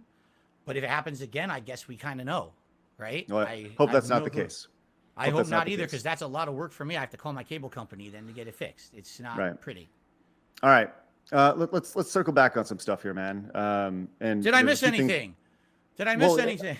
Yeah, there's a few things that I feel like we kind of went through, and I feel like we do need to kind of address. And I want to circle back to like the business expenses, because we talked about the 5K, we talked about that, and but we didn't really get an answer, right? Like, and this kind of all ties in together. The idea of like, as somebody who works online, I've been doing this for a long time as well. I understand that spending 5K on anything is a lot, and the idea of a mortgage being a business expense, that's not necessarily true. You can from a tax perspective, you can allow me to tell you, because from a tax perspective, you can take the square footage of your office space in your house, and that can be deductible, right? And you can use that as a business expense. You can take the internet and do those things, but your entire house, your entire mortgage is not something that can be a business expense, right? So I didn't think that was legal. I don't think that's legal. Right. It's not. It's not the way it goes. But with all that said, I feel like there's with everything lined up, right? There's still a lot. Like, are you spending that money on food, or what are you spending that money on it? Because you can pay for meals out and things like that, as long as you technically talk about business. And I've done that hundreds of times, where you go out to a meal and you say, well, we're gonna have a business meeting, and it's just you and your wife talking about whatever, right? It's just one of those things. But walk me through once again, like what are your month-to-month business expenses? What are you paying for as a streamer who works 12 hours a day? Kind of walk me through this. Well, again, I could tell you what I'm doing now. I mean, we're talking, what people are referencing is something from like 2019, I think, right? Is that a tax return for my bankruptcy proceeding? But I want to know about today. Like your expenses that you have on a month-to-month basis. What do those look like? Are your expenses? You know what? How about this? Give me 1 second. Sure, do your thing. Yeah, this should be fun. All right, Phil is off, and it looks like, I wonder what this could be a surprise. We'll see what happens. I'm an old man. Okay? Yes. I do something that no one else does. I use paper and I write on it to track things. No one else does this, right? Now hold on, Phil. Before you show anything, I want to. I'm not going to show. I'm going to read. Okay. I'm going to read some things. Don't worry. I'm not going to show anything. I'm going to read some things. What I'd like to do is kind of go through here because people say every day, where does your money go? That's what essentially that's what you're asking, right? Where does the money go that's coming in? I will 100.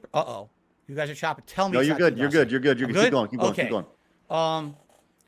Here we go. I'm gonna go through this. I'm not exaggerating. Line for line, this is what I'm paying this month, and this is where all my money goes, plus a few other things.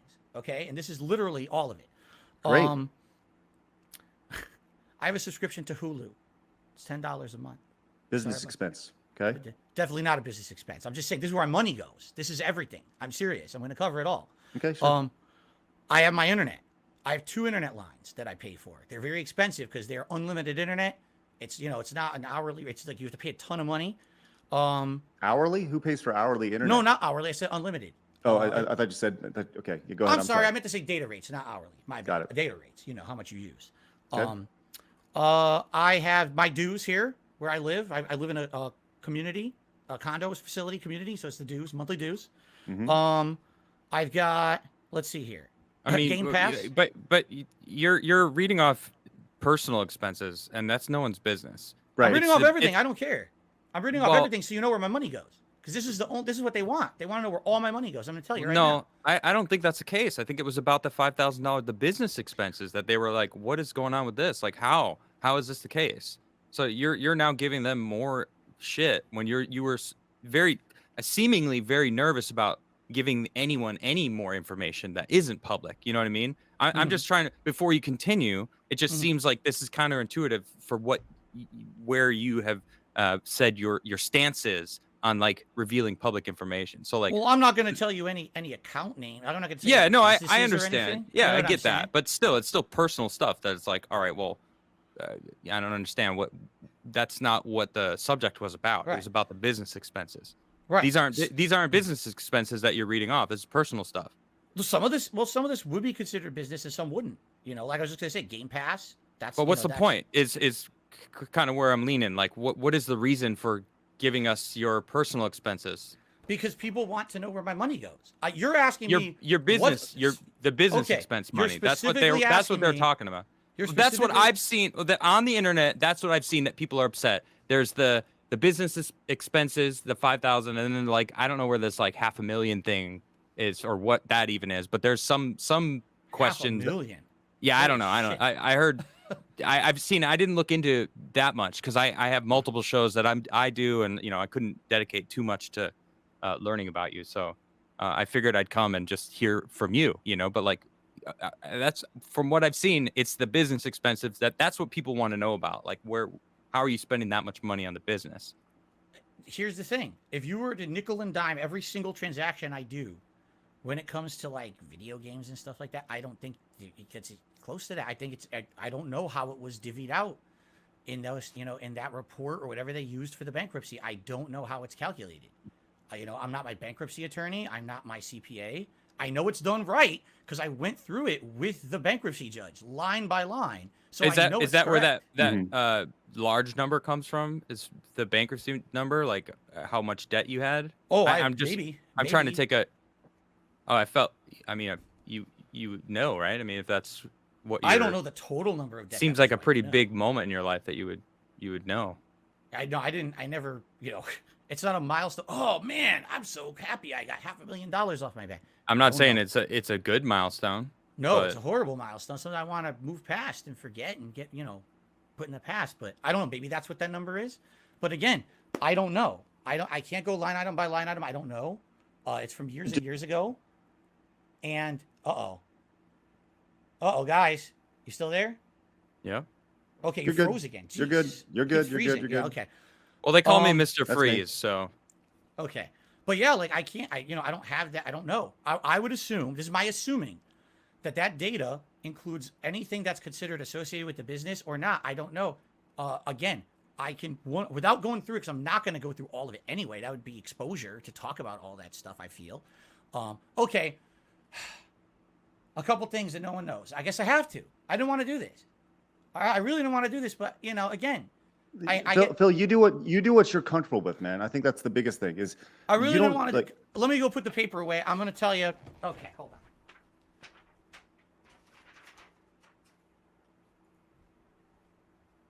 Okay. All right, I don't want to talk about shit, but I have to. It sucks. Well, that No, I'm in you this don't. position, You man. said like 30 minutes ago you don't give a shit, and it doesn't make a difference. So pick a point. Pick a place to stand. Yeah, I know. I don't. Either you don't give a shit and you're gonna move on and let the haters hate you no matter what because there's nothing you could do, or try to appease them.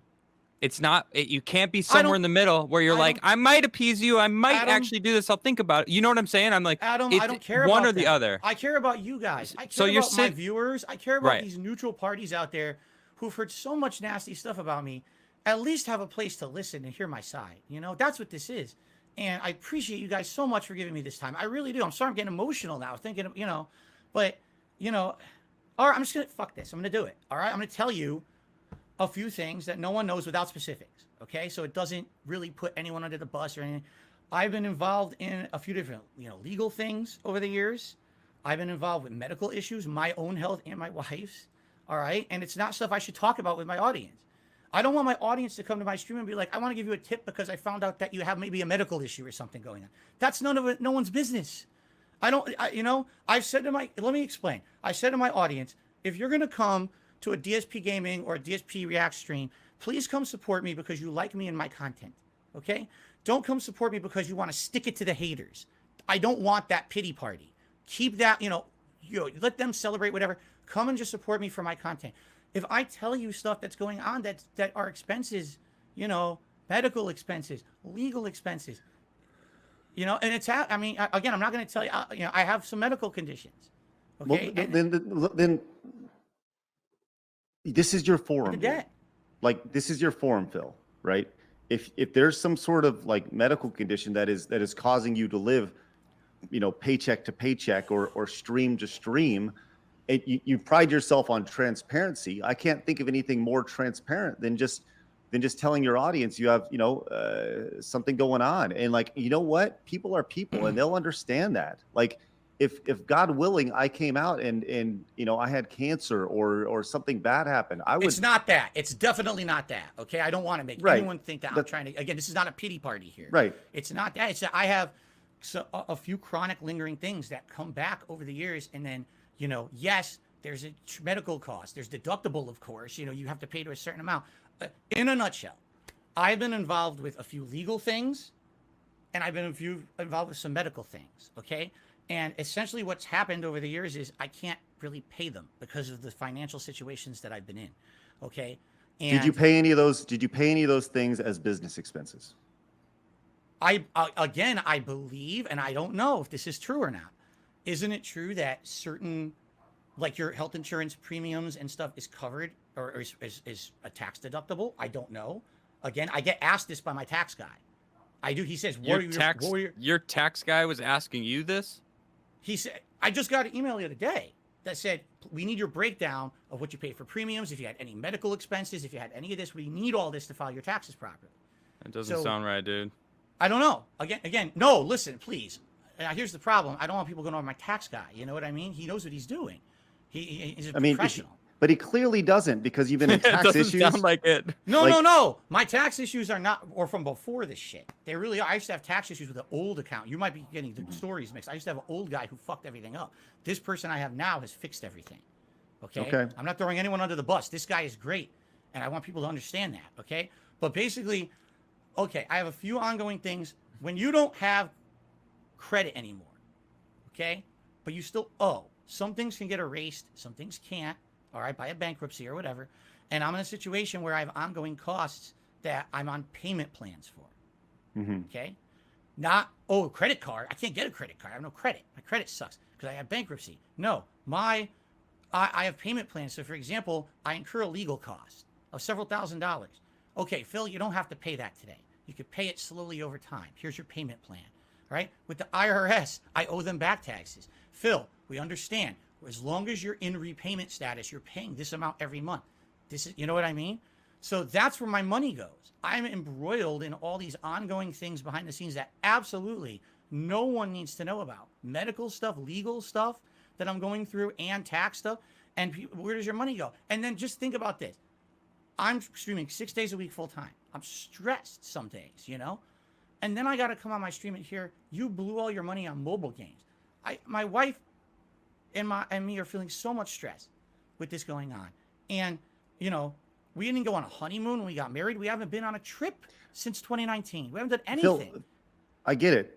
We understand, which is why, you know, we talked about therapy. We've talked about all these things. We right. understand, right? We've talked about all these things, but you still haven't answered the question. I'm going to ask you this really directly. Okay. On a month-to-month basis, how much money are you spending on WWE mobile games and or any other mobile games on a month-to-month basis? Are you spending on iTunes or any sort of mobile device? Okay. Just a straight dollar amount. Whatever it is, it's okay. Okay. This month, I have spent probably $10 to $15. That is an honest answer. And by the way, it wasn't on WWE Champions. Okay. What was it on? Just curious. Well, here we go. Because you know, if I tell you, they're just going to blow it up. They're going to. No, okay. Don't worry about it. Don't worry about it. Then. Don't worry about it. If they you say already said it's a new Okay. game. It's a Street Fighter game. Ah, okay. The new Street Fighter one. Got it. Yeah. Okay. Is it good? What? It's all right. It's one of those you build a team of fighters. They fight against each other. It's not. You don't even actively play. You just it's build like a team. tap RPG. Crap. Similar, yes. Okay, And that was just for experimental purposes. I'm not playing it a lot. I'm playing every once in a while. You know, I'll spend $1 and get a bunch of stuff. You know, so I spend a couple dollars here or there. And of course, I will get destroyed for saying that I spent $15 on it. You know, I will. I'm going to get destroyed for it. So, let me kind of move this along. We've been going for a long time, and thank you again, Phil, for your time. Appreciate it. We're approaching 4 hours. I got a few things that I want to make sure we hit on before we go. Sure. Before we can move forward. So, number one, KEEM is here, and KEEM has said that he will be respectful, and he would love to talk. I think this is a tremendous opportunity to bury whatever hatchet or whatever it is you guys have and mend a fence. I think this is a tremendous opportunity. Are you open to that? If you want him on the show to talk, I'm not doing business with this man under any circumstances. Yeah, you established that. That's fine. That's not what he's saying. Yeah, I'm not trying to broker a business deal or anything like that. But are you open to talking with him now? I'm curious what he even wants to talk about. I'm not being on his stuff. I refuse. So. Well, I'm going to bring him on. Right? Wait. So you're okay with him coming on to talk? As long as he's not going to sit here and insult me or do, you guys have already asked me so many questions. I don't want him interrogating me too. It's your show, not his. That's not. Right. I mean, Keem, he's watching obviously, so it's like that's not the case. We're the interviewers. He just said he agrees. Yeah, he agrees. So look, we're going to bring him on, and like I said, I think this is not a tremendous opportunity for friction. This is an opportunity to build a bridge. So let's do this real quick. Keemstar, welcome back to the show. How are you? Thank you, gentlemen. I appreciate it. And Phil, thank you for letting me on to talk to you directly. I do mean what I said here in the chat, that I will be respectful. I'm not here to interrogate you, but I desperately want to represent my point of view in this situation between me and you. Because what I've heard listening to this podcast or this interview or whatever you want to call it, is you describing problems that you have in your life, paying bills, being harassed by, your detractors or whatever. And I actively went out of my way to solve major problems in your life. And me and you are not friends. In fact, before I put together this business opportunity for you, me and you were fighting back and forth. It started with you on your podcast out of nowhere, reacting to me retiring when I turned 40. And you said, well, that guy's evil and, all these horrible stuff and blood money, whatever you said about me, because you don't like my show Drama Alert. And many of your detractors picked up on right away that the reason why you don't like my show and you don't support me is because we covered the fapping situation in 2016. Well, that's that is completely untrue.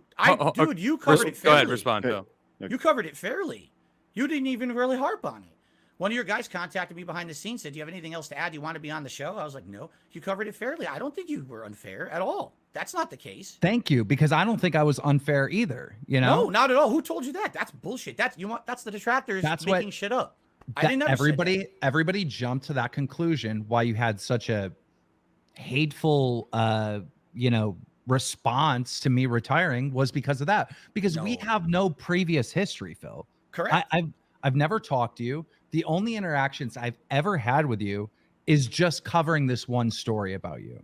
Mm-hmm. And just, this is a great example of why I wanted to bring you on, because there's clearly a miscommunication somewhere along the lines, right? Clearly. So, Phil thought Keemstar did this, Keemstar thought Phil did this. All right. So we're in a better place, which is great. So to move on from that, I see a clip and it's on Phil's stream. He's reacting to my retirement and he's saying I'm this horrible, evil person, and he doesn't support me. And I responded. Hold on, Keem, is that true, Phil? I don't know. I'm sure I criticized him. I don't know specifically what he's talking about yet. Okay, continue. I don't know exactly what was said. I'm going off of memory, but it was something along those lines. The clip gets sent to me by multiple people. Okay. So I respond to Phil because the only thing I know about Phil is him being a lol cow, right? Him on stream begging for money to pay rent and stuff like that. That's all I know about him. So I responded to him on Twitter, which I thought was pretty clever. In gaming terms, and I explained to him that we are roughly the same age. We've been doing YouTube for 15 years each. We started at the same time, and I'm retiring now, and I don't ever have to work again. So I have completed this video game of YouTube, and I said to Phil, "You're still on level 1, all right? You're still on level 1 and you're restarting, level 1 over and over again, like a video game, and you're getting nowhere. You're still at the point where you're begging people on stream to pay your bills and whatnot." And I thought that was a good response, right? Even though I am talking trash and, we got a little drama going on for Twitter and whatnot, I thought that I was actually giving you good advice. And, I was gonna say that is that advice or is that more because in text felt form, like a backhanded smack right. with internet Twitter battles, 100%, but it's also advice, right? My point in those Twitter videos was that Phil needs to do something different. Imagine you're playing a video game, you're on level 1 and you try the same technique over and over again. All right. And you're dying and you have to restart the level over. You're never going to beat level 1. And that's the situation that Phil has been in. Right. And Phil, what are your thoughts on that? Do you feel like there's any truth to that? Or do you feel like that Keemstar is out of his way to kind of make you look a fool? Well, first of all, the best way to give life advice is to, say it in an insulting way, for sure. I mean, makes everyone very receptive to it, correct? Right. Sure Well, fair point, but slap it. Let him finish, Keem. On Twitter. Is there some truth to it? Yes. Okay. But here's the thing: if you have a criticism of me, then criticize me fairly in a way where maybe I have a chance to have a conversation. Instead, you just go to your platform and you say something nasty about me on there. I'm a tiny little guy. Okay. When I say something on my stream, who hears it? A couple hundred people? Yes, my detractors then echo it. They extrapolate it all over the internet. Boom, it's amplified, correct? But I'm the little guy. You are a big guy, Keem. You're huge. You have a giant reach on the internet. Do you not understand that the stuff that you say and do has repercussions for everyone around you? You seem to be someone that you're not self-aware. You don't understand that when you say something like that, now I have to live with that shit. For months on end, I get, you're on level 1. Phil, level 1. You've been for 15 years. You're just on level 1. Do you think I need that? I already have enough shit in my life going on. So much stuff. I don't need Mr. Big Time punching down on me, which is what you do. That's why people don't like you, man. I didn't how see do you it. not understand that? I didn't see it that way. I saw a clip of you talking all kinds of shit on me, unprovoked, and I just responded, talking shit back, but also giving you advice. That's the way I saw it. Anyhow, after that incident took place, months went by, and this bothered me because I saw the solution the entire time, that Phil needed to do something different. All right. I am a person that recognizes entertainment. I really, really get it. You got to understand, Phil, you have haters, you have detractors. So do I, but I have more. I have more than Wings of Redemption, DSP, and Boogie combined. I have way more haters, but I'm still successful, and I still have new business opportunities, and I'm still making money. I was supposed to retire a year ago, and I'm still doing new stuff and being successful in this platform because I understand this business very, very well. And even though you have that hate, you know, they are viewers, they are your customers. The detractors are your customers. The haters are your customers, and they're more loyal than the people that give you money, that donate on your stream. The people that hate you are echoing way that you're more talking loyal. about. That's like, you can't pay for that shit. I mean, look at how many people are here. 2,500 people are here. It's just it's you have a legitimate fan base. Those haters, those people that don't like you, are your fans. And I wanted to solve this issue for not just you, but Wings and Boogie. I looked at all of you guys, you're lol cows, right? You have more haters than like supporters, right? But really, they're all fans. They are all fans. They're all obsessed with you and watching your content nonstop. The solution really is to get the three of you to do a podcast, all right? Those haters are going to watch. They're going to absolutely love that these three guys have come together to make content. Now, between the three of you, you guys don't have the business sense to like really figure this out and make this thing actually happen. But I do. All right. And you guys don't even understand how valuable you are as individuals, as entertainers, because you look at the numbers and you're looking at everything and like, oh, well, I've fallen off. And, you know, that's the mindset that you have. Right. But I have a different mindset for each and one of you, that you guys are amazing entertainers, but just not in the way that you want to be, right? You're lol cows, but there's so much value there. By putting the three of you together, and, you know, each one of you would own 25% of this podcast, all right? We never got to have this conversation, so I do want to have it now, even though I know you're not going to do it, all right? I would also own 25%. I would do the business aspect of it. I've had many success selling podcasts to exclusive deals with Spotify and other companies, multi-million-dollar deals. All right. I wanted to put the three of you together for this show. I would do the business side of the things.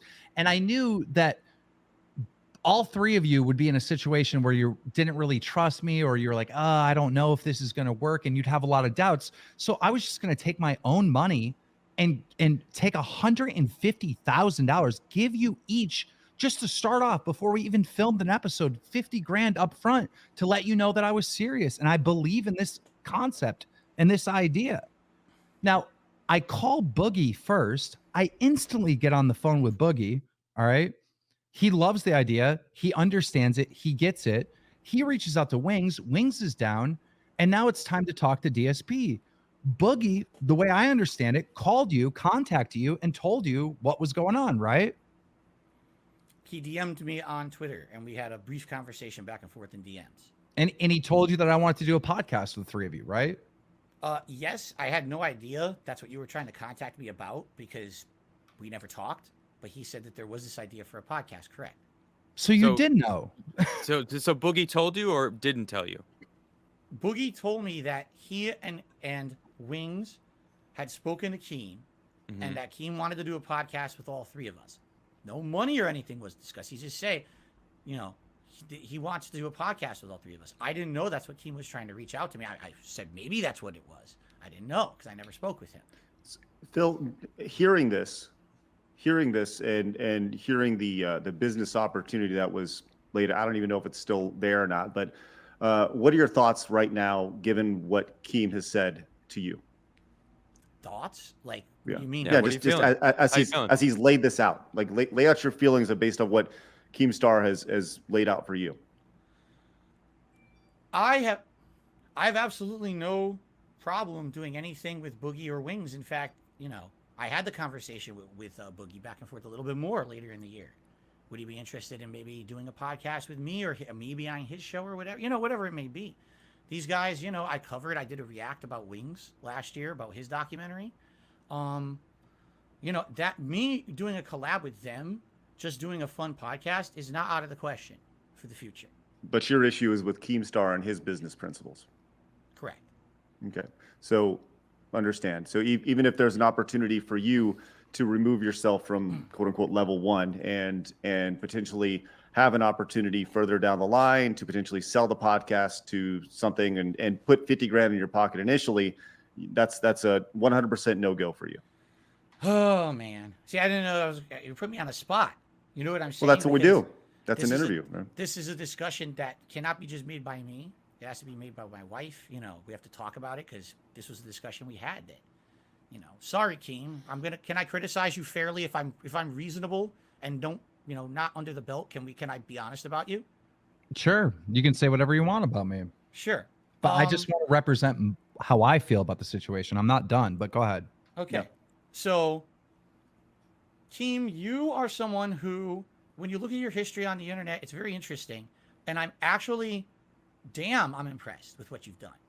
You know what I'm saying? Like, I watched a documentary about you last year. You started off trolling people in Halo. I mean, holy shit. And you turned that into an empire of money on YouTube. You know what I'm saying? That's crazy. That's so admirable. And if anything, one of the things you absolutely need to be praised for is your determination. You were shut down time after time. False copyright strikes, real takedown requests, all kinds of shit. People wanted you off the net, right? You're still there. You never gave up. Damn, that's a success story. That's Phil, it sounds familiar, dude. Yeah. I guess. It literally sounds like you. I don't It's really true. think about it like that. We just heard your story, and it is. Craig's absolutely right. Okay. Now, at the end of the day, all right, when you look at what Keem has done and what I have done, I'll probably be forgotten. I'll just be a fart in the wind, right?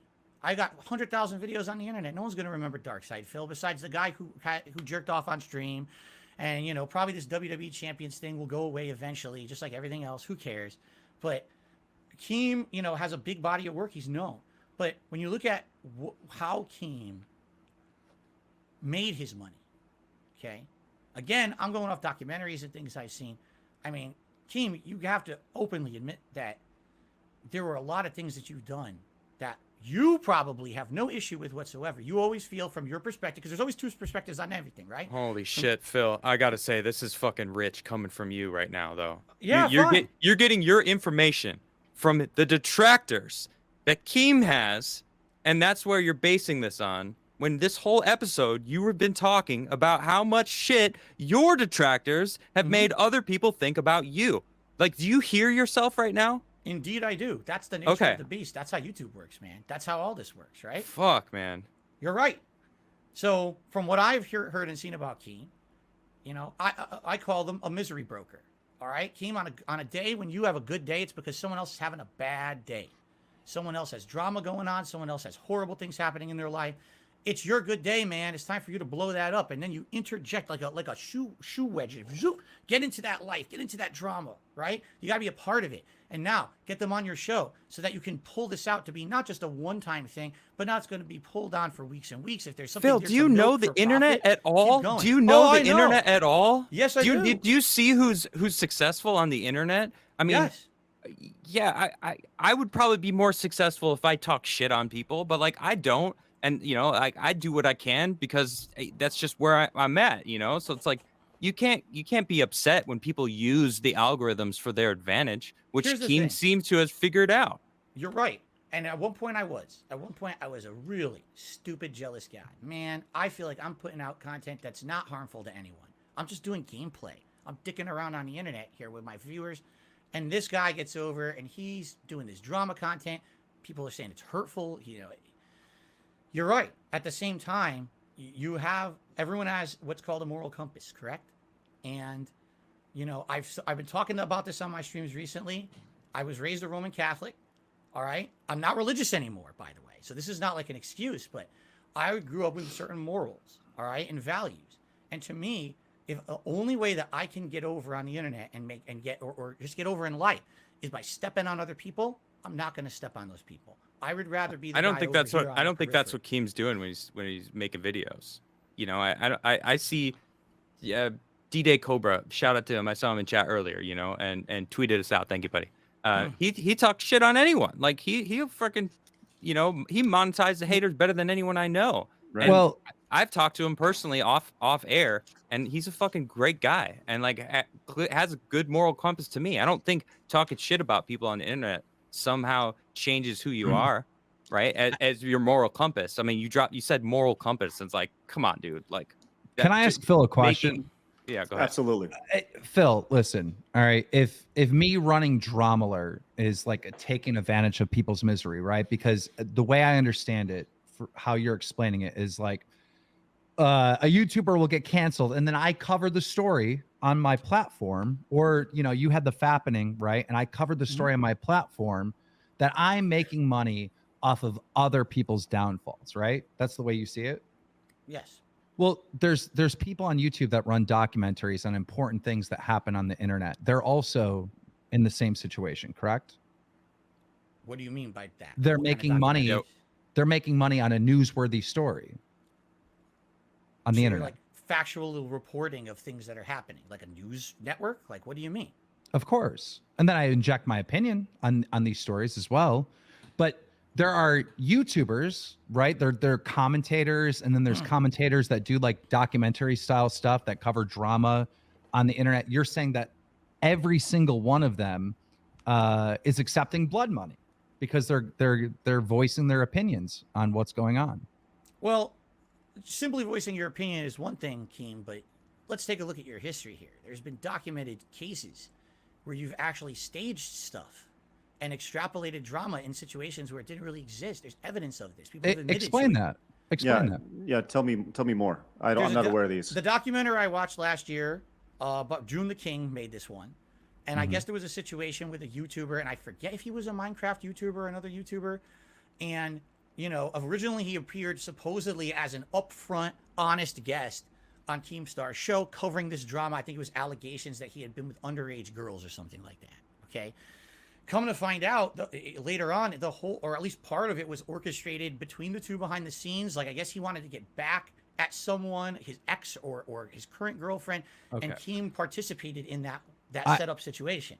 I have no idea what you're talking about. That doesn't even sound legit whatsoever. I have no idea what you're talking about. You have the right to deny it. That's fine. But, you know what? It's out there. Just so you know, shit's out there, man. But I just want to say, like, you participated in supporting a YouTuber, all right, that covered a story on my misery, right? If I supposedly did something wrong, you watched and supported another YouTuber doing exactly what Dramaler does. It's a good point. Well, and on top of that, and just to kind of reiterate this, like, once again, Phil, you're telling Keemstar that he has the right to deny that because he's saying it didn't happen, even though you're saying there's a mountain of proof in this documentary, right? The same thing is being said to you right now about your WWE legends and everything like that, and you have the right to deny it too, even though there's a mountain of evidence through documentaries online. Correct. But the difference, Keem, to respond to your point, sorry, there's a lot of points that just came up. The documentary is not just negative stuff about you.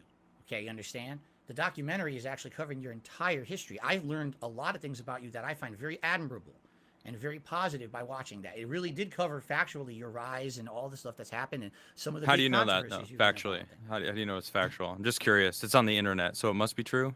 I know. Phil, real quick. I mean, I see documentaries on DSP, but you on the show said half of the stuff's not even true.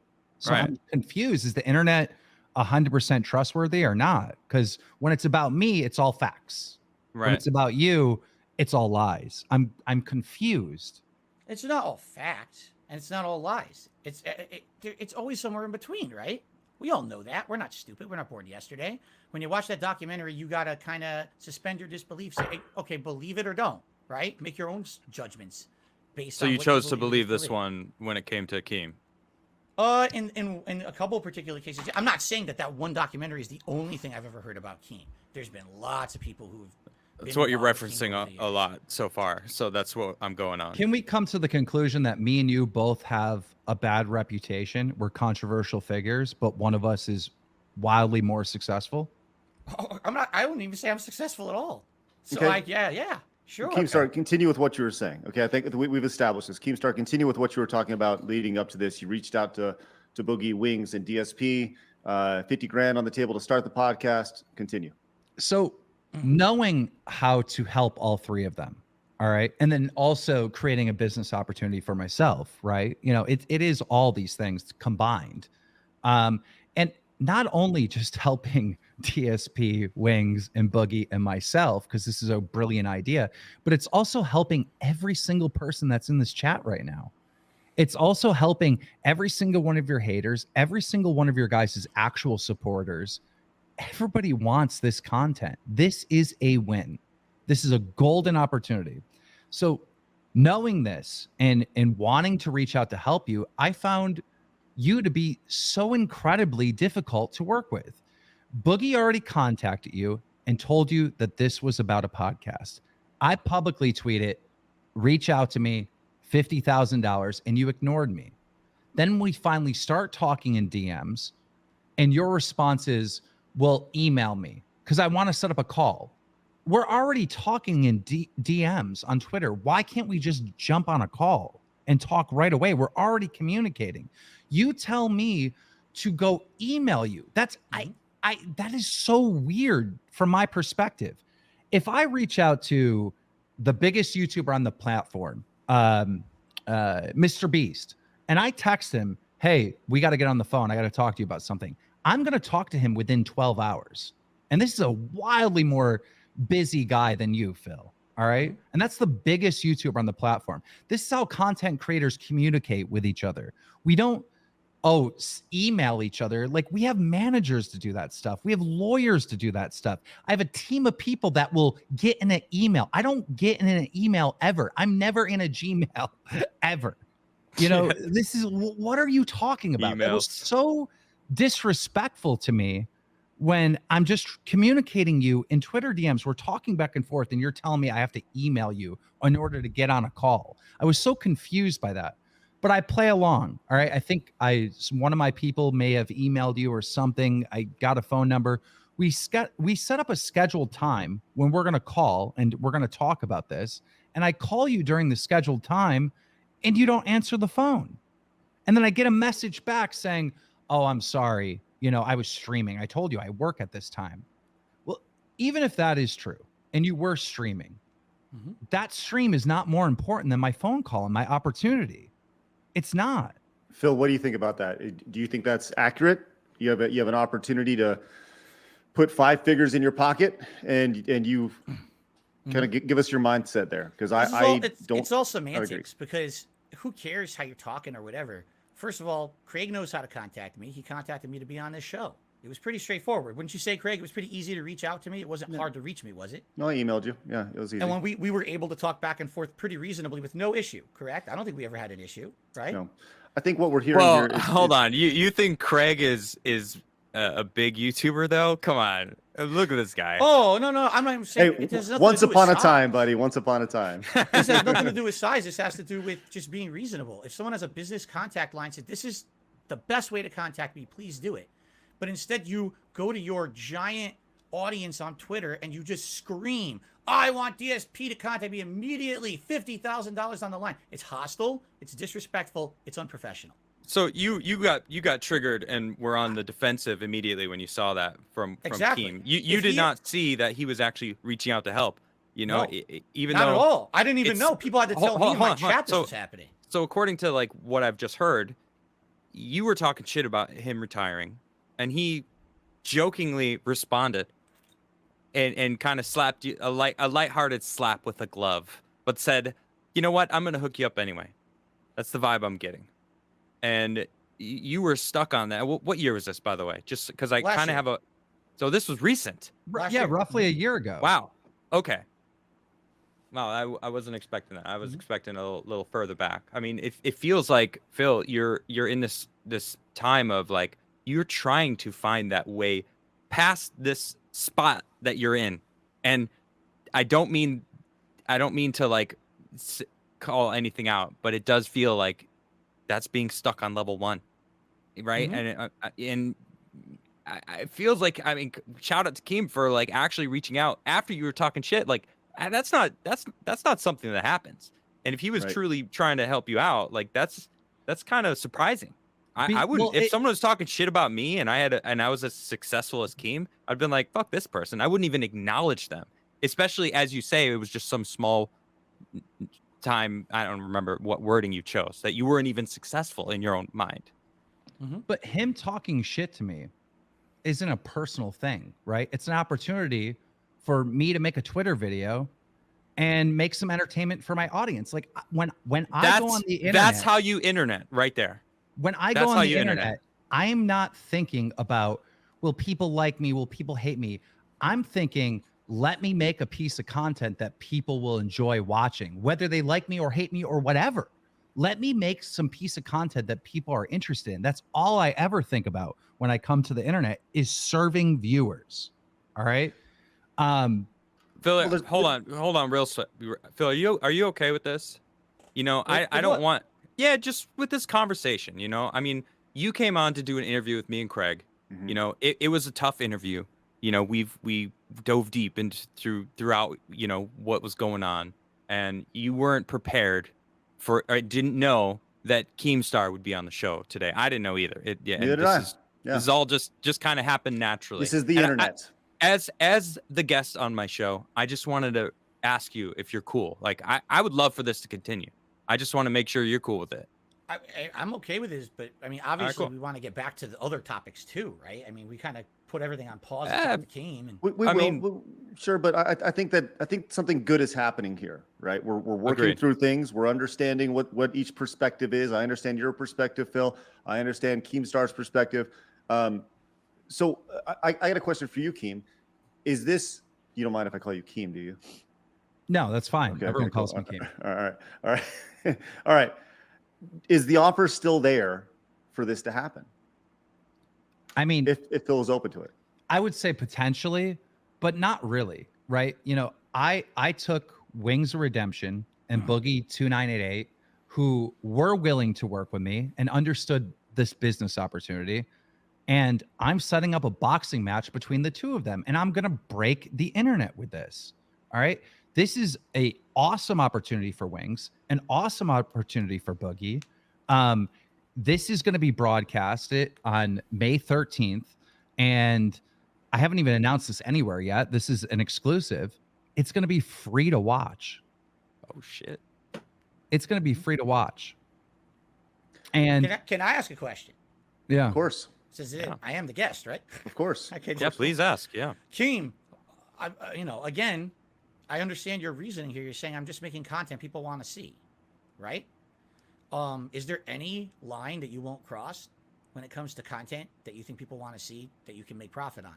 Do you have any kind of restraint? Do you ever feel that morally something is too far? Because I personally and many others hear this about this boxing match coming up. Okay, now let me give you my perspective. Okay. okay. Wings of Redemption, Boogie, two desperate guys. We all know they're down on their luck. They could definitely use some money, right? We all know this. They Yes. publicly project that to the internet. They're both, technically, from what we can see and understand, they're kind of unhealthy. Maybe not. Who knows? But you only know Agree. what they project, correct?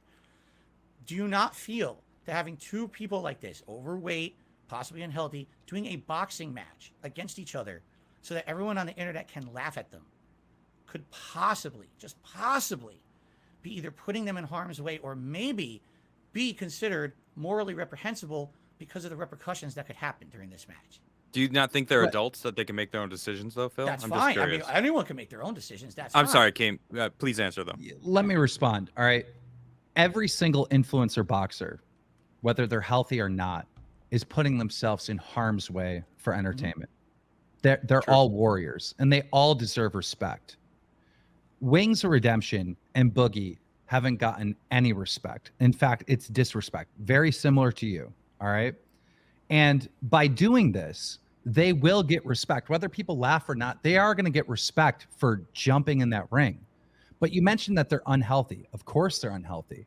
But I can tell you right now, behind the scenes, and nobody knows this, both of them have actively already lost weight training for this fight. This is a Nice. positive thing in both of their lives. And I don't think either one of them have the ability to seriously hurt the other. Do you? Do you think they're in real danger by fighting each other? I think these are equal opponents. This is not a serious boxing match, Keem. They're not boxers. They don't know anything about boxing. These are two overweight guys that are going to go at it, swinging. You know, Are you going to anything can watch? happen. No. Yes, you are. No, Yes, I'm you not. are. I don't watch believe that you. crap. I don't watch But your crap. Phil, Are you out of your Phil, mind? you I know, don't you know who believe is, you know who is gonna watch it, Phil? Everyone else. Everyone. Great Everybody, answer. right. That's exactly what I would have said. I just Phil- don't believe you. It really comes down to what I just not said a gonna little watch while it, dude. ago. When I look at like making content for the internet and doing stuff like this, my question is, will this serve viewers? And I know it will. I know so many people are going to tune in. I know so many people want to see this.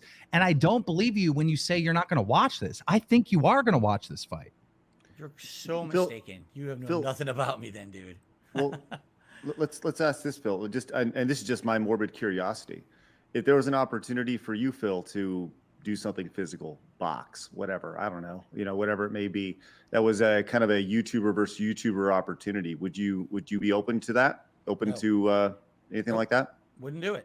No. That's not what I'm about. I'm on the internet to share my passion for games, to have a cool social interaction with this, my viewers, my fans, whatever you want to call them. I'm not here to make a mockery of myself or, do a publicity stunt. I don't do that kind of stuff. People will say I do, whatever. It's your perspective. From my perspective, I just want to be in my lane with my viewers, doing a good, fun stuff. I have no aspirations of grandeur or anything like that. I don't want to blow up because I did a stupid internet boxing match with someone. It's so stupid to me. Immature. That's fine, honestly. Phil. If I could finish why I'm frustrated and explaining myself. Continue. Because look, this all started with me retiring and you having, a bad opinion on me, and then us having that metaphor of, you being on level 1. Like I really did retire like a year ago. I pretty much did retire. Now I'm doing DLC, but I'm not paying for the DLC. The DLC is paying me, and I'm doing more and more and more and more stuff in this space because I just love it so much. And it comes from a place of you absolutely loving what you do and loving these video games. You know who else likes video games? Wings and Boogie. You don't think the three of you on a podcast would be a good thing? You guys talking about games, giving your opinions, talking about current events and whatnot. You don't think that's a positive thing? Keem, I just said right here on the show, I would love to do a show with those Okay. guys. I'm friendly with them. Behind So- the scenes, I have conversations. So when I couldn't get a hold of you and I called you multiple times, it wasn't once and you ignored, it was multiple times. I kept calling, I kept DMing you, and you said, "Oh, I'm streaming now," and da-da-da. Couple weeks went by. By the way, that's And- false what he's saying, but I'll let him keep going. It's fine. Whatever. Believe it as fact, No. We want to hear your perspective. That's what we're Yeah, doing here. Did he not call you multiple times? He called me at least once, maybe twice, but I think it was just once. It could have been twice. The amount of times that you've said during this interview that you don't really remember is shocking. because I don't document this stuff. Why do I care? But how can you say with such certainty that it wasn't you, or that he didn't call, or that all these things if constantly I'm just calling it out, or I'm not trying to come at you, but that I've just noticed that a lot. So now That's you fine. say actually he called maybe twice. Could it have been 3 times? Could it have Again, been 4 times? It definitely that you wasn't didn't even 3 or notice? 4. It was 1 or 2. It How do I definitely wasn't know? 3 or 4. I'm just Well, I regardless, specifically remember when he called me during a stream, and I'm like, "Who's calling me?" And then when I went on a break, I opened my phone. I'm like, "This must be him," because I don't have his phone number. I'm assuming this must be him because of you get locations tied to phone numbers or whatever. And I'm like, "Why is he calling me when I gave him the specific times to call me? He's calling me when I said I was busy." but Why even would he then, do that? Phil, you may be busy, but there's a call worth potentially 50 grand plus more on the backside of this that could take 10 minutes. I mean, Change your life. and once again, your true fans will understand. Look, I had to get on a phone call. This is a really important business call. I appreciate you guys. And you know what?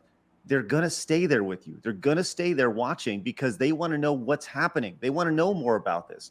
Like the idea of not taking a call just because you're streaming, like your fans will understand that, man. No, and again, I didn't even know that was him. I didn't have his number. I'm checking after the fact during a break or whatever. But the fact that this guy can't call me when I'm giving him the times to call was baffling to me. So first, he won't. The true interaction here, I had to DM him. He wouldn't contact me. I had to DM him.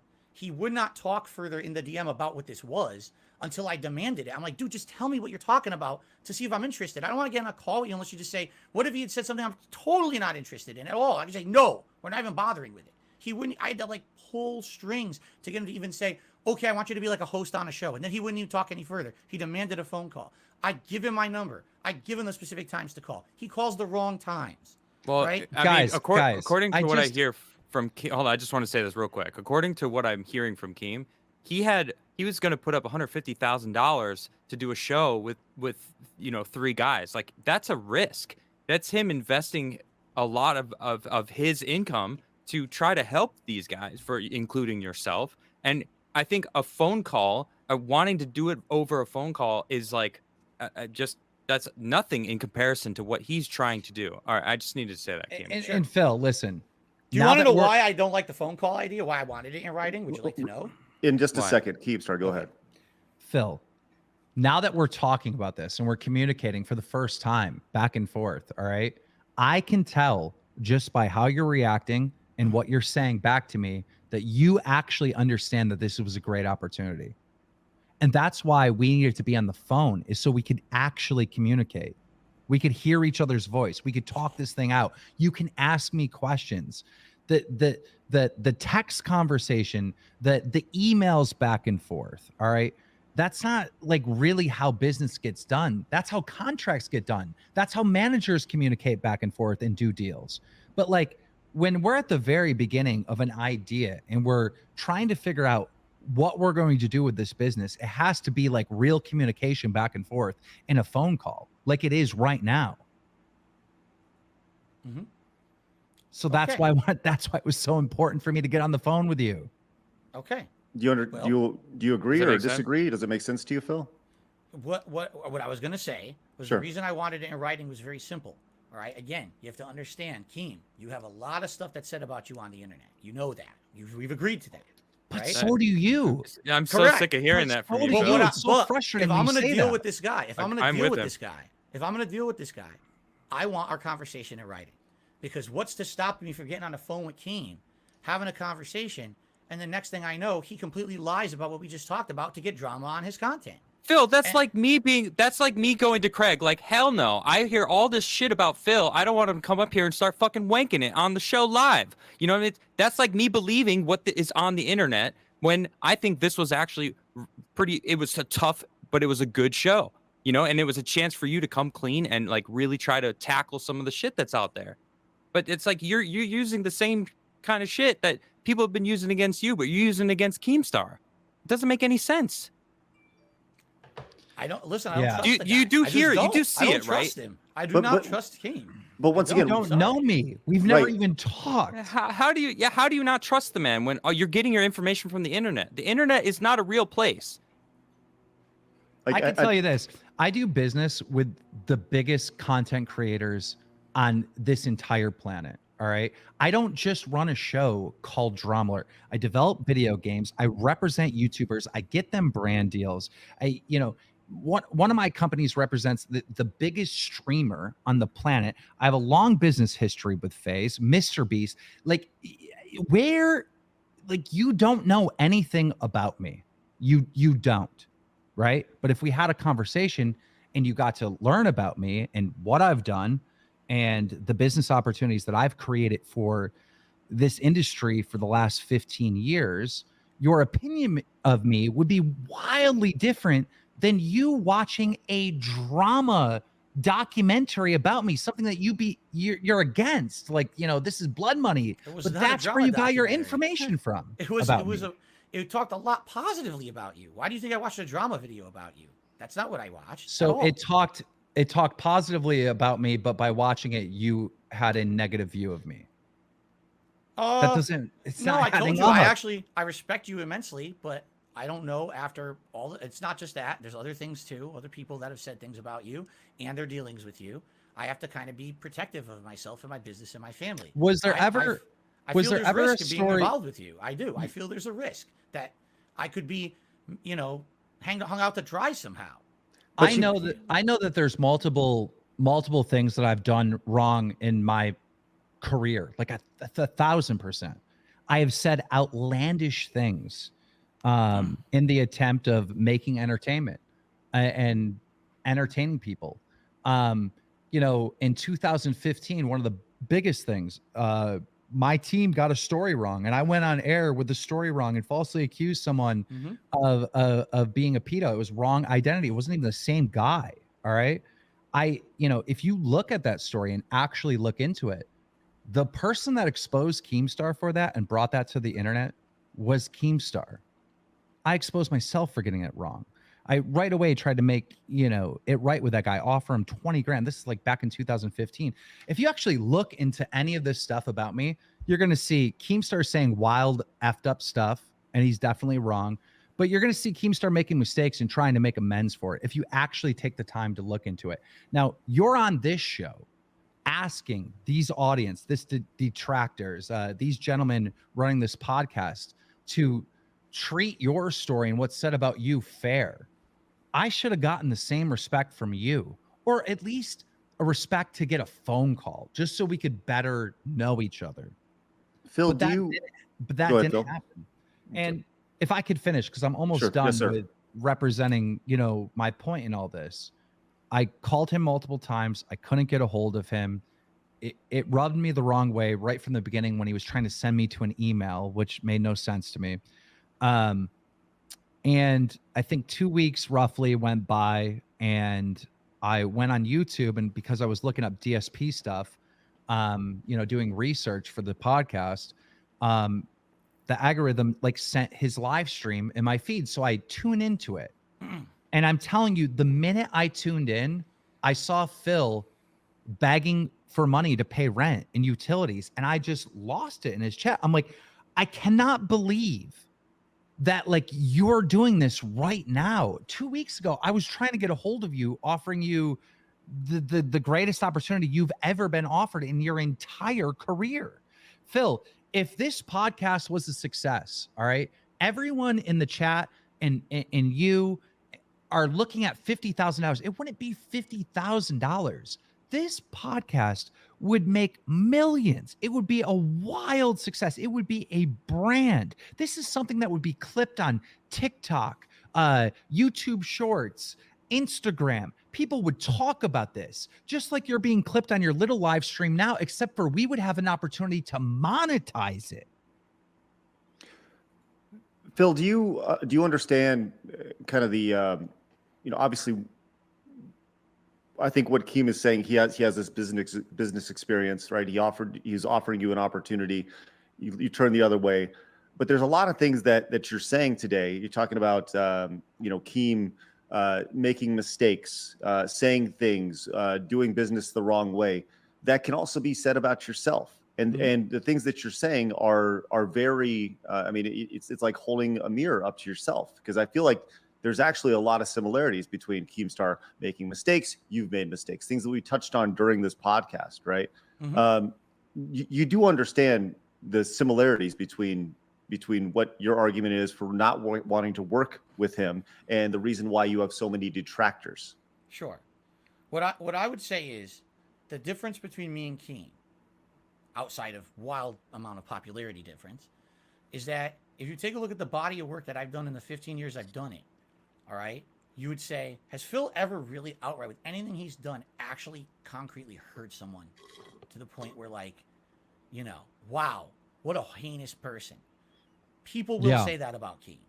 They will say that about Keem, okay? And at the end of the day, when I have to make business decisions about who I'm going to associate with and who I'm not going to, that's a factor. And it's a moral factor for me. It has nothing to do with Keem's business sense. Keem, you are a great businessman. Everyone knows that. I think you would actually run the podcast very, very well. I do. I would love to do this podcast with Boogie and Wings.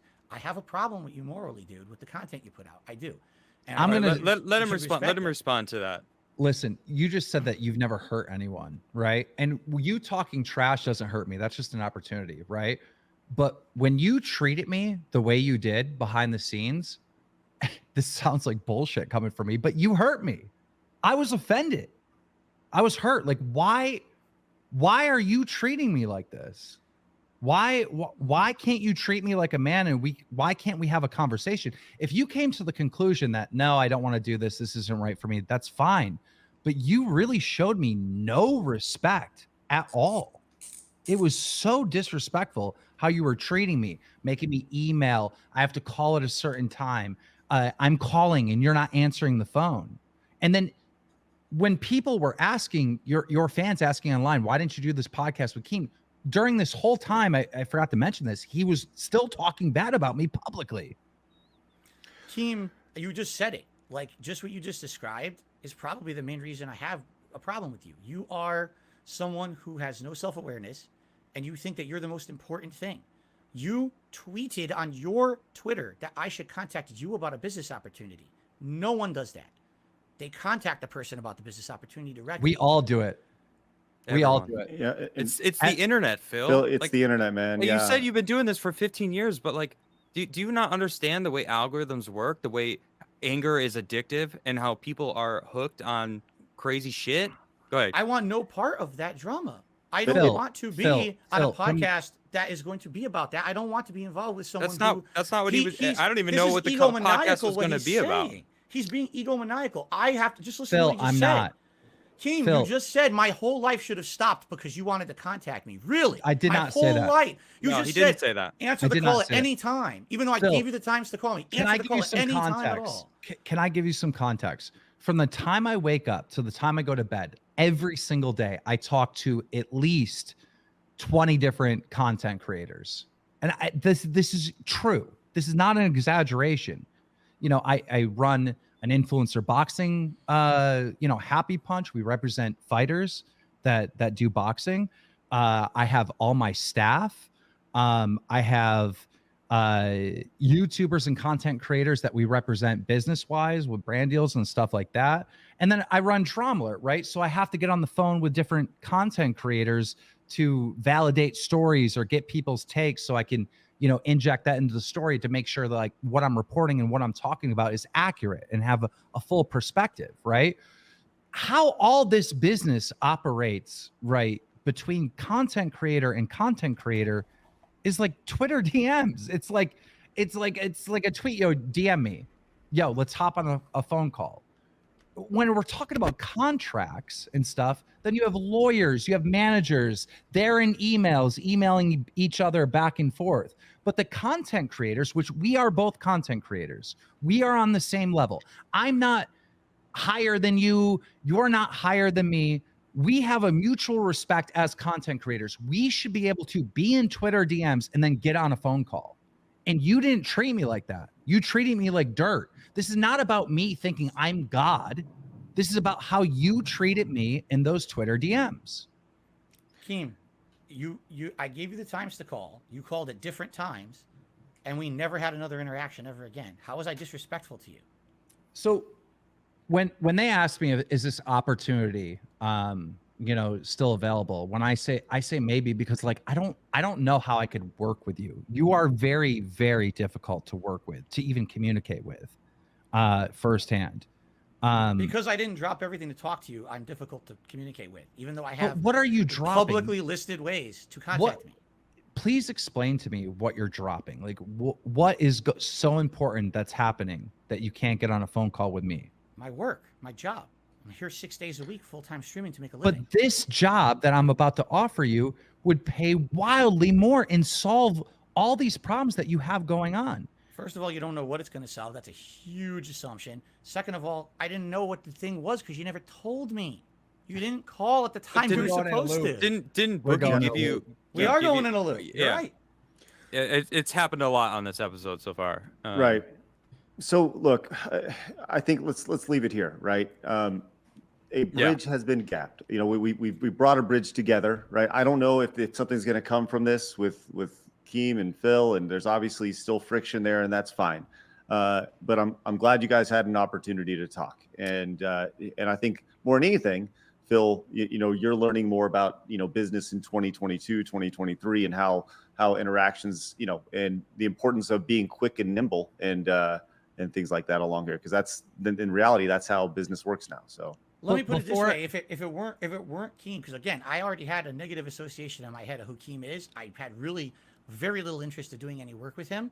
If it was someone else, maybe I would have. But that's the association I had. I had a moral issue working with the guy, so it wasn't a big deal to me that he was reaching out to me. Before I leave, because I'm pretty much done, I've expressed everything that I want. I appreciate it, Keem. Can I give you some criticism? Me? Phil, is that okay? Yeah, because I came in saying that I'd be respectful and I wouldn't dunk on you or any of that stuff, but I do have some criticism that I desperately want to express to you. It's as up to long Phil. as long as it's respectful and it's not, you Okay. know.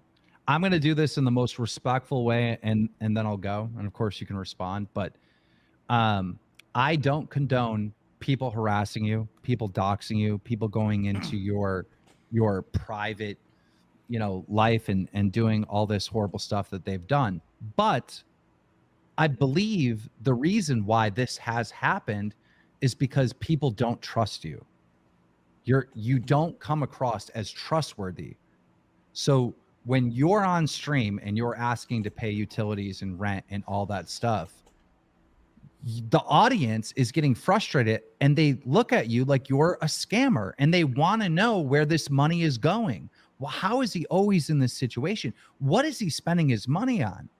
And that is the motivation to dive into your personal life.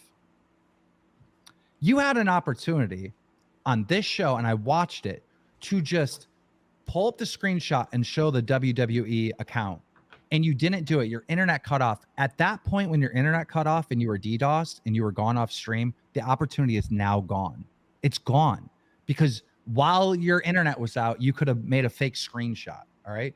You're never, ever going to be able to prove what your WWE account was or is ever again, because people will say he just photoshopped it. He just made it up. You're never going to be able to prove say that anyway. You had one opportunity to do it right away with these guys, and that was it. And you didn't take advantage of it, because I personally, watching it, and so did the audience, thought that you were lying. And if you are lying, if it is true and you're not being honest, if I were you, this is the best advice I could give you, right? Is just be like, look, this was my account. This is that. I would ask for a clean slate and I would do things different, because this restarting level 1 over and over and over again is the root of all your problems, if that makes any sense. I appreciate the input. It's not true, so I'm not going to do that. But I appreciate the input. If it were true, I would fess up to it. Thank you guys. Thank you guys so much for having me on. Keemstar, thanks. Appreciate it, man. Yep. I'll appreciate you hopping on. Really appreciate it. Definitely. All right. Hey, Phil, you've been throwing curveballs today, which I did not see coming.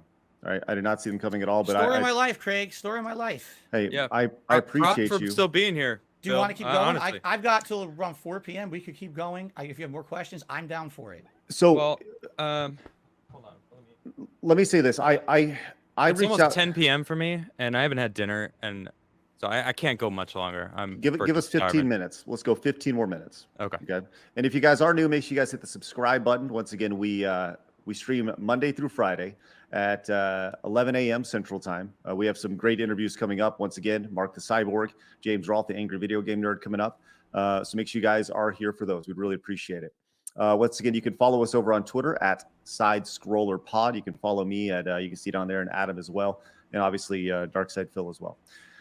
Okay, so Phil, I reached out. We only have like 15 more minutes. And once again, I appreciate everybody hopping in, being a part of the day, being a part of the stream, and all your super chats have been amazing. I want to let you know that we will definitely take a look at them. I don't think we're going to read them on stream, but during our post show over at patreon.com/sidescrollers, we'll bring Blabs and Travis in, and we'll continue on while so Adam can go get some food.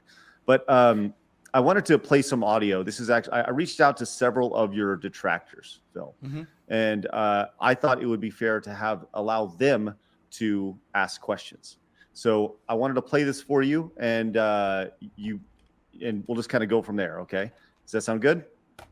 Sure. Fire away. Are you okay with that? I don't know who they are. I don't know what they're saying, obviously. So. Well, this is from It's a Gundam. Are you familiar with that name? I'm familiar with the name, and I'm definitely familiar with the voice. Okay, well, you're gonna know the voice. So here you go. This is a question from him. Hey there, Philly cheesesteak. Guess who it is? Your favorite YouTuber. We're best friends. Remember that time you thought it'd be funny to put a restraining order on me, Filbert? Well, Philly, my question is, what the hell did you spend $500,000 on? You didn't pay off your house. You didn't pay off the condo. You didn't pay off any car you own. You're in debt. Where did the money go? Why did you take business loans? What did you use the business loan money for? You never improved your content. You've been using the same camera for nigh on 5,000 years. If it wasn't for like the Dutch brothers sending you a new web camera or like LEDs in the background, you'd have no ideas. Where'd the money go? You're like a politician in San Francisco. If I went to the man, I said, Mayor of San Francisco, where did all that money go? That $120 million you defunded the police with and put into black communities. Where did it go? You know, Phil, you screwed up. You never should have been a YouTuber. You should have been a politician in San Francisco. You would have gotten away with it, baby. If it wasn't for those meddling detractors. Is it going to end at some point? All right, it's over now. It's All actually not too late. I mean, politicians tend to be older. Mhm.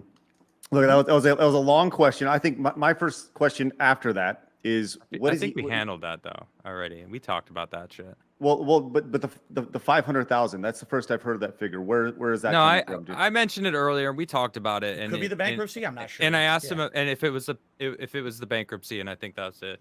Yeah. Okay. Have you taken out any business loans? And if so, what were they used for? Business loans? No. Everything that all that debt that got written off was credit cards and stuff. Now I'm trying to think. Oh, I had personal loans, not business loans. I've never taken out any kind of loan officially in the name of the business or anything like that. Mm-hmm. No.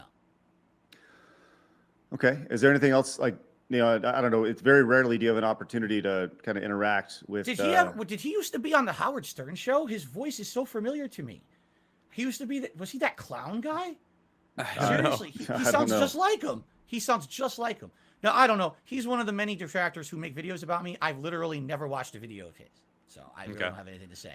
Do you think that by not watching his videos, do you think that if you were to spend time watching their videos, you'd be able to react and, you have a reaction channel. Don't you think there's an entire niche market of you reacting to negative content about yourself? Perhaps in the future, yes. Now that I'm doing that, it's only been in operation for a month. It's something that I would consider dabbling in the future. The thing is, there is something with these detractors. The more attention you give them, just the worse it gets. It eggs them on to do more. So my opinion is, people are not coming to my channel to see this. They don't care about that. They want to see gameplay. They want to see whatever. I don't want to inundate them with that stuff, so I don't address it.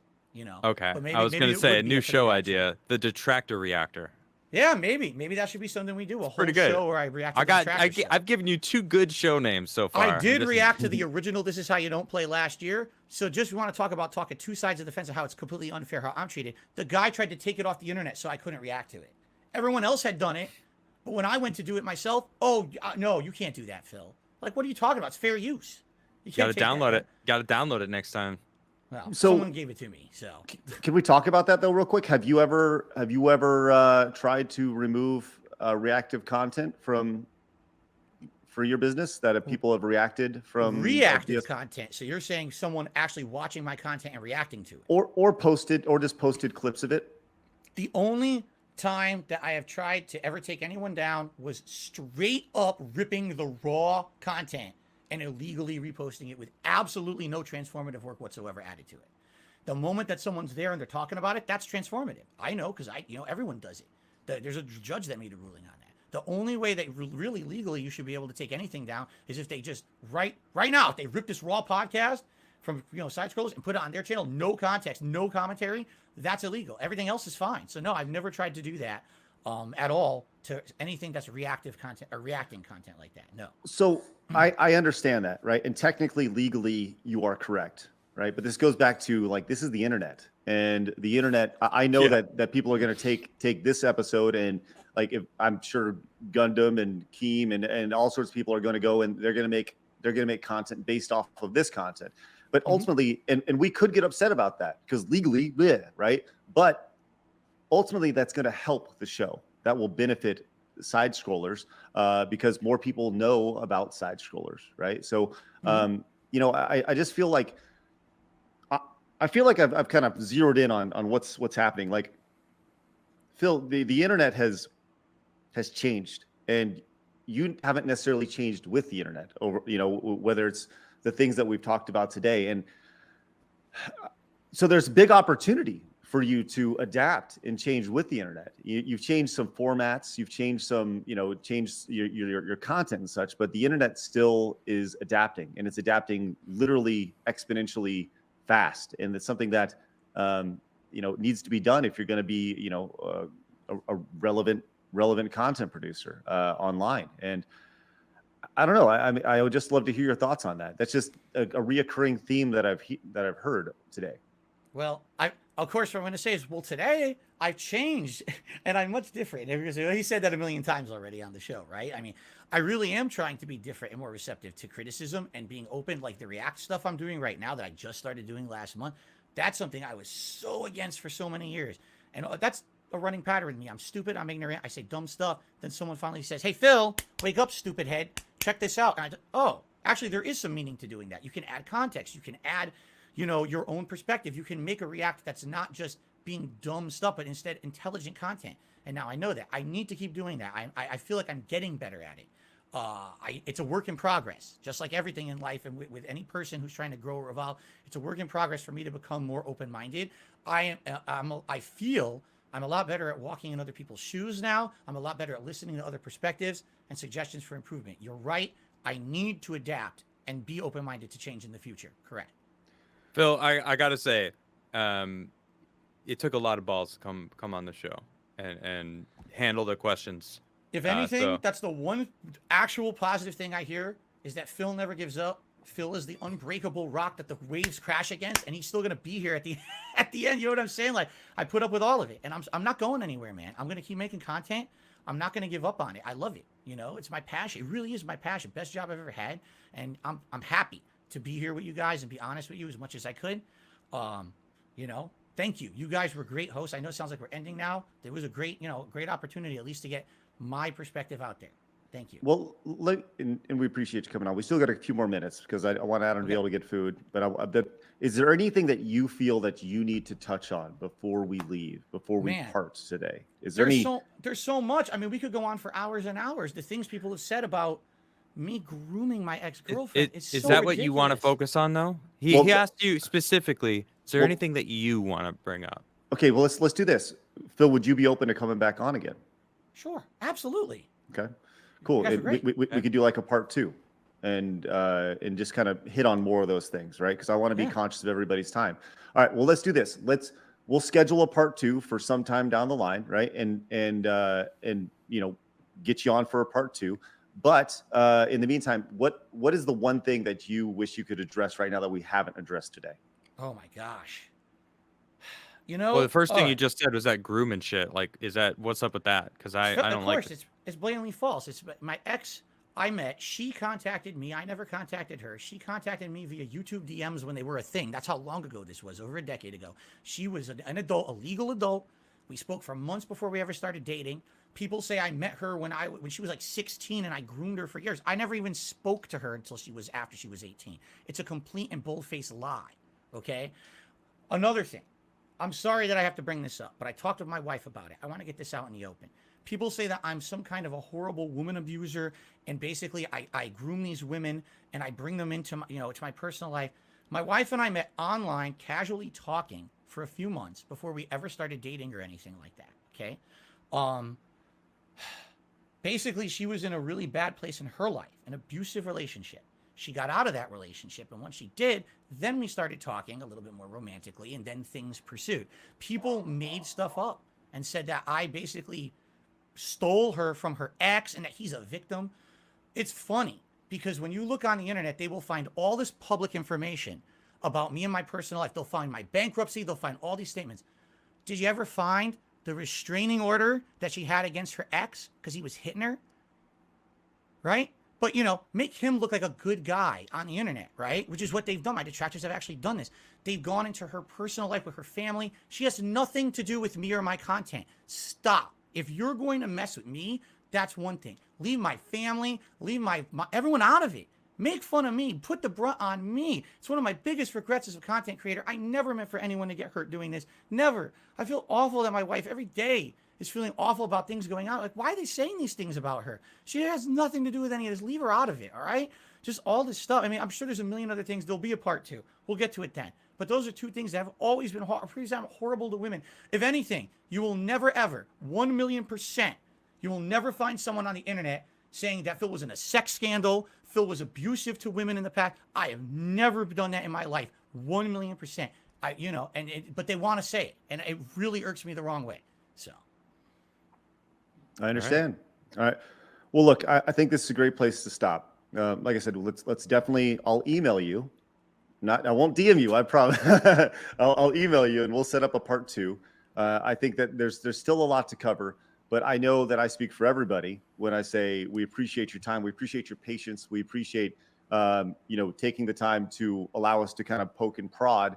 And I know you I had no intentions of this being like an interrogation interview. Hopefully, you didn't feel like it was an interrogation interview, but hopefully you feel like we were fair, because I feel like I said, I try to be fair to me, fair to whoever we're interviewing, and fair to the audience. So hopefully you feel that was the case.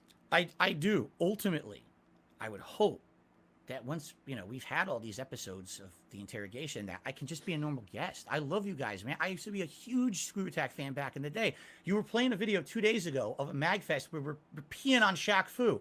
I was in that video.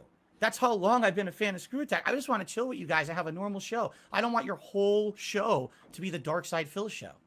Well, hopefully we'll be able to get to that point. I love it for sure. Well, once again, if you guys are new, make sure you guys hit the subscribe button. We're going to end the stream here. Once again, make sure you guys subscribe for part 2. But we're going to continue with before we end. Hold on, I just want to say to everyone who supported today, thank you so much. I don't know how we're gonna handle it. We've been going for 5 hours. This is I had no idea what to expect. It's pretty crazy, but I really do want to say thank you to everyone out there who, whether you know our show or not, this is like kind of like what they just said. It's not what our show is. We shoot the shit about video games, talk about weird cultural stuff. It's a lot of fun. I feel like Craig and Phil were talking, and Craig wanted to give Phil a platform to basically, make your piece. So I don't know when number 2 will be, but normally we read all our super chats throughout it, and it didn't feel appropriate to do that today because I'm sure there's a lot of them that are probably really good super chats, but there's probably a lot of them that are really would throw things to the side. We know about everything that is going on the internet. I feel like Craig did a fantastic job of putting questions together. That was his journalism degree, by the way. I mean, fantastic. He actually used it for the first time in his life. Congratulations, by the way, Craig. All right, nice. So thank you very much for your support. I really appreciate you all. All right, please continue, Craig. Yeah, and once again, we're going to continue with our post show over on, and Phil, you can bounce whenever you like. But we're going to stick around, man. Listen, support good people making good content. These are good people. Your other hosts are good people. I would love to do a post show with you guys too if you want. I'm here. Okay, sounds good. Well, we'll continue the post show over there, over at patreon.com/sidescrollers. You guys can go over there and support the show there. We appreciate everybody popping in. I hope that you guys come back tomorrow. That's the big thing. You can have a great show, but I want to see you guys tomorrow and join this amazing little positive community we have going on over here. So make sure you guys hit the subscribe button on your way out. Mark it on your calendar every Monday through Friday at 11 o'clock Central Standard Time. So with all that said, remember, people are going to try to keep you down. Don't let them. You guys got a goal. Go get it. I'll see you guys later. Twitch, we're going to say goodbye to you now. Goodbye. Fatality. And all our friends over on YouTube, we'll see you guys over on patreon.com/sidescrollers. So with that said. Oh, was that too early? It was too early, but not too gone. We're about to finish now. So bye-bye. There we go. Lots of fatalities. Good. All right, my wife came in the room and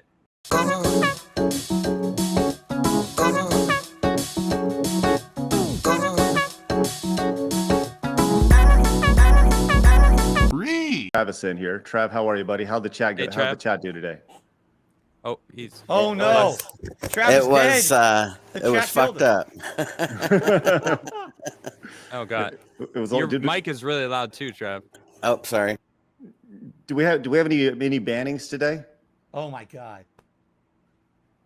Did we? Does that sound better? Phil, have a good one, man. Thanks, Adam. Don't take anything. Try to see the good things that what happened today, because like even with Keem, like it really does feel like he was trying to help you, and like I know that Craig also really wants to help you, and I'm brutally honest, but I was also trying to help you, so I hope you see that. Absolutely. Trav, great job in chat, and Blabs, great job on the media. You guys, freaking great show today. Seriously. Have a good Good night. job, guys. All right, Hi, Phil. Trav, I don't Later. I'll envy see you you. tomorrow, I don't guys. envy you, Trav. I go through it every day on my own streams. I know exactly what you're going through right now. It's like hell on earth. Lots of respect for holding it down, man. I know. Yeah. And Blabs, it's good to meet you. Good to meet both Hi, of you nice guys. to meet you. Nice to meet you. It was a lot of work today. You guys did great. If you guys are just popping in over at Patreon, thank you guys very much. Really appreciate your support. And I said, so Phil, like, let's kind of do a little decompression here. Like, Sure. were you, when with Keem hopping on, how did you feel about that? I mean, obviously there was angst there. You know, and as I long as he appreciate was you. going to be respectful, I didn't care. And that's the thing is, a lot of the times he is the guy who's so vocal, trying to cause drama constantly because he feels that's content. I don't like that. I don't like that kind of content. So when he doesn't understand that by doing the way that he tried to contact me, it immediately turns me off. Like, you have to read the room. Phil's already someone who's harassed by so many people on the internet. Why would you then try to, you know what I mean? Like, if he just went a normal way, like you had contacted me very nicely through an email, let's have a couple conversations back and forth, maybe the door would have been open. Maybe I would have considered it. But when the first interaction I have with that guy is something like that, where he's going to yell on his Twitter like I'm a jerk. He threatened me on Twitter, which I didn't bring up. He threatened me and said, if he doesn't contact me right now, this $50,000 is off the table. I'm like, how is that a professional way to approach someone? You know? Right. So, but I'm okay with him coming out. Listen, I told you I would answer anything. I'm down for it all, man. I'm a transparent dude. I'm going to be as honest as I can. I'm not afraid of nothing. People want to, I've been through so much shit. Go ahead. Bring anyone on the show. Yeah, and I could see how somebody coming at you like that might be a bit abrasive, you know what I mean? If you didn't know the context of what they were saying. Yeah, I didn't know what he was going to ask me for. I had no clue what this was about. Maybe it was. Actually, I thought it was boxing. I originally I heard he was starting up his boxing ring or whatever, and I had no interest in doing any kind of boxing or anything, So, he has to just, all he has to do is have a civil conversation. It seemed too hard for him to do that. I don't get that. I really don't. Based on the conversation that we had today, do you, I mean, really, like, are you open to the idea of working with Keemstar? Because that literally, it seems legitimately like a life-changing opportunity.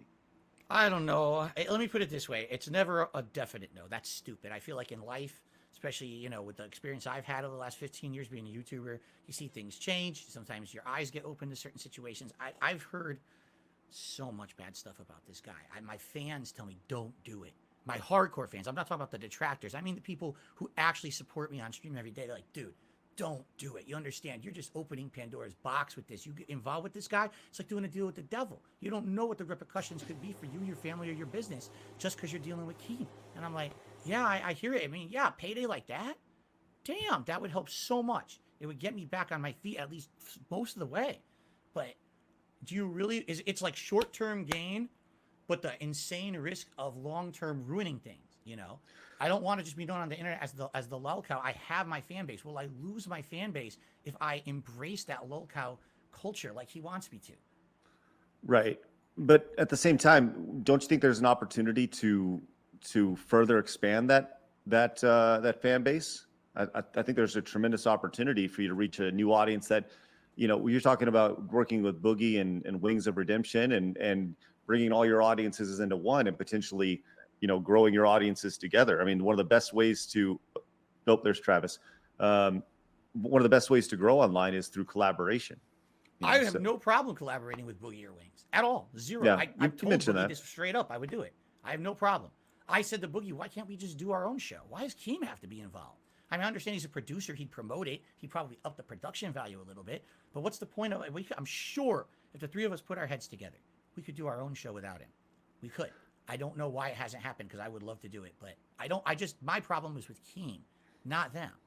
Right. But I mean, it's tough, right? Because once again, you are on a day-to-day basis, you are consistently, you have your goals to hit, a few $100s. You want to hit those goals with your audience. And, but you have an opportunity that's literally life-changing money, but before you even start 50 grand, like I guess the big question is, how much do you really despise KEEM to look past that type of money? Yeah, it really feels like it's a deal with the devil, right? Like, do I accept that I'm going to go into a business transaction that someone who I find reprehensible is going to benefit from me being a part of their content. And I don't know. You know, it was a very tough decision. It wasn't an easy thing. I had the whole conversation with my wife about it and everything, how it would help us so much. And at the end of the day, it was like, all right. I said to my wife, I said, at least if he calls me, I'll have the conversation with him. I'm not going to say I'm going to do anything. Let's just have the conversation. And he couldn't even call me when I told him to. Like, here's my time. I know it's he said, she said. It's so stupid. But if you can't even go that first step to make the call when I say, let's do it now, I mean, how can you take the guy seriously? I feel like that would be a premise for how our whole business relationship would be moving forward. He'd be fully in control. My whole life has to be dictated by this lolcow podcast, because whenever he wants it, I got to drop everything to answer to Master Keemstar, who now owns me. I don't like that. Okay, I'm my own guy. I run my own business. I want it to be part of my business, not my whole thing. Seems like that's what it would have been if I involved myself with him. Well, with any sort of podcast, you know, I just think of, like, you know, he's talking about the, you know, potential upside of it. You know, there's certainly responsibilities with any business relationship. And I think if those are, you know, I understand your trepidation of wanting to hold off on, you know, wanting to make sure things are in writing. I totally understand that. Yes. Right.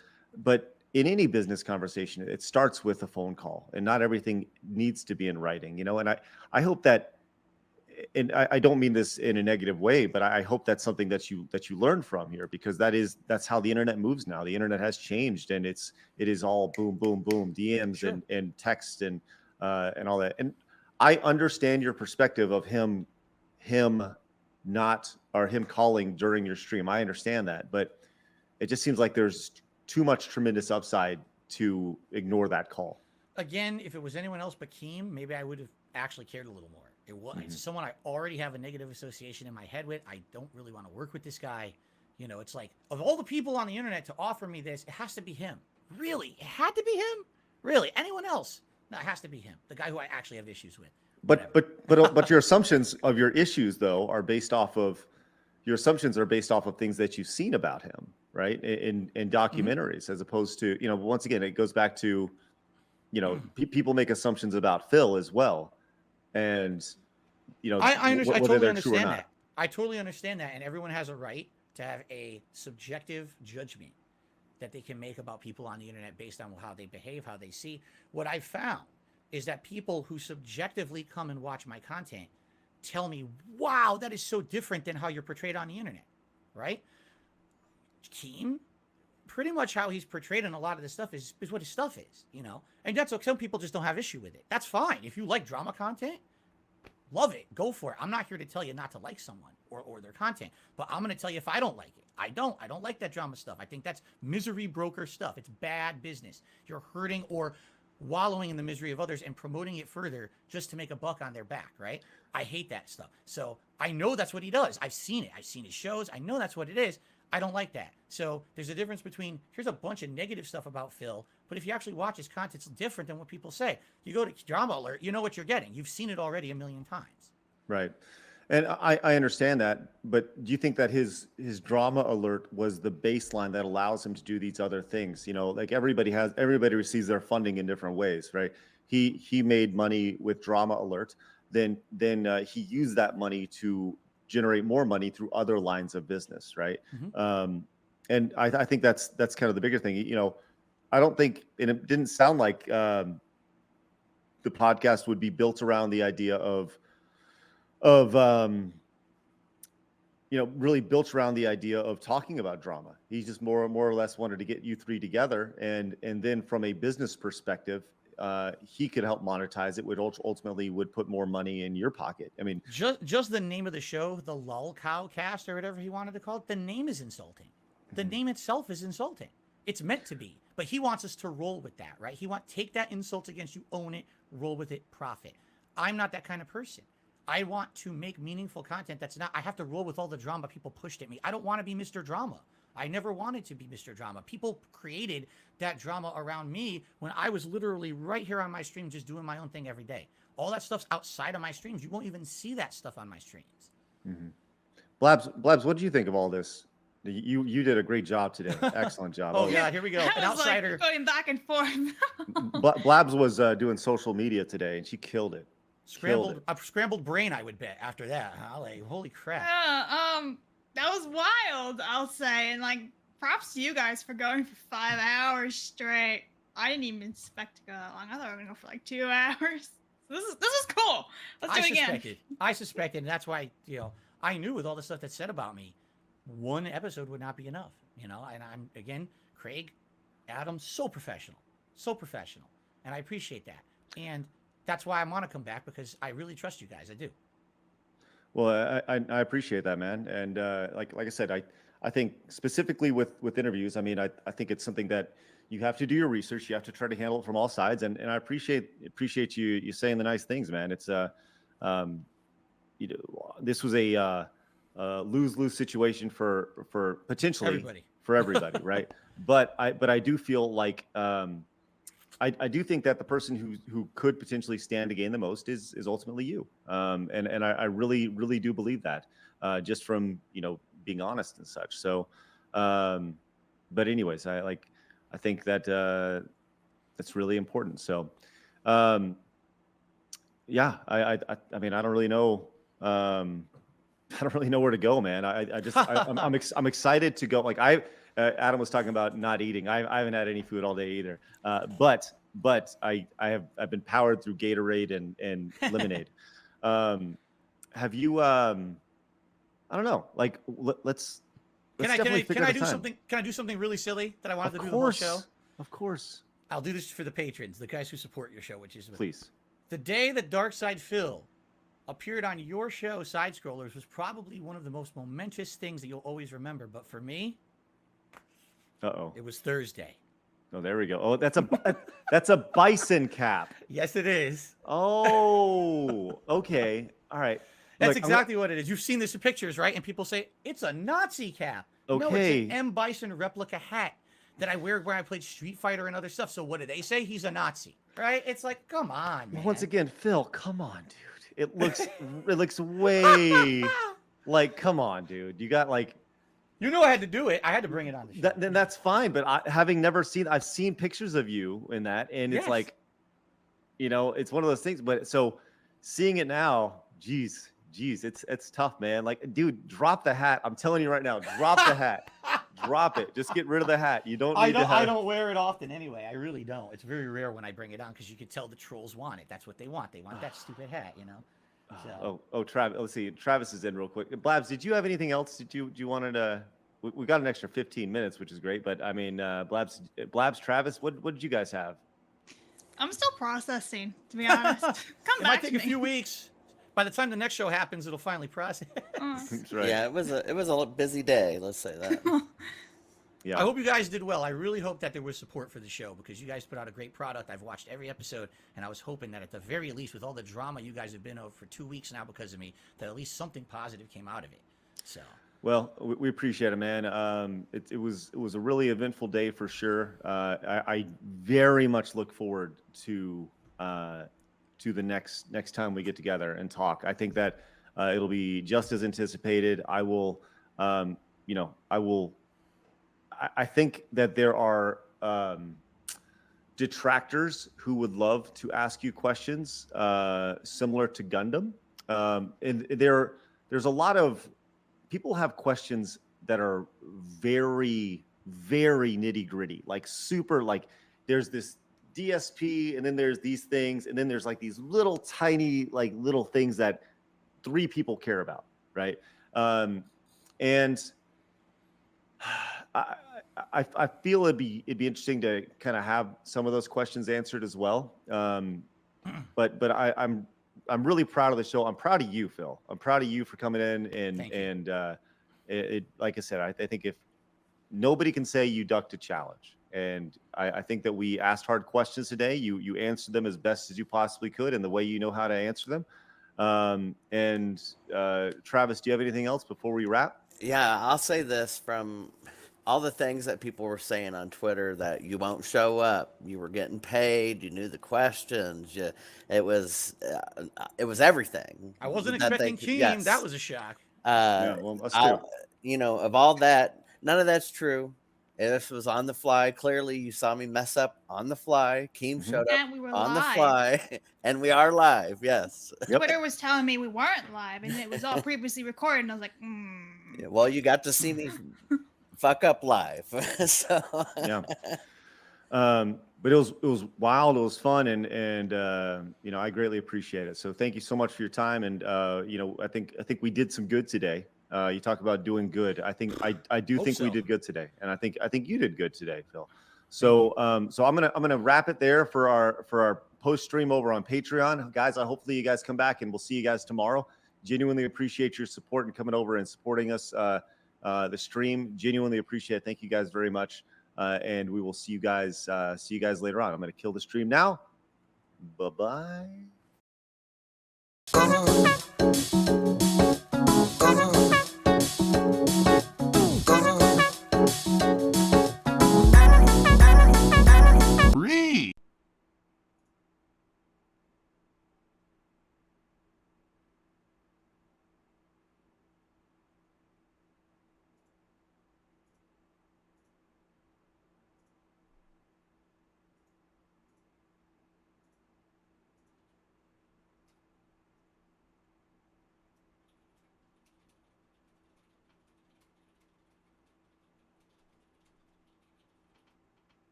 I'm coming, guys. I'm coming. I swear I'm coming.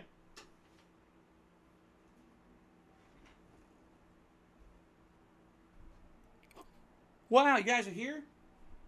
Holy crap. Funny. Funny that you guys are here, huh? Everything working with the stream, by the way?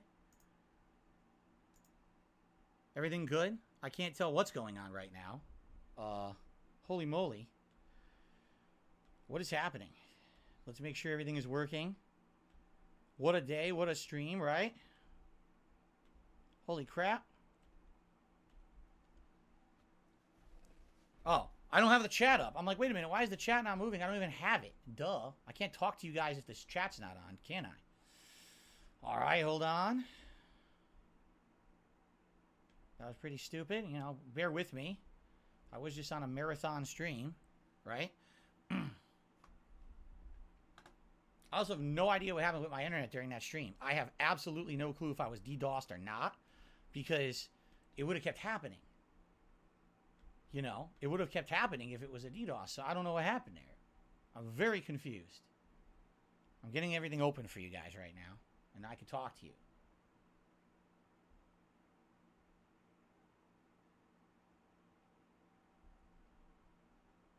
Yeah, I don't know what happened. It totally wasn't me. I didn't fake nothing. Obviously, I wasn't done. I wanted to hang out with them, and the thing just went down. I'm like, what the frick?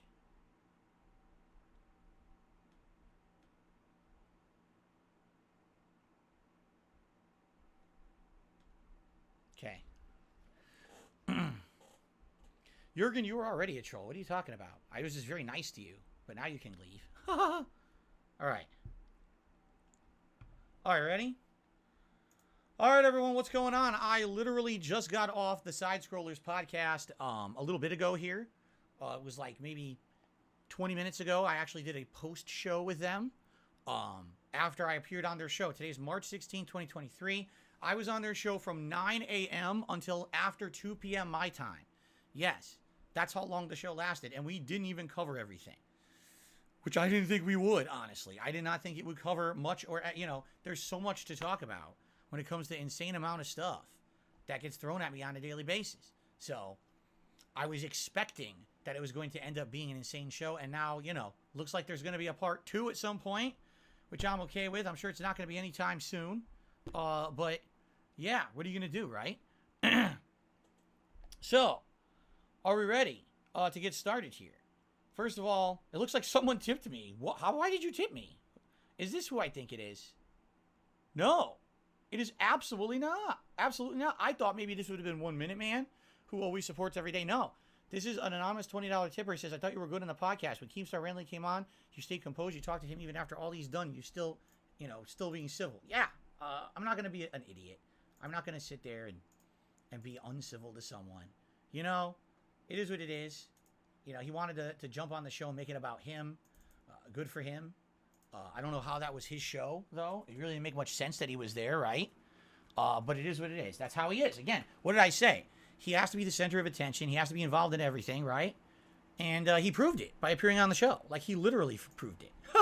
I don't even have to say anything else about it. I mean, you prove yourself every day, right? And through your actions. He proved it through his actions, correct?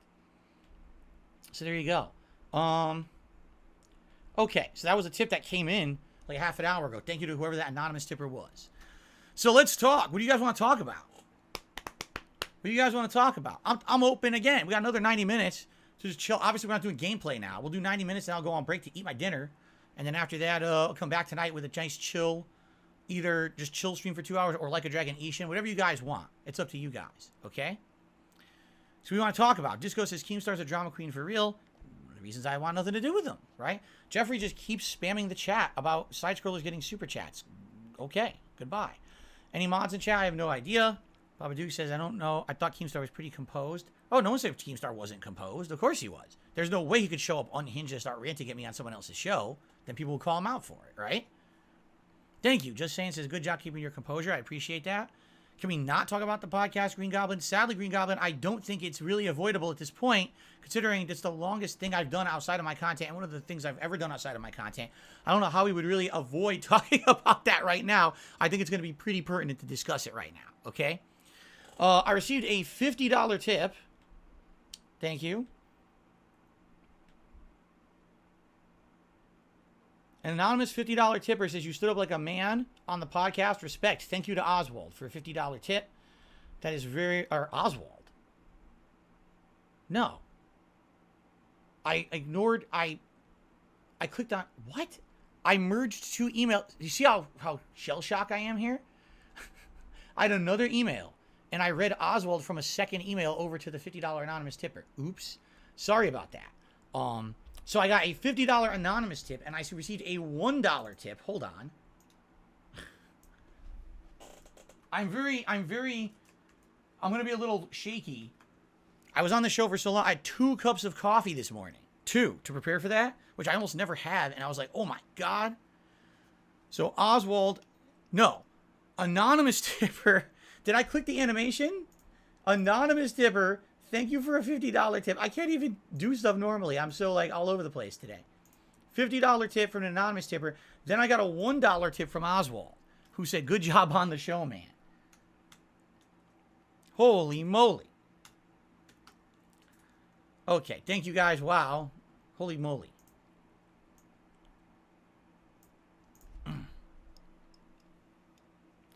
I don't want to talk about Keemstar this whole stream, by the way. So American Manga Undertaker re-upped his membership for 6 months, and he says, as a fan, it's worth it to watch. Is it worth it to watch the interview? I mean, I don't know. Will you guys tell me? Do you guys think it would be worth it for someone who didn't watch the interview to watch it? It's not that I have a good time, but I do feel like I very intelligently conducted myself on that show. You know what I'm saying? K Styles re-upped his membership for 22 months at the Ultra Supporter level. Thank you, K Styles. And then Krasco did a super chat. I thought you did well, Phil. Thank you, Krasco. Appreciate that.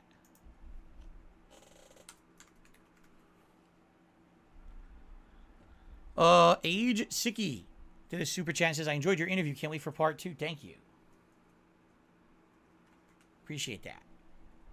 So, Mint says, do you feel it was a fair interview? It felt like an ambush. How was that an ambush? If anything, the only part that was unexpected was KEEM showing up. All right. I don't think that the KEEM part was like if KEEM had come on the show and was like, screw you, you're a liar, blah, blah, blah. It wasn't. It wasn't about that. It was about our interaction, which I don't even understand because no one really cares. Like, seriously, no one cares but my detractors about our interaction. I don't care about our interaction we had last year, but, it is what it is. Again, he has to make it all about himself. I don't want to talk about him all day. So. SD Charger says they should have prepared more, had a timeline, and asking questions in a certain order. I mean, maybe they did. You don't know. Maybe I don't know what they were following there.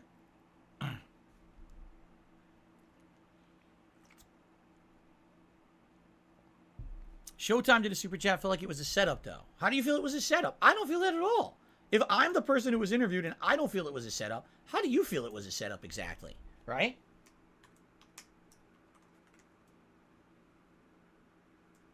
I'm a little bit of a loss there. That you think it was a setup. Why were they upset with how I spend my money? First of all, they weren't upset. This is the detractors questions and stuff, right? But again, the insinuation is that if I'm making money and I'm irresponsibly blowing it on stuff, right, then, you know, there's going to be criticism there. And that's what these people have made this giant semi-fabricated situation around it, correct? And I really feel like, you know, that, you know, people want answers, and I tried to answer as best I could. You know what I mean? PF says, don't send the screenshot. It feels like a setup. Yeah, I mean, we'll see. I have to have future talk. I'm gonna have future talks with him, Craig. That is. You know, I received another tip. Wow. I guess I'm just gonna be shouting out contributions. Thank you, Cooper, who re-upped his membership. Don't send the screenshot. Oh, I just read that. No, I didn't. He says, hear about the huge discount Bed Bath & Beyond. No, Cooper. What are you talking about? A discount at Bed Bath & Beyond. Mishael did a $10 tip. He says, good job on the interview. Thank you, Mishael. I appreciate that. Again, you know, for me, this was just like... to them, that was like a long grilling session. To me, that was like normal. You know what I'm saying? I didn't even feel like I was in the hot seat. Because this happens every day on my own streams. So, Snow Carl tipped $1. I want to say you did as well as anyone could have on that podcast. I'm proud. Must have been hard. It was difficult. Your first live confrontation in a long time. I'm sorry that you know, people had to be brought into it like Cat. And I'm looking forward to part 2. Thank you very much. Yeah. I did reveal some stuff, man. I did reveal some stuff that no one knew. And, you know, watch the show. That's all I'm going to say about that. You know, I'm not going to be talking about all that crap. But, you know, it's sad. The people that people have said and done, it's pretty messed up. Big Papa Phil did a $10 tip. I commend you for doing the interview. I think you're great. You stood up in the face of all the detractor BS. You delivered your defense strongly. I've been a fan for several years. I want the best for you. So, if you have a chance to do a podcast and have KEEM shop that podcast as sponsors, do it. It would help your family a ton. You'll rise above. I don't know about that. I would love to do that podcast without KEEM. As I said live on the show. I'm okay with doing it. I'm okay with Boogie. I'm okay with Wings. I'm not okay with KEEM. So that would be the person that I really want nothing to do with. I don't know if it's worth it at all. It might hurt myself more than it could ever help. Seriously. I don't want to be Mr. Lolcow for the rest of my life. I don't. So, I got a $4.20 tip. Thank you all. You guys are amazing. Radical Justice, good job. Let's get high, bud, with a great animation. Craig seems like a good guy. I hope you have an actual fun podcast. I think eventually we will get there. It might just take a long-ass time, right? I think it will. I think it'll take a long-ass time. For the record, I have absolutely no idea what happened with my internet. It went down legit. It went down completely legitimately. I was like, what? And I don't know if someone DDoSed me or not. I have absolutely no clue at all what happened there. You guys know my internet almost never goes down. If it does, it's like a blip. Basically, my modem reset itself. So I don't know if that was a DDoS or not. How is it that it happened then, but then it didn't happen? You would think if someone DDoSed me, it would have happened again and again and again, right? It just happened once and stopped. So I'm like, it was weird. I really hope it wasn't a DDoS, because if it was a DDoS, that means I now have to go through the painstaking trouble of contacting my ISP to get this fixed. I hope it's not. See, Butler Spirit, here's the difference. He says, why only take negatives away from the KEEM vid, what you've heard, but feel it's unfair? I've seen Drama Alert. It's trash. It's trash game. It's a trash content. It's bad. That's my opinion. You can disagree.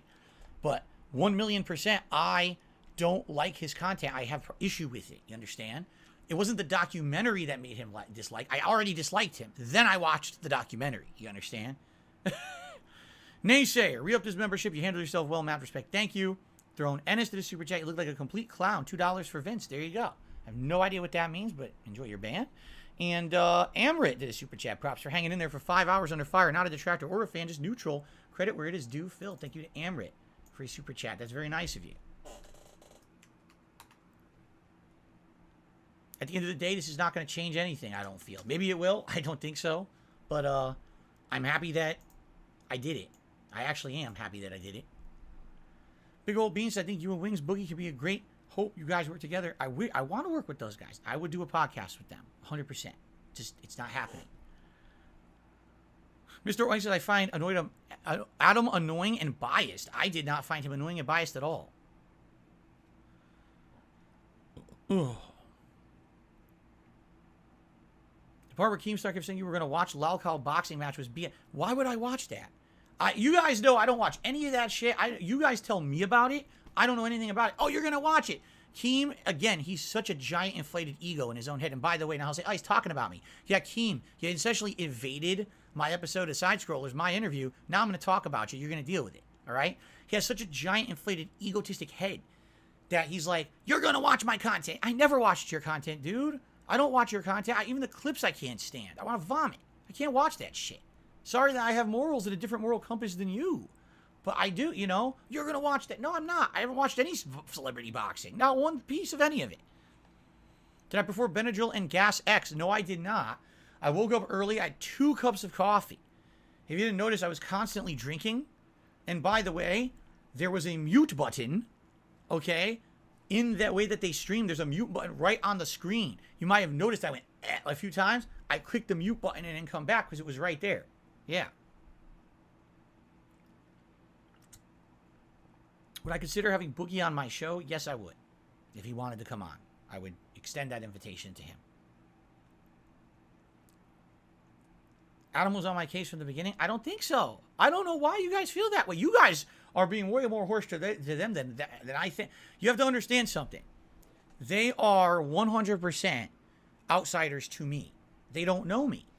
Craig knows me in a casual way from many, many years. The other guys didn't know me at all, right? So they're coming from the outside. All they've heard is the negative stuff. Now it's my opportunity to counter the negative stuff, right? So I didn't take it in any negative way, man. I thought it was fine.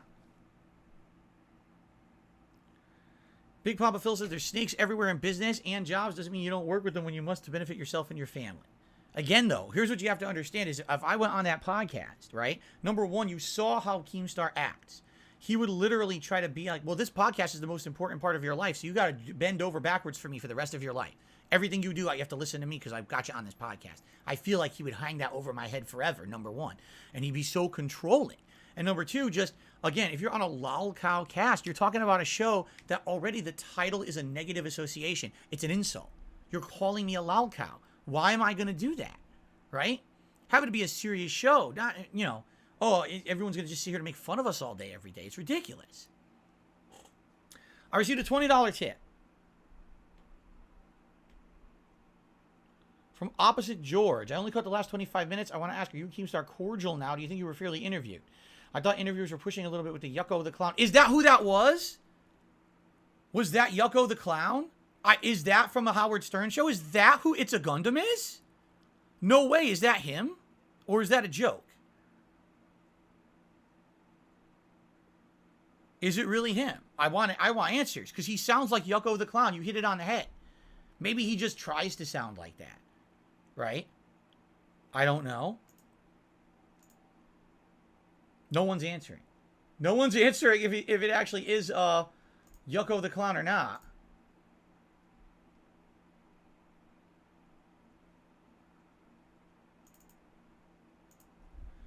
Adam seemed triggered. It's not Yucko the Clown. He just sounds like him.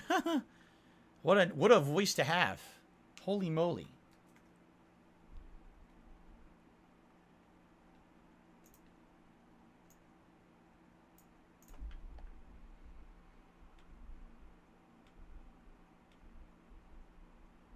Tartarian Truth. Re-up the membership for 10 months. Wings and Phil interview soon.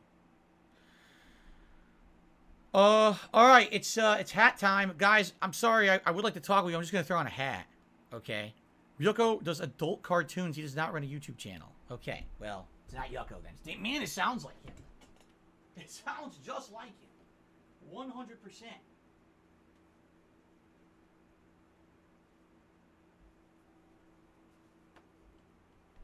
Oh, man.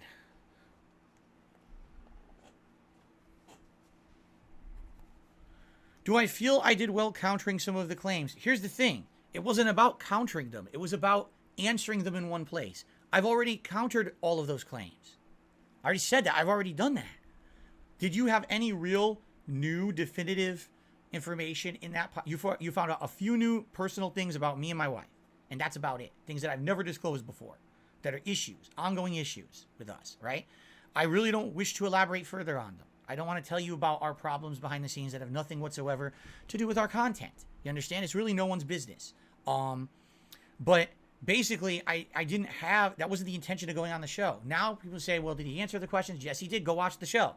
Do you believe him? That's your call. Believe him or not, right? Believe him or not. If you don't believe him, that's fine. Hate him, don't watch his content. Or do. Whatever you want to do, you know, but at least it's there now, right? At least now there's a definitive answer to all of that stuff, correct? That's right, I got to represent Grove Street. Drunken Weasel did a super chat with the recent podcast. Is there going to be a part 2? Well, with a part 2, we consider talking about Review Tech USA. No, absolutely not. American Manga Undertaker did a super chat. Keemstar was there. How was it? Basically, Keem came on to argue with me about last year him offering me $50K to be on a podcast, which never happened because he never talked to me.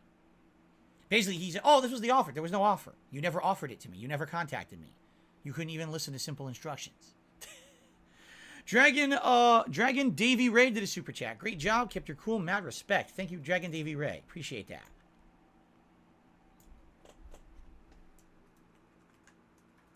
If you guys want to ask me a question and you're not contributing, please tag me in the chat. You don't have to contribute, but I do need to see your message. I received another tip. You guys are being awesome and don't have to be, but thank you so much. You understand, that was essentially my first stream of the day. So thank you so much for supporting me here. $20 tip from 1 Minute Man. Good job keeping your cool during a 5-hour interrogation. 1 Minute Man, in a rare move, has spoken. He never speaks. I think the last time he spoke was Christmas. He said, Merry Christmas. Thank you so much, 1 Minute Man. I appreciate your always staunch support of me and my content. It is very nice of you to come out today and actually say something on the stream. I appreciate that.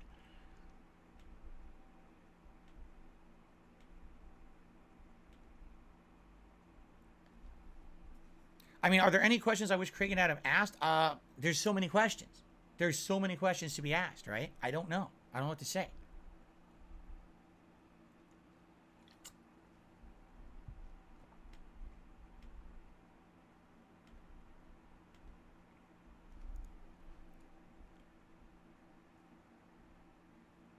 George, no, I mean, are Keemstar and I cordial? I have absolutely no relation to Keemstar, and I have no desire to really talk to him. Is that cordial? Do you really think Keem is going to contact me? Here's the real question, all right? He said on the show, oh, no, the offer's not off the table, but the offer's off the table. Like, he literally said that. He said, oh, no, you know, the door's not closed, but the door's closed. He said both, right? So when you say both like that, it's like... What does that mean? Talking out of both sides of his mouth. Again, I don't want to talk about Keem all day. I really don't. We got 100 likes. Time for a full screen celebratory bubble blow. Very nice. Here we go. Excuse me.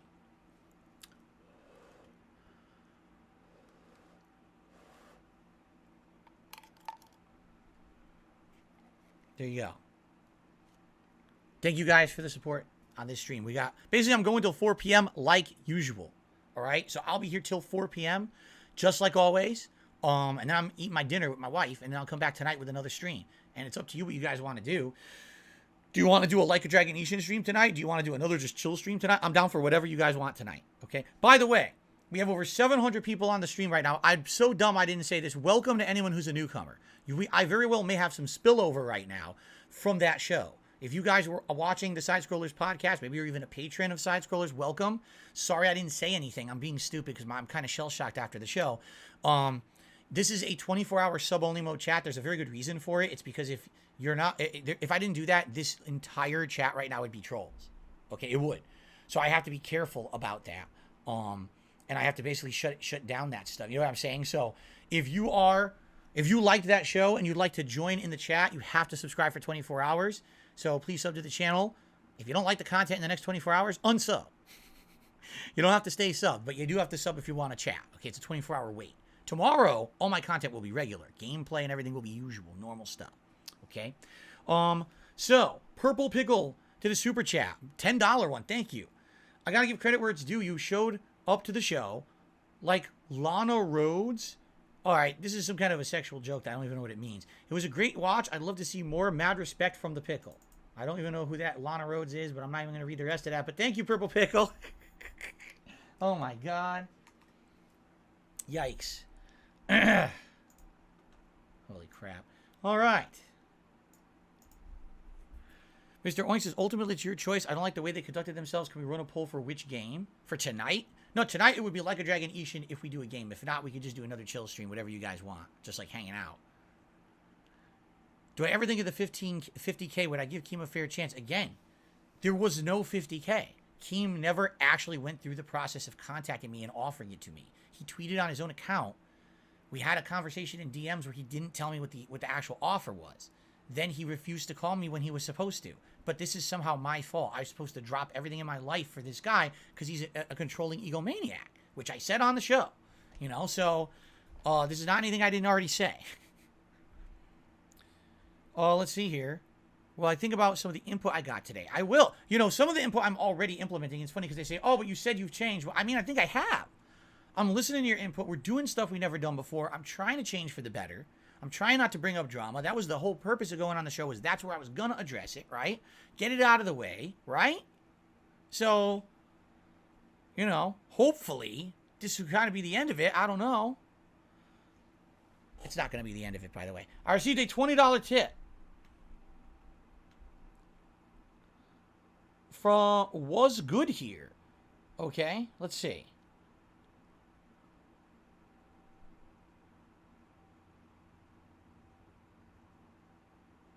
See here.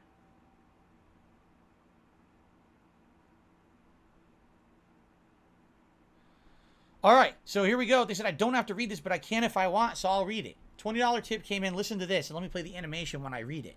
Okay.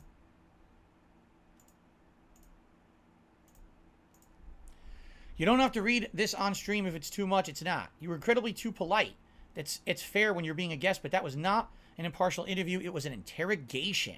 You say that they were outsiders, but outsiders in a situation like this should not have been preconceived notions about you or your content. Craig's a nice guy, but he believed anyone should be able to spend money on whatever they want once received. Then proceeded to grill you about your WWE account, pressing for screenshots like it would solve something. Adam was worse. He actually stated blatantly he does not believe you when you got disconnected. Don't even get me started on Keemstar. I know you're a fan of these guys, but don't let that stop you from defending yourself. Stand on principle, not the necks of others. Appreciate you, Phil, and good luck. There you go.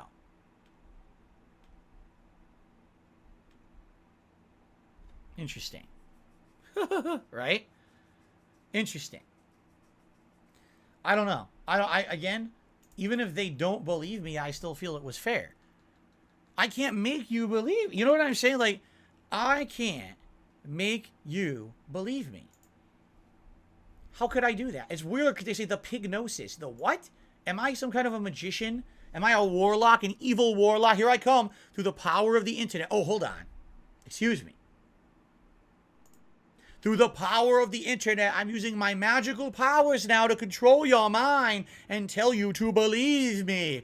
Everything I say is true and everything else is false that people say. I can't do that. You know, who do these people think I am? They think I'm some kind of a crazy, you know, powerful person. You know? It's just nuts. It's just nuts. I don't know. The pignosis thing. And then, yeah, you know, I didn't want, if they end up, let me put it this way. The two best outcomes is that either those guys either believe me or they just don't care. Correct? It's one or the other. So, it's one or the other. And they don't have to like me. We're not friends. You know, we're not going to be close personal friends. I'm sure, you know. Would I like to show up on their podcast again? Yes, I will. I will do it again. But at the same time, you know. Darziak says, I felt Craig and Adam didn't really get that the negative stuff is minor from your overall amount of content that you make. Exactly. Here's the thing. They say, well, there's a mountain of evidence.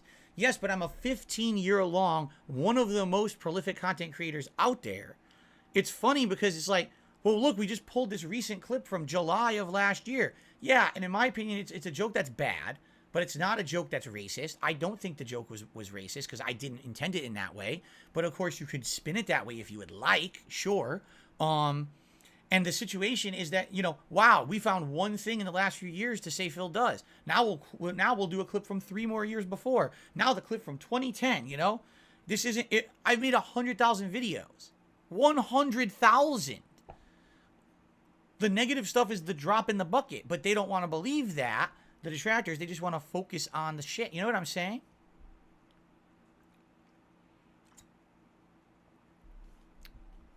Just saying the whole show was supposed to be about the negative. That was the premise. He says it was 3v1, only talking about negative. It wasn't a let's praise Dark Side Phil show. It was supposed to be Phil addresses stuff show. You know, that was the point of me going on there. Originally it wasn't. It was supposed to be I'm a normal guest. Then it turned into Phil is now interrogated. You know? Yeah, there's over 60,000 videos on this channel. Between all my other channels out there, I believe it is around 100,000 videos at this point. I could be off by a few, but I'm pretty sure we're close to there, right? Naysayer says, when you stream 6 times a week all year, 6 days a week, 2 streams a day, 100,000 videos, yeah, you're going to have moments of stupidity. I have lots of them, right? I'm glad you're here to hang out, Kagome. You think going 5 hours was nuts? Do you want to know the truth? It went by like this. I had no concept of what time it was. 0. None. I didn't know. I just kept going, and I had no idea what time was going by. No clue. Some people are saying it was unfair. If you feel it was unfair, you have the right to feel that way. I'm the one on the show, and I don't feel it was. You know? Let's grab, I need a light vest. It's very warm today for good reason. Let me grab a lighter vest. I know what one you guys like.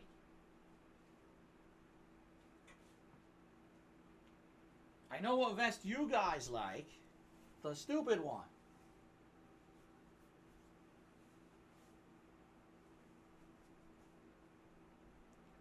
Oh.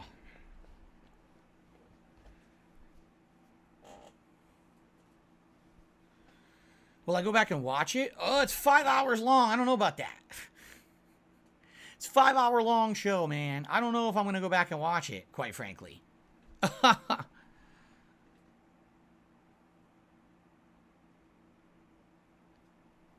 Let's see here. More tips coming in. Wow, thank you guys.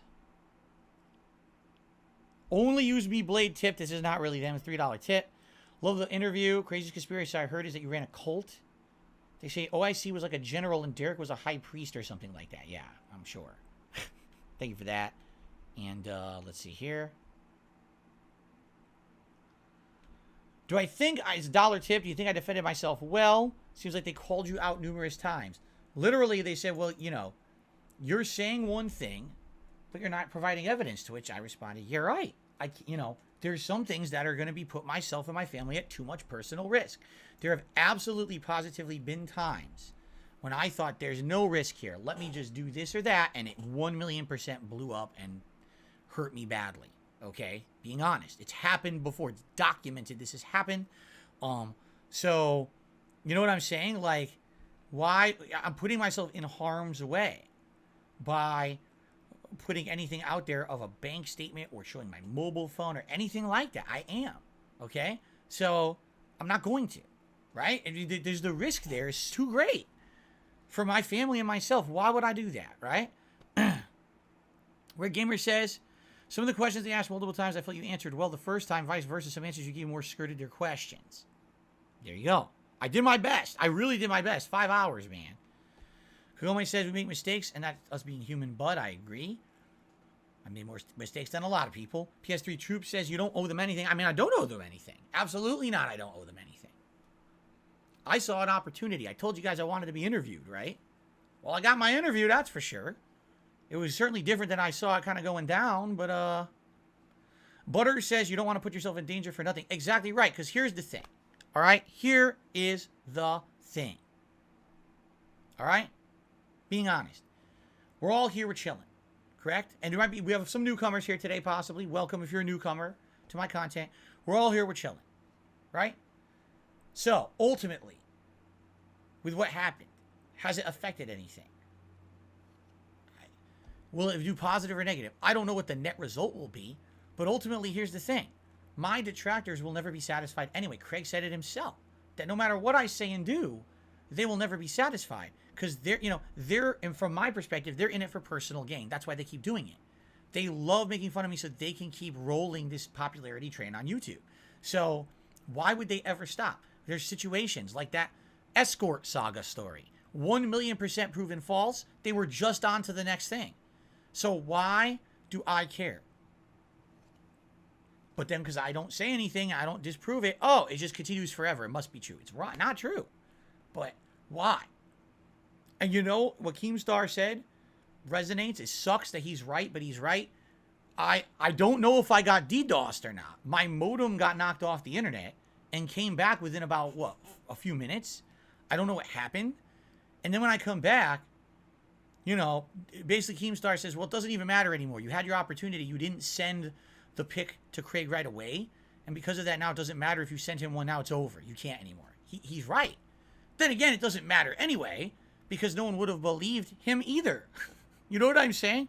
Like, no one would have believed him either. Even if I send him the screenshot right now, they won't believe him. They'll say he's making it up or he's dumb. He doesn't understand the game. He doesn't get it, right? So,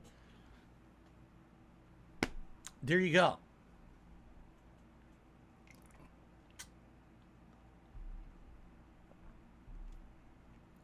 Well, you know what I was thinking of doing, but I don't think I'm doing it anymore. Here's what I was thinking of doing.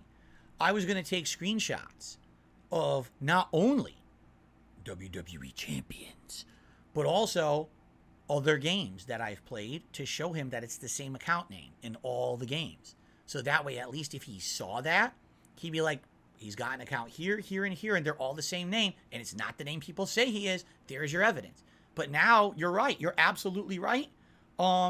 If I do it now, probably no one will believe it anyway. Yeah. So what are you going to do? Dark Jack said, I found Keemstar, what he was saying was stupid. Someone could say you photoshopped. Exactly right. I mean, yes, that's exactly 100% right. They can say I photoshopped it or whatever. He's stupid. Purple Pickle did a super chat. Wings reacted to your interview live. I recommend you and him have a chat. That would be a fun one. We all would support that. I have no problems talking with Wings. Would you like to know the truth? I've asked Wings over the last several months if he would like to have an interview with me. I have. He has never responded, so I don't think he's interested. But don't harass him about it, because if he's not interested, he's not interested. I would like to have him on the show.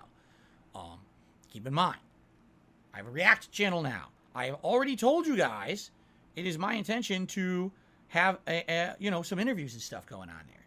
And he would definitely be someone I would like to sit down and talk with. Man, I would like to talk with him before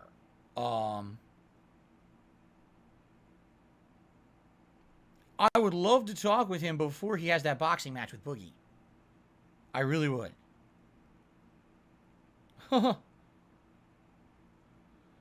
Some people are actually sending me some nice supportive messages via email, and I appreciate people who are doing that. I'll read those later. Sorry, I can't read those now. Babadook says... No, see, here, Babadook, here you go. He says, Adam thought of the possibility as well, come up with a solution. You could do a FaceTime with Craig. Again, there's no point. There's no point because people won't believe Craig either now. That's... They just won't believe it. It's,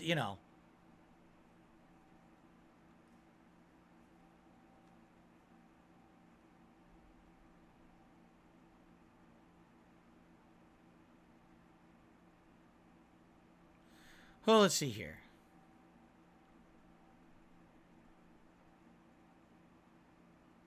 All right, I think I caught up. Sorry, look at me, I'm zoning out here live on my own stream because I've been up since very early, like many hours early than I normally would be.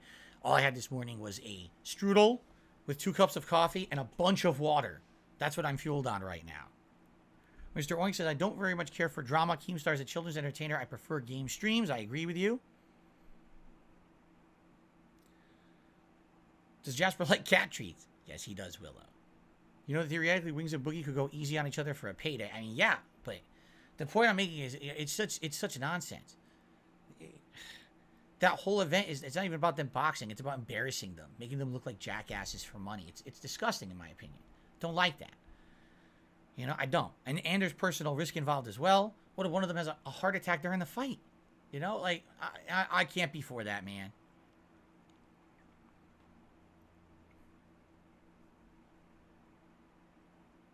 Is it hard to sit there and talk openly about everything? Let me put it this way, okay? Essentially, it was hard. It was hard to...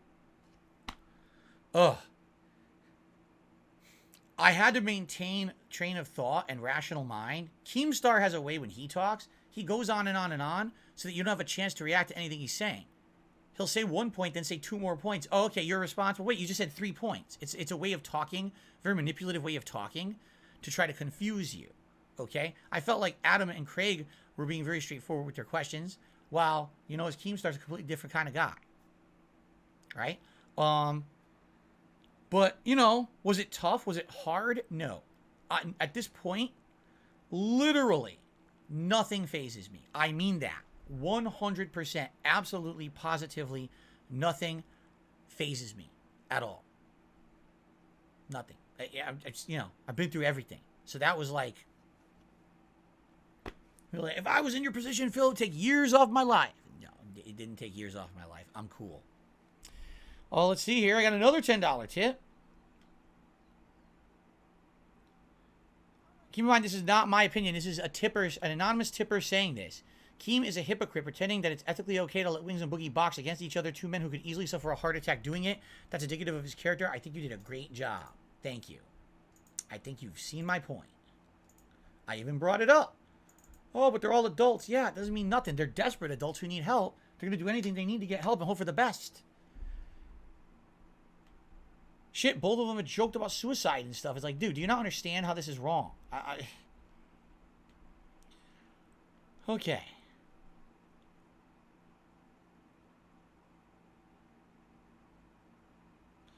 Well, someone tipped me a $5 tip saying they're from a detractor channel. It took balls, but they still think I need to deal with alcohol and mobile game addiction. You don't have to, again, you don't have to believe me. I mean it. You don't. I'm not going to convince everyone. In fact, I might not convince anyone. Thanks for the $5 tip. That's nice of you.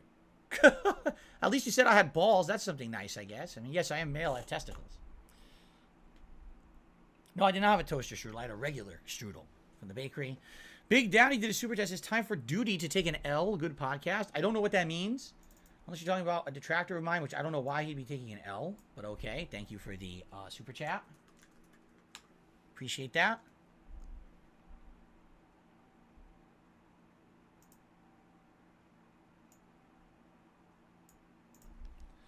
Whew. I'm glad you're feeling better today, Jay. It's good to see you as well. I hope you're feeling better.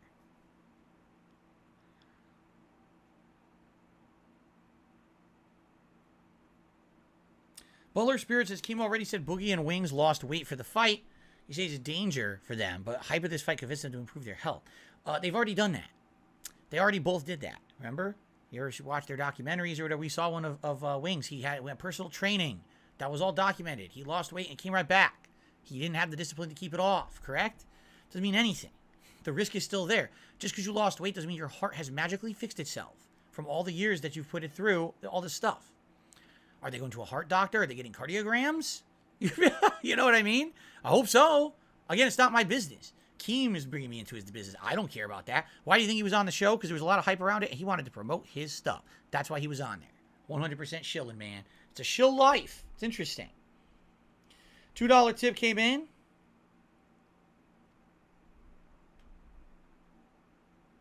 The podcast is entertaining. They made more than $20,000 of contributions. Will you be seeing any of that? No, and I didn't know that, and no. It's not about making money. At all. It was there. I get paid $0 from that. 0.0 I will be receiving. It's not about me making money. It's not what I went on the show for. I was not paid. I will not be paid. Danny did a super chat. You did fantastic. Thank you, Danny.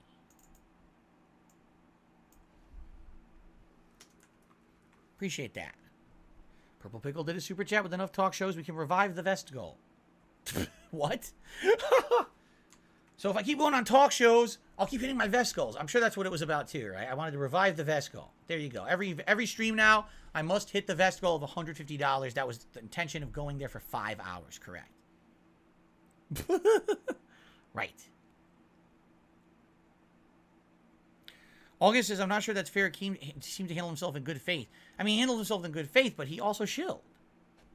He did. Absolutely. Did he have to bring up that fight between the two? No. Did he have to bring up, oh, they're losing weight. First time I'm announcing this. It was promotion.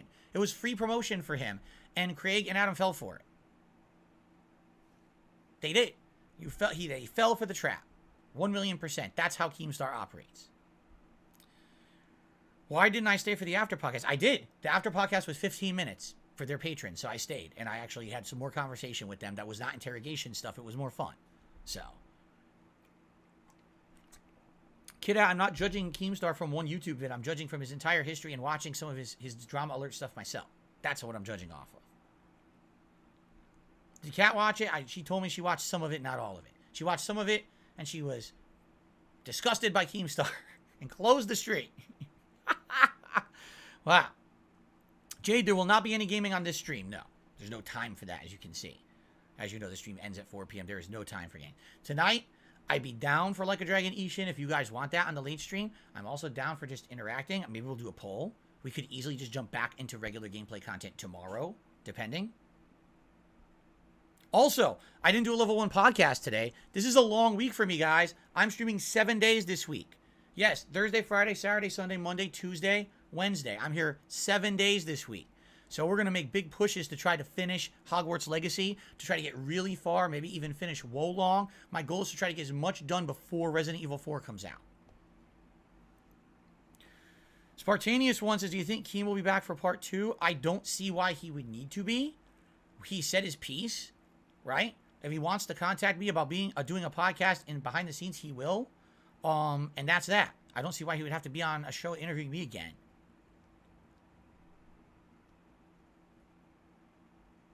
PF, yeah, I know. PF says he's asking about the bank leaks and, you know, the actual identity theft because we never got into it. You notice that? We literally never went into the true identity theft story. Instead, it was address the bank leaks, but not address what really happened. Maybe that'll be part 2. Maybe part 2, they'll ask questions and I'll be able to tell more my side of stuff rather than just directly answering questions. I don't know. We never got to a lot of stuff, quite frankly. No, Green Goblin, I'm not asking them for any percentage of donations whatsoever. I refuse. Absolutely not.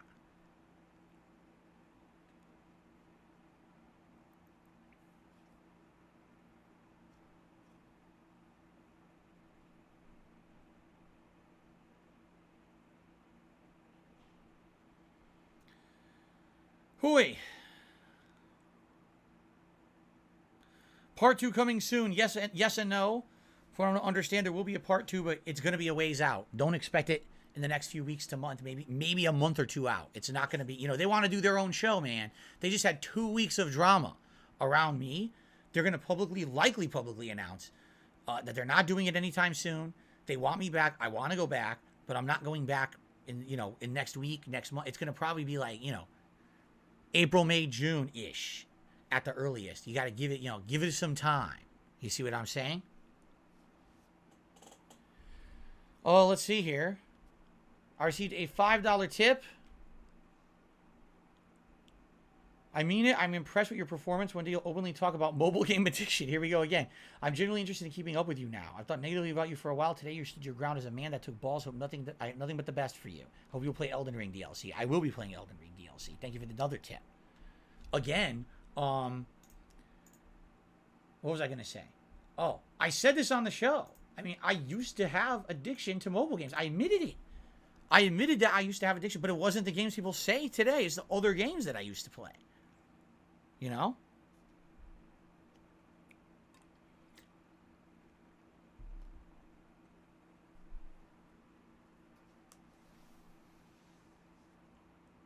Why do they say you have delusions of grandeur when you brought up being the most prolific content creator when you literally are? Because Adam doesn't know that. He didn't do the research. He doesn't know that. He doesn't know that I put out that many videos. Just look. DSP Gaming has 60,000. Darkside Phil has like 10,000. My vlogging channel has like 20,000. Just between there, you're almost at the 100. And I have all these other channels too. But they don't know that.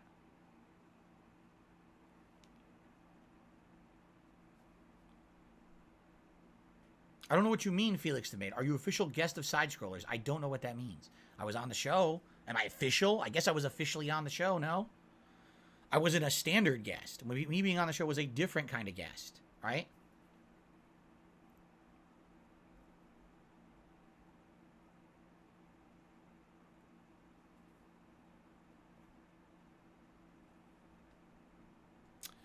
Jeff says, I think when you talk about these things like your struggle with addiction or, let's see here, your mental state around the incident humanizes you. I'm just being honest, right? Purple Pickle did a super chat. You're losing money from your show like Wings did with Woody and Kyle from Painkiller already. You skipped out on your own personal camping trip. There you go. Thank you, Purple Pickle, for the super chat. PS3 Troop says, it's so easy just to go straight to the source and watch your actual streams. Here we are. We're on my actual stream, right? You see the content, correct?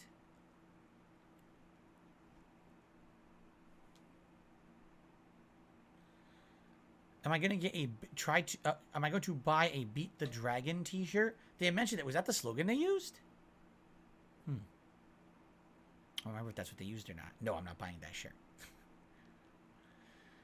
Adam says he doesn't trust me when my internet's off. That's fine. Again, he doesn't have to trust me. They don't,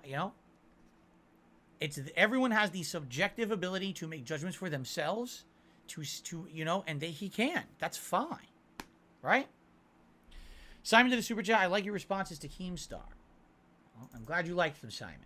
I did my best to hold my own in someone who literally comes out of nowhere, tries to blindside me, and tries to do something, promoting his own stuff while also trying to make himself look good. In reality, he's not going to look good. What he did, he did. I didn't lie about it at all. He literally lied to me, lied on the show, saying, I called you when you told me to call you. No, you didn't. You never did. You literally ignored my messages about when to call. Or you can't tell what time zones are, I guess. I don't know. Can't tell time. I can't help you with that.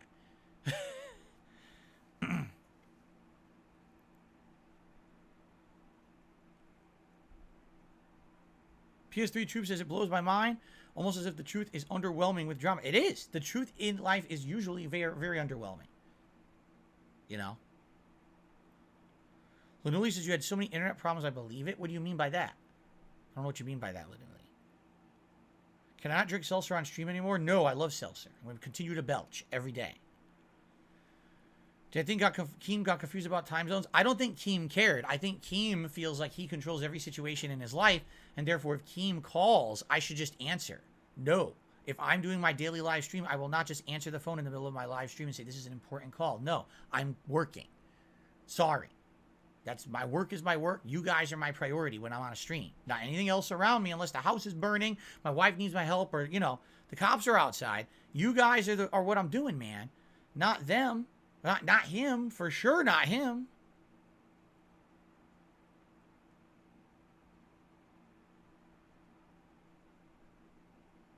Mango Jewel Pods, come on.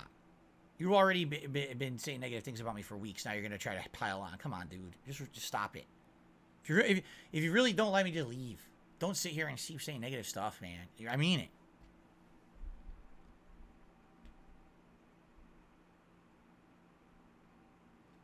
I managed not to belch the whole interview. No, I muted it. They're using a streaming program that your controls are giant buttons in front of you. So when I felt like I had to burp, I muted the mic and then burped and then came back. It was very easy to do. There's a difference between doing that and doing it. Like right now, if I was going to burp, I could go, okay.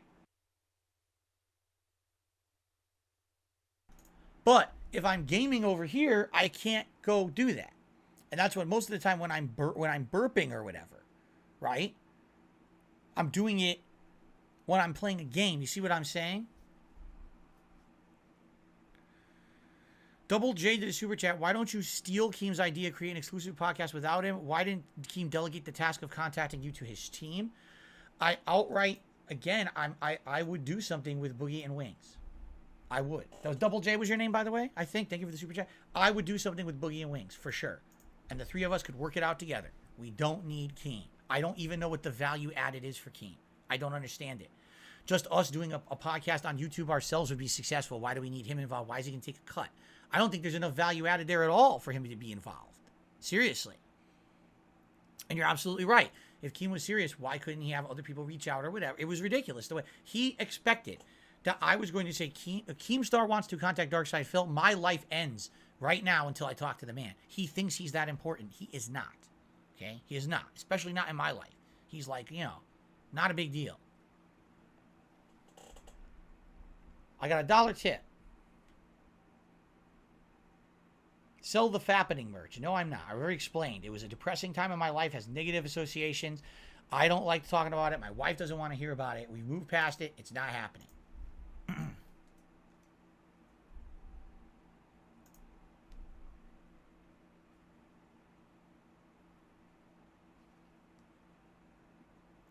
I have no feud with Keem. I don't. I don't care about the man. I do not care about the man. I don't know why you keep bringing him up. Could you guys, like, not mention him anymore? I don't care about the man. I don't want to talk about him for the rest of this show. It's a waste of time.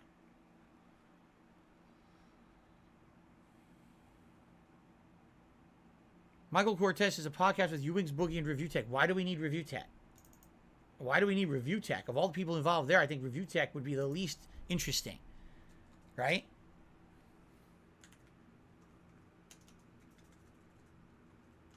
I don't think he adds anything either, being honest.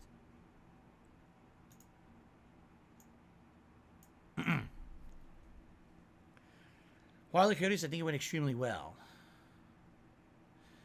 All right. Do we have any moderators? King Gokin, you're here, correct? King Gokin has a unique situation here. He's one of my moderators. I'm curious, what did you think, King Gokin? Did you watch the show, and what did you think about it? Or did you not see it?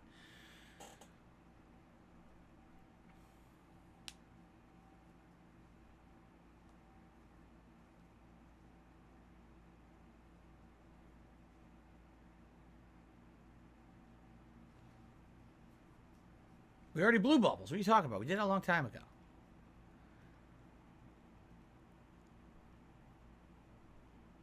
King Gokin is not responding. Are there a delay on the stream today? I thought I'd set it up to have low latency, but it seems like there's a little bit more latency on this stream. Maybe I set it up wrong. I don't think I can check that now, though. It seems like I did. It seems like there's latency or something. Like everything's going a little slow. I don't know why that would be.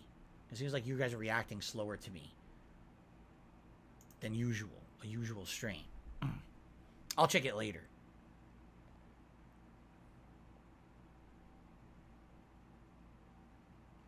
King Goku says, I thought the interview was fair, way longer than I thought it would. Oh, no, I thought it was going to go long. I knew it, man. I knew it was going long. Absolutely, I knew it was going long. Craig warned me of such. I told him my time was their time, you know. Niana says, I thought it was mostly fair. Keemstar showing up was very dumb. I don't think that they'll have you as a regular guest because they think you're lying to them. There you go. And King Goku says, send them the screenshot. Chargex says, there is a delay right now. I wonder what happened. Maybe I didn't click the button that says, you know, be live or whatever. Yeah, oh, hold on. Oh, yeah. I didn't click it. It's set to normal latency, guys. That's why. I'll fix that for tonight's stream.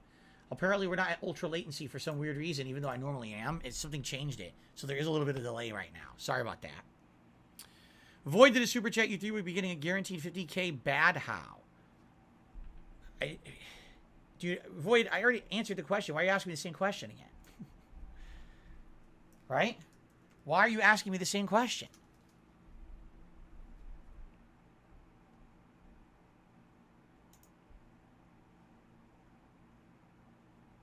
Okay.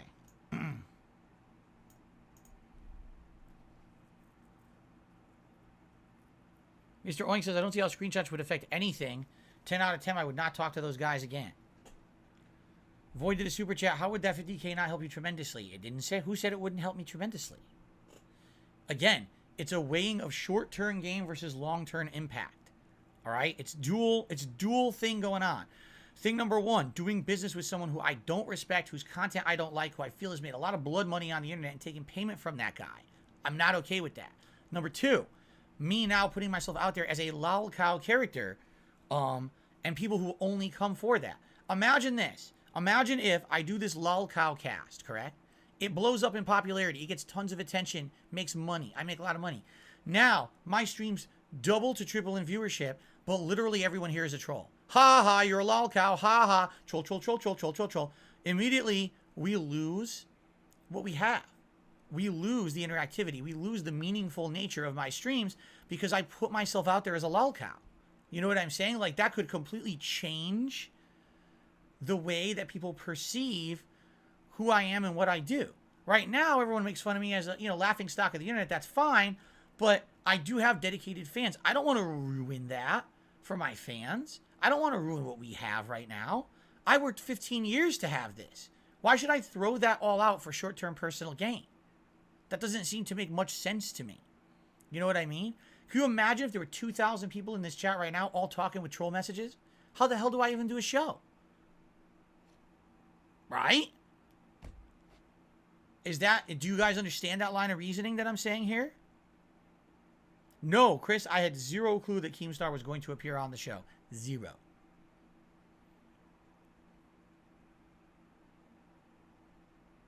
Yes, Big Papa Phil, it was supposed to be called the Lol Cow Podcast or something to that effect. It was supposed to be an insulting name on purpose so that people would watch it. That's exactly what the premise of the show was.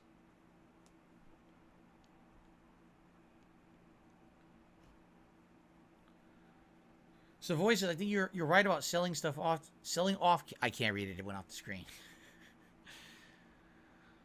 Green Goblin, I don't really care about Review Tech's personal issues. I don't know why I'd even bring that up on my stream. What does that have to do with me? I'm not Review Tech, nor do I care about his issues.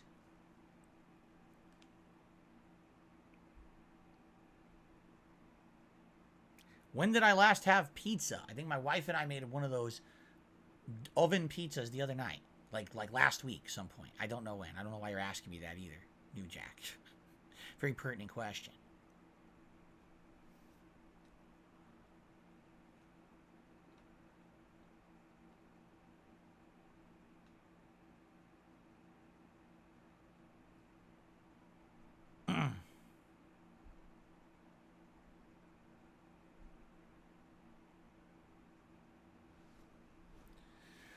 All right, Jade. I'll see you hopefully tonight. If we do Yakuza, like a Dragon Ishin, we'll see. I wonder if the hoopla will have died down for tonight's stream. We can actually have like a normal late night stream tonight of gameplay, or if we need to basically take the whole day to decompress or not. I have no idea. I guess we'll have to see how it goes. Maybe I'll do a poll during the break.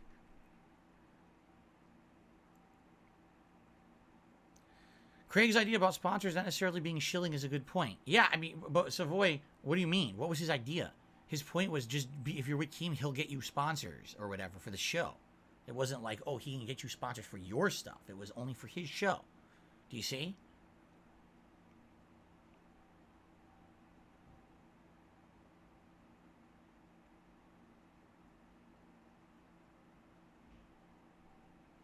The interview gave me more respect for you. Thank you. Thank you. I appreciate that. Phil, fair play would have been easy to quit when he joined. I could have backed out at any moment. What am I going to do? Again, I have been through it all. I'm not afraid of anything, man. I'm not. No one on the internet's going to scare me away. What are you, out of your mind?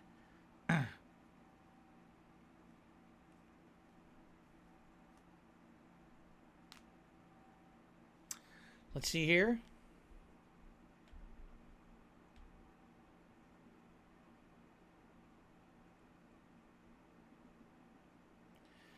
$1 tip, someone talking about being real and snorting.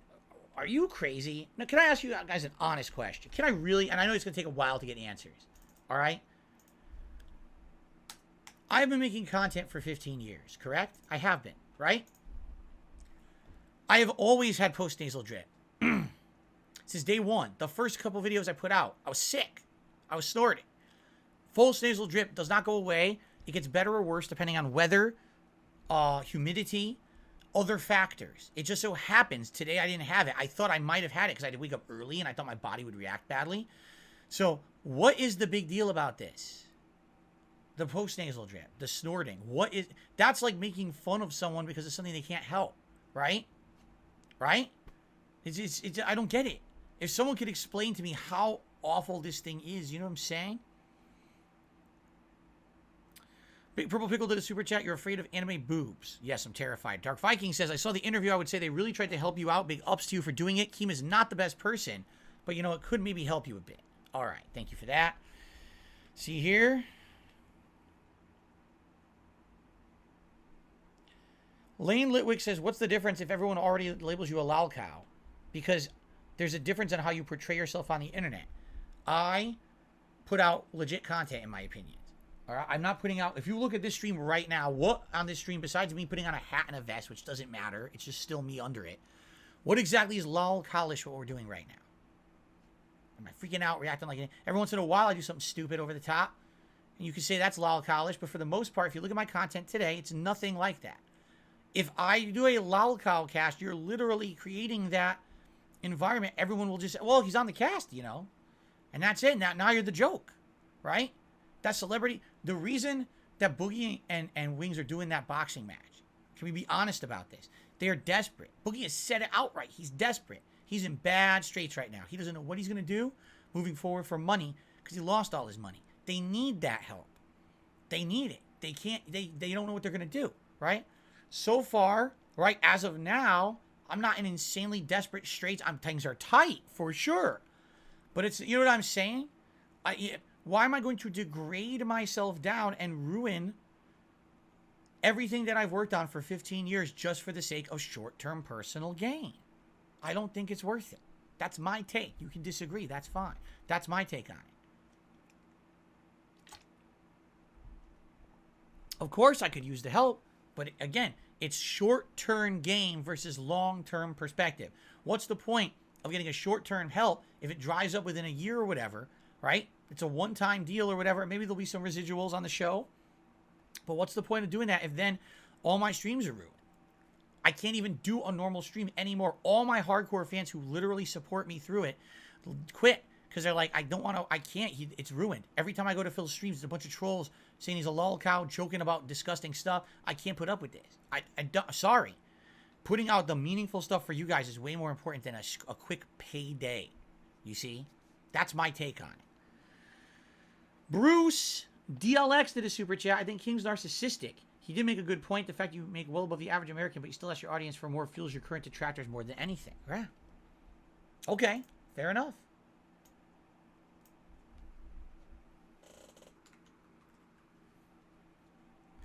Void did a super chat. I respect your reasons for holding up morals. When you really need it, it would help you with taxes. That's when I think you're not thinking. Okay. Oh, I was thinking. Trust me. I was thinking. There was a lot of thinking going on. For sure. A ton of thinking.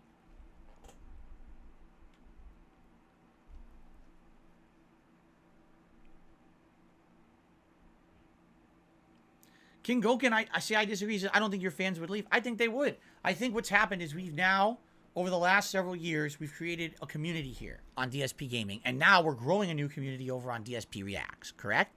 And this is a community that is the reason I do this. As I said on the show, and I've said this with you to you guys many times, I love what I do. You know, Craig says, why not just quit? I don't quit. Quit. You want me to quit doing what I love because of these people on the internet being disgusting to me? What? Quit. No, I'm not going to quit. I'm going to continue. I'm going to persevere. I'm going to succeed past this nonsense. You see? Why would I quit? I love it too much. So if it means, oh, success, but at what means? By getting paid by Keemstar, now everything's ruined. No, that's not success. That's changing and being, that's like saying, I'm General Electric. I am a company that makes electronics, ovens and things. Well, we failed. I'm going to become a finance company now. Do you want to see DSP Finance? We could do that. You want to do DSP Finance? Probably a bad idea to have me handle other people's money when I can't handle my own well. But I'm just saying, you see the point I'm making here? A lot of people have issue with that. Like, why would you change? You know, it would essentially mean I'm changing my entire business model to being something different. I don't want to be someone different. I like who I am. And I would be more successful if people would just leave me alone. But as Adam said, they will not. You're right. So it's either I move forward positively, I ignore the nonsense around me, and I just keep striving to be better personally for myself, or I give up. So what's it going to be? Is it going to be push forward or give up?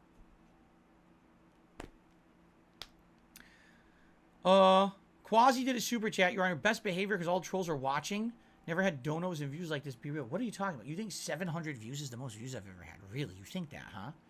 You think I've never exceeded a vest goal? Like, talk about someone who doesn't watch the stuff, right? Wow. Anyway, thank you, Quasi, for the super chat. Even if you are a troll, I don't care. I'll still put you on the leaderboard because I'm just that kind of nice guy. There you go.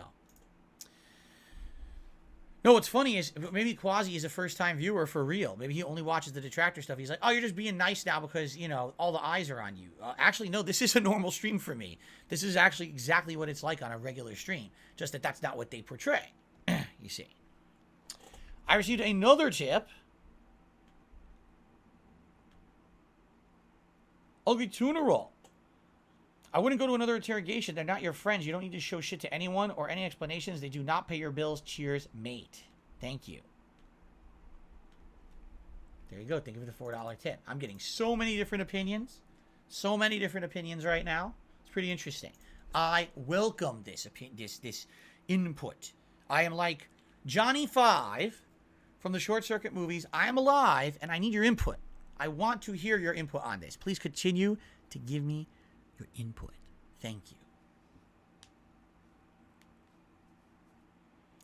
Benjamin says, no offense to you personally. I disagree with Keem. There's $1 million market for a podcast between me, Wings, and Boogie talking about games. I agree. Here's what would happen. Every time that podcast gets serious, no one cares. Only when drama happens would anyone care.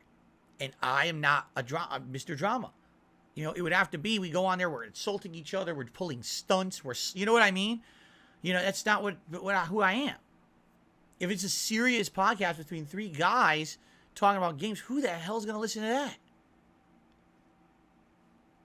I probably wouldn't listen to it. And I'd be on the show. I'd have earplugs in. You know? I don't think there's a market there for that at all. I agree with you there. I think the popularity of the show would be based upon us being lolcows and doing lolcow actions, correct? So what would happen is after 1 week, it would be, all right, guys, so here you go. Here's all the shit we got, all the stunts we got to pull at, you know, personal risk and all this stuff. No. Arkham's Best says, I would go for a part 2 interview. They need to ease up a little. Adam had a lot of passive aggressiveness. There you go. Tyler enjoyed the interview very much. I'm glad to hear that, Tyler. Mr. Oink says, do you feel like they were ganging up on you and it so happens a wild Keemstar appeared? I don't feel like they were... Again, that was the premise of the show. Do you not understand what the premise of the show was? That was what the show was supposed to be. That wasn't like, oh, I agreed to go on their show and then all of a sudden out of the blue they're asking me these questions. That was what the show was. That was, you know, the whole idea. It was not that Phil is a standard guest. At all. Right? I got a $5.77 tip. I'm a long-time detractor. I don't believe a lot of the things you said in the interview, but Keemstar is a snake. What you witnessed tonight was a classic ambush tactic. He turns up to an opening of an envelope, and streamers will always give him a pass because the perceived clout he has. Under the circumstances, you handled him well, and ignoring him is by far the best option. Exactly. That's pretty much what I feel. Again, do you really think this guy's going to contact me legitimately? Honestly. Do you want to know why Keemstar appeared on that podcast? There's 2 reasons. The first reason is because he wanted to promote his fight between Wings and Boogie. And there was, you know, thousands of people on that podcast to watch it and get that promotion. And the second thing was because he's upset.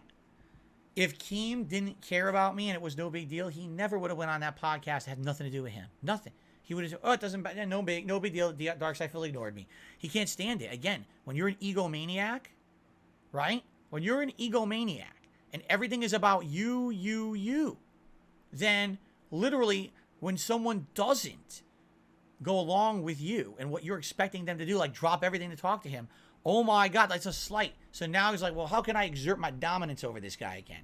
Let me appear on his podcast show and dump a bunch of stuff, right? He proved it with his actions on that show. There's more to my last question than snorting, and you know it. Actually, I just saw the snorting. On snorting, it's disrespectful to viewers and easily avoidable. It is not easily avoidable at all. If I have post-nasal drip going down really badly, and I don't snort, I will cough repeatedly. And when it's bad, it will drip down my throat non-stop. And if I don't snort, all you will hear is me coughing the entire stream. You don't have it, so you cannot tell me otherwise. I received enough likes for a second celebratory bubble blow. Okay.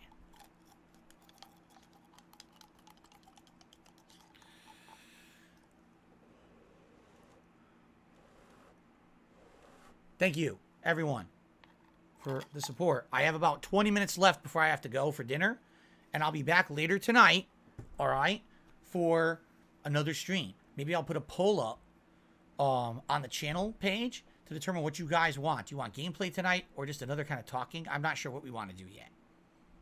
All right?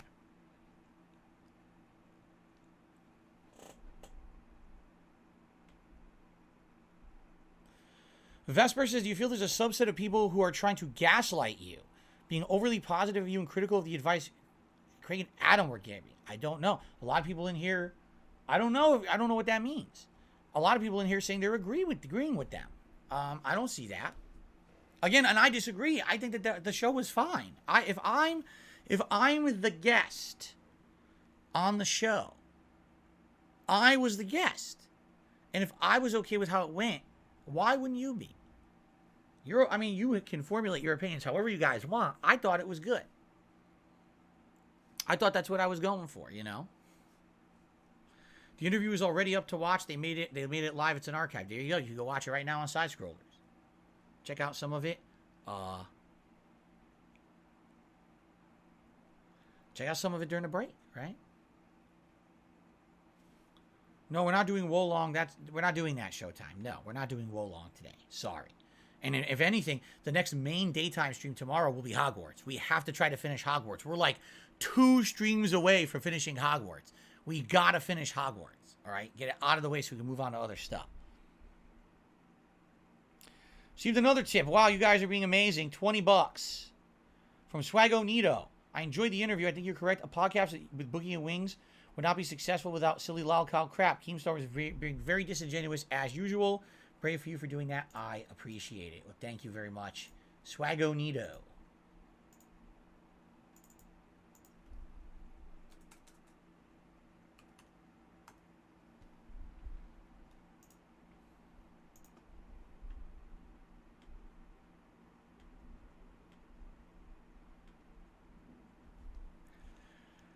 Big Papa Phil says, your view on how the podcast would be as valid but pessimistic. 3 of you together would be very popular and there would be many legit fans. No one's saying there wouldn't be. I'm just saying it wouldn't be $1 million show like KEEM is trying to push it. You know? No way. It would have to be antics. It would have to be drama and antics constantly. It could not just be 3 guys talking about video games. That's not going to be popular. Okay? And again, if I do the show and Keemstar is involved, I would be beholden to Keemstar forever. Forever. Because then he could even tout, I was the reason. I pulled you out of the situation you were in, so you're going to do what I say forever because, yeah, you're beholden to me. Do you understand? And you don't think that's the kind of guy he is? That's exactly the kind of guy he is. That's why I would not do that. You see?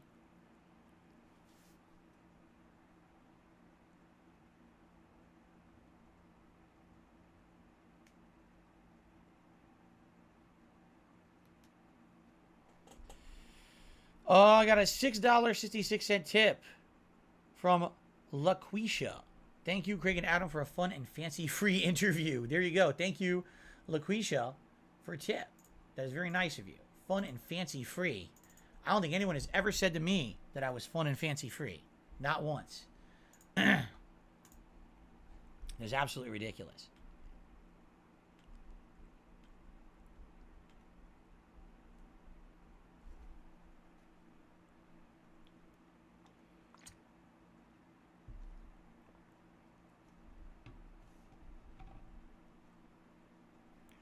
Showtimes, I felt it was a setup. I'm positive they had Keem laying in the cut.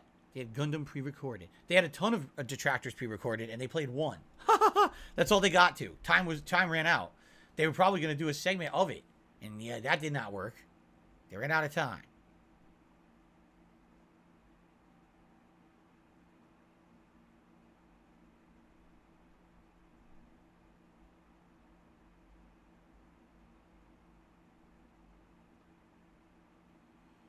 I gotta figure out if next time if there's a way to show stuff on the show.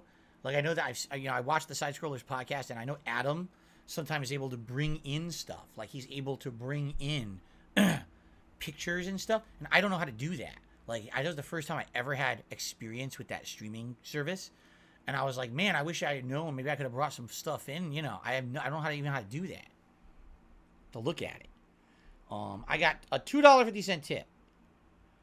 I understand why Keem acted like a victim. You literally told him the times you're available for a call Then they asked why you wouldn't answer the phone while you're streaming. It's unprofessional to drop what you're doing live and answer a phone call. You spent years on the channel. I feel like they didn't respect that. They said, what was so important you couldn't answer the phone? Yeah, it's called my job. That's what was so important. Sorry, I can't drop my job. And again, I didn't even know that it was him. I didn't have his phone number or anything. So I had absolutely no idea. Did I just screw that up? No, that's correct. I had absolutely no idea if that was even him calling me. You know, he didn't leave a voicemail. He just called and missed call. Again, there's so many things, there's so many holes in what he said, but because he's Keemstar, everyone will give him the benefit of the doubt. Whatever, dude. I got a $10 tip. Oh, let's see. You said, hold on. You said if you send a screenshot to Craig, no one will believe him. I don't necessarily agree with that. Detractors will never change their minds. You don't know if it would help your image by having a person who seems pretty likable and trustworthy, has a dedicated viewer base like Craig vouch for you. You literally have no allies or anyone with an audience who would defend you online. Huh? You mean right now? Yeah, because no one knows. No one cares. No one fucking cares. No one cares about WWE Champions but my detractors. Why do they care? Because that's the gravy train for them. That's exactly why. It's the gravy train for them, folks. It's, 100% the gravy train for them. They keep it rolling. Keep it rolling, rolling, rolling. You know?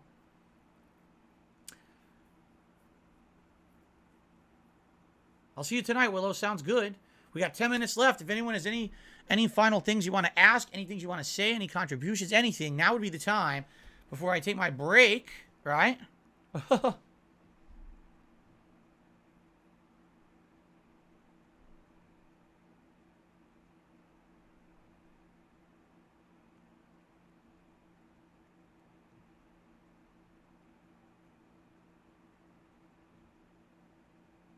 I'll see you tonight, Willow. Sounds good.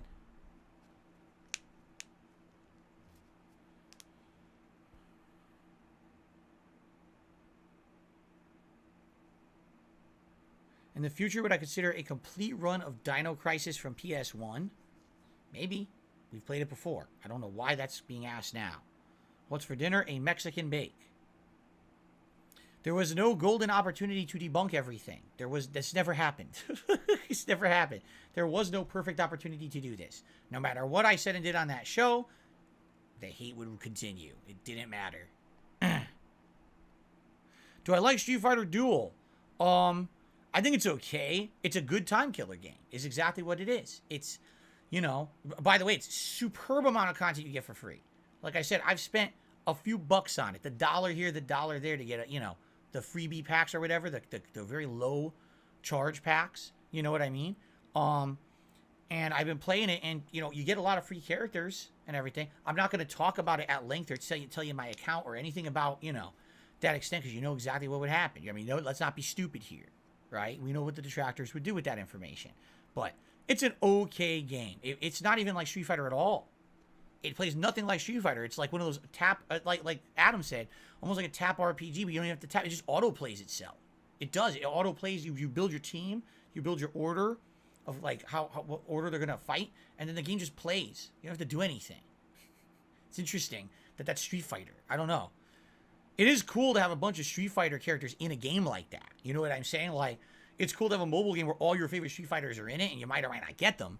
But it's cool to see, like, the Street Fighter, and they're portrayed pretty accurately. Like, Zangief will do a spinning pile driver, and, Dhalsim will do a yoga flame, or the big flame ball that he had. I think it was Street Fighter 5 that he had that. I don't know. But they have all these different abilities that's kind of neat and kind of, in line with what you would expect from a Street Fighter game. It's not like, oh, they didn't know who the characters were or anything. They actually nailed it. But it's nothing to write home about. That's a game that's like, I want to talk about Street Fighter Duel. Okay, you do it once ever. There's nothing else to say.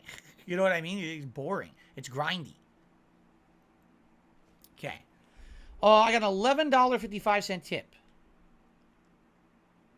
A Lolcow podcast would be great. The whole point of Lolcow is you guys naturally produce comedy. No extra shenanigans needed. You did well in the interview. This is coming from a detractor that does want to see better things for you, honestly. Thank you very much for that. I appreciate that. And thank you for the tip. Again, you guys are awesome. Right. Here we go.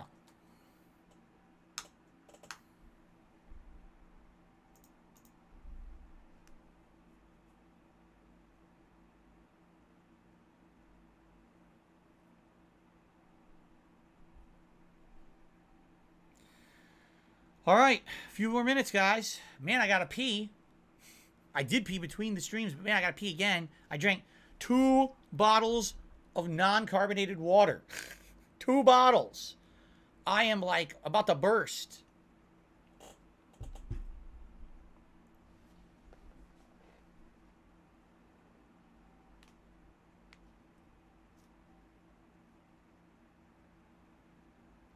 Do you guys think we should do a normal stream tonight? Let's do a poll in the chat. We're going to do a poll right now with everyone here. Over 600 people still here. A lot of people are leaving now. What should we do on tonight's late stream? 2 hours chatting to decompress, or like a dragon Ishin gameplay. Let's see. You guys vote right now. Let's see what you guys are going to vote for. Quasi did a super chat. Go drink your ALC. Keep the change. What is ALC? What does that mean? I don't know.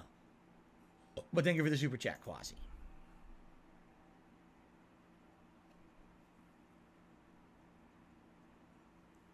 No, we're not playing anything else tonight. It's either Like a Dragon or we're going to do the decompress stream. Because here's the thing. Tomorrow, I am 100% back into the regular schedule. It's going to be Hogwarts on the first stream and either Like a Dragon or Oblivion on the late stream. Saturday, we're doing my React stuff. This is all normal schedule for the rest of the week.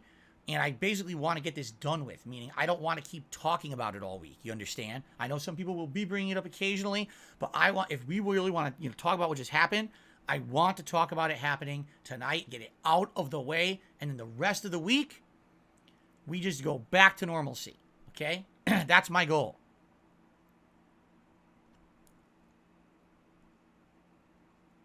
He'll meant alcohol. Oh. Mr. Wang says, can we all hop in a Zoom meeting? No. Scallop Potato says, Ishin is pretty long of a game. Make some progress. The stream and the break, this stream and the break are decompression. You know, some people are going to be confused. There's no level 1 podcast today. I'm so consistent with that. I wonder how many people are going to be like so confused that there's no podcast, right? Right?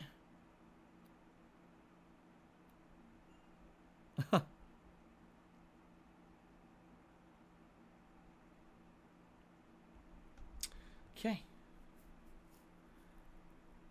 Games are backlogged. Make progress on Ishin. Here's the thing, Scallop Potatoes. Ishin and Oblivion are in no rush. Right now, I would say the games that need to be finished are Hogwarts and Wolong.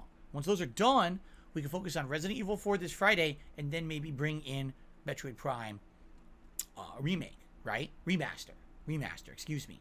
That could be good 2 daytime main gameplay streams. The night streams are going to go on for a long time. I know that without Like a Dragon and Oblivion are going to continue. I don't really feel pressure there, you see? So I could go an extra stream tonight. Right now, the voting is in favor of 2 hours with decompression chatting tonight. Deanna, see you later.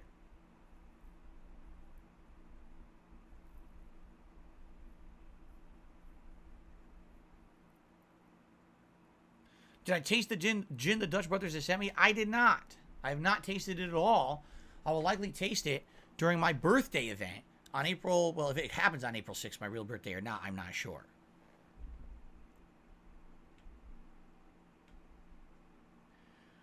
Super Snow Carl Turbo HD Remix did a $10 tip. I love the fact that detractors want answers. They go to the interview without derailing the stream, and the Street Fighter Duel looks like an interesting game, especially with the Monster Hunter Universe crossover. I don't think it's respectful to call the Essential Podcast a lolcow podcast. I agree. It's not. That's the point. It's not supposed to be respectful. It's supposed to be an embarrassment.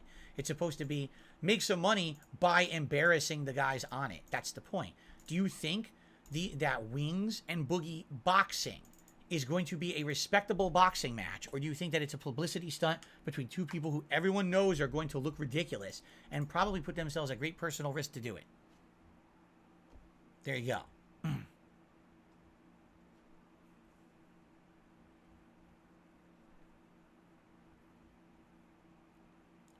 We're definitely leaning towards a decompressed stream tonight, for sure. It's like 56%, so. Will you guys come back for the decompressed stream is the question. Will you just come and chill with me for a couple of hours and talk? I'd be down for that.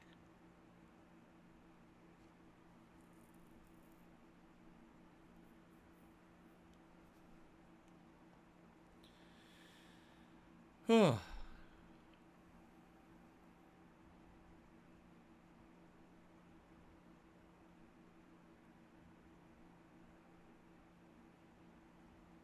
have never watched The Fighting Cowboy or Radbrad. No, I have not. No, I do not know who Delaware is. Nope, nope, and nope.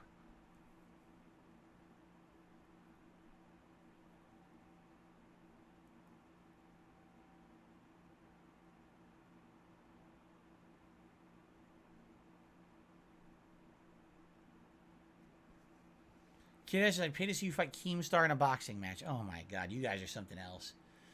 You guys are something else. You would pay to see me take someone's block off or someone take my block off? That's what you want. You want DS pugilist.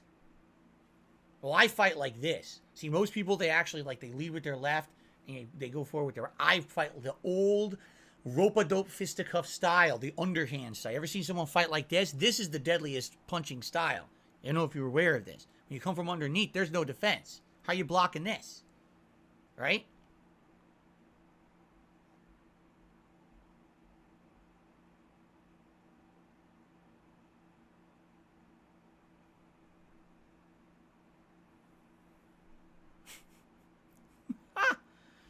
Chef D says, too bad you're not playing Bassmaster anymore. Would have been a perfect night for you. Yeah, we're not doing that anymore, sadly. A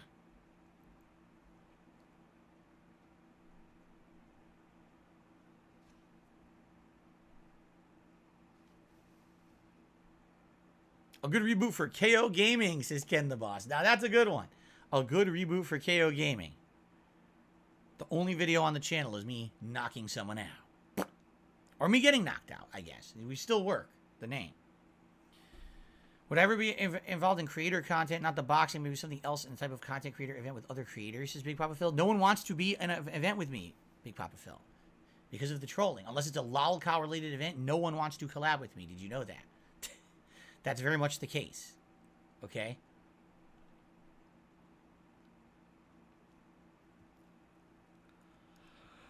Oh my god. Thank you, Simon, for becoming a channel member. We are now at 4 o'clock. And guys, it is time for me to say goodbye for now. I will end this show.